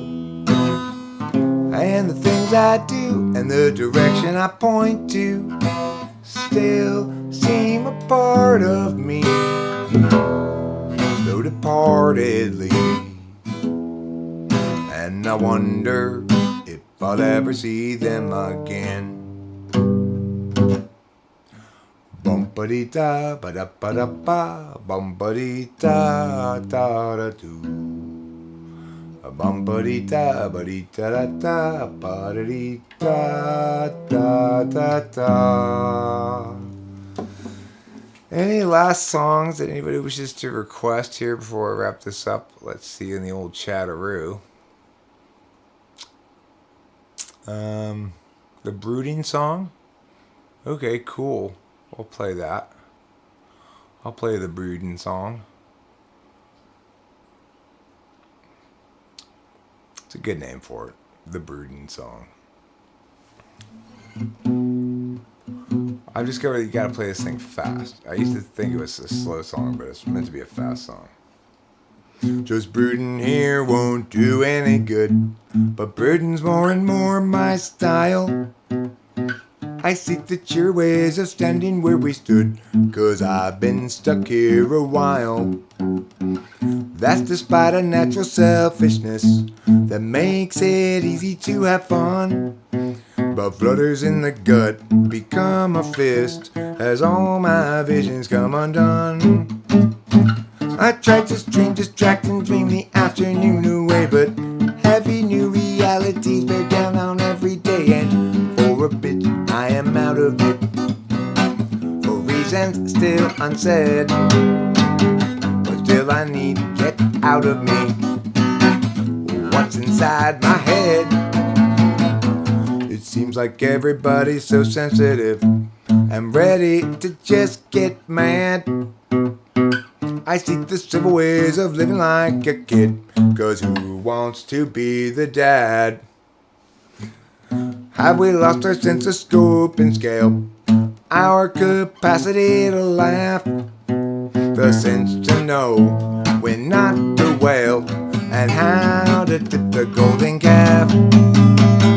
I tried to stream, distract, and dream the afternoon away, but heavy new realities bear down on every day, and for a bit I am out of it, for reasons still unsaid, but still I need to get out of me what's inside my head. And so I'm sad, sad for me, sad for her unhappily, and what you call sorrow I call home. Blues that sing clear down to the bone, down to the bone. Still I'm sad, sad for me, sad for her unhappily, and what you call sorrow I call home. Blues that sing clear down to the bone, down to the bone. Till I'm sad, so I'm sad, sad for me, sad for me, sad for her unhappily, happily. We call sorrow, you call sorrow, I call home. Blues that sing clear down, down to the bone, to the bone, to the bone. Okay, let me see if there's anything else on here that says they want to hear anybody do anything else. No. Okay, I think I'm going to wrap it up with the cover I like to play sometimes. Namely, I'm a white boy trying to do his thing as per me. Or you might call me a rambling man, 'cause I do a lot of thumbing and a kicking cans, and I won't do an answer good to call me names. My daddy wasn't Willie Woodrow, I wasn't born and raised in no ghetto, just a white boy looking for a place to do my thing. Yeah, I don't want no handout living, don't want any part of anything they giving. I'm proud and white and I got a song to sing. Well, I said a few things and I'll admit it. If you want to get ahead, you gotta hump and get it. Just a white boy looking for a place to do my thing. I'm gonna find me a wealthy woman in a line of work that don't take no diploma, 'cause I ain't got much to lose and lost the game. You might call me a good time fella, but I ain't no black and I ain't no yellow, just a white boy looking for a place to do my thing. I don't want no handout living, don't want any part of anything they giving. I'm proud and white and I got a song to sing. Well, I said a few things and I'll admit it. If you wanna get ahead, you gotta hump and get it. Just a white boy looking for a place to do my thing. Small town boy, been around a little, and I like guitar and I like the fiddle, 'cause that's the kind of soul take to fan my flame. Blue-eyed belly, feeling ready. I got to work just to be somebody. Just a white boy looking for a place to do my thing. And I don't want no handout living, don't want any part of anything they giving. I'm proud and white and got a song to sing. Well, I said a few things and I'll admit it. If you wanna get ahead, you gotta hump and get it. Just a white boy looking for a place to do my thing. Well, I said a few things and I'll admit it. If you gotta hump and get it. Just a white boy looking for a place to do my thing. Well, I said a few things and I'll admit it. If you wanna get ahead, you gotta hump and get it. A white boy looking for a place to do my thing.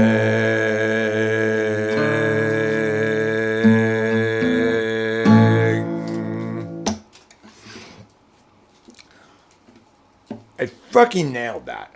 That was fucking awesome.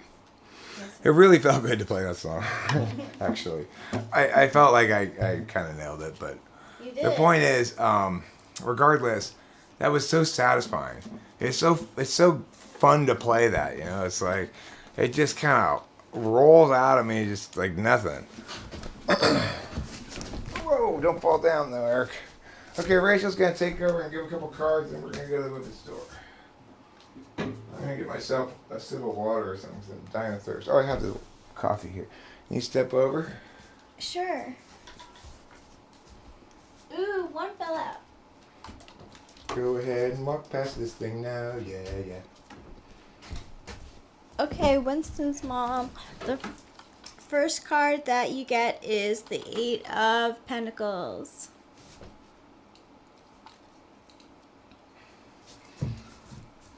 Eight of Pentacles. It says,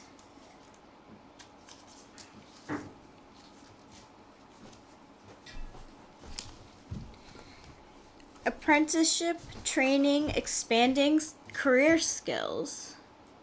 So maybe you have some things that projects, I don't know, around the house, maybe. I'm picturing like this girl's like, she's in a house and she's kind of directing this little bug around. So maybe some house projects. Usually 8 of Pentacles, what is that? That's usually like the worker bee. Worker bee card.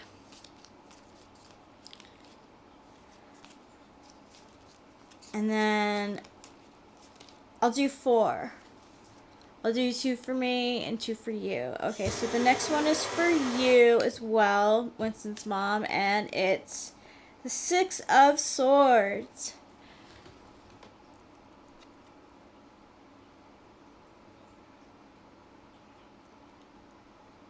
Laying in a boat with the bunny, taking a trip. 6 of Swords. Rest after anxiety, compassion for all parties involved. So that's a nice sign. Even the bad guys? Compassion for the bad guys? I don't know, maybe. Well, that's what Jesus says. 6 of Swords. It's usually the travel card. See, she's like laying down, she's sleeping, and this bunny pushing her toward another place. She's going on a trip. Alright, and usually Swords is, Yes, the travel card. Okay, so card for me, because of this Saturn stuff that's going on with Aquarius retrograde. Me, what's going on with me?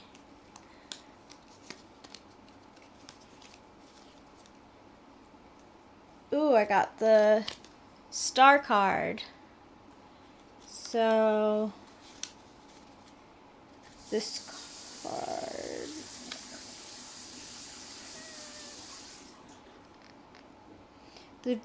The universe sings its eternal song of hope and beauty. Listen and find your own harmonic place in the cosmos. I think that goes for you also, Winston's mom. Some harmonic peace in the cosmos is a nice one, I think, for both of us. Even though it's a retrograde, we could feel it in a positive way. Yeah, I've got to say, I really like the Eternal Song of Love and Beauty. It's way too long. Yeah.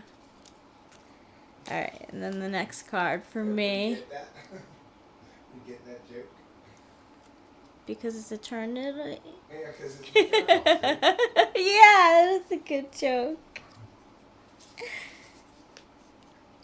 The next card that I got for me is 11, and that is the Justice card, or hold on, let me find it. Strength. Good will always triumph over evil in the long run. You are fighting the good fight. Trust your instincts. So I'm thinking that's even for both of us also, Winston's mom. It's like, I have a feeling that this retrograde, even though it's a retrograde and it hits our Saturn, you know, you have a lot of placements in Aquarius. I do too, at least in Vedic astrology. So even though it's a retrograde, it may hit us in more of a positive way because we are naturally in tune with that kind of awkward, backwards Aquarius energy. Alright. I'm going to have one for host Eric. I think then we'll... I don't get awkward, backwards Aquarius energy. You I get... want graceful forwards energy. Let's find out. Okay, so 10 of rods. What's that one mean? Let's see. I see the picture. Usually that's the burden card. Like, you're carrying too much sticks. That's I'm carrying too many sticks. That's the one where you have the pail instead of the rake, which you want. Oh, I see. I got the wrong tool for the job. Yeah, you got the wrong tool for the job. Let me read it though, because sometimes the different decks have like different interpretations. So 10 of wands. 10. Difficulties. Too many tasks. Lack of help. You can find most of them, Karma Spam. I don't think I have a produced version of the Brooding song that I'm happy with, but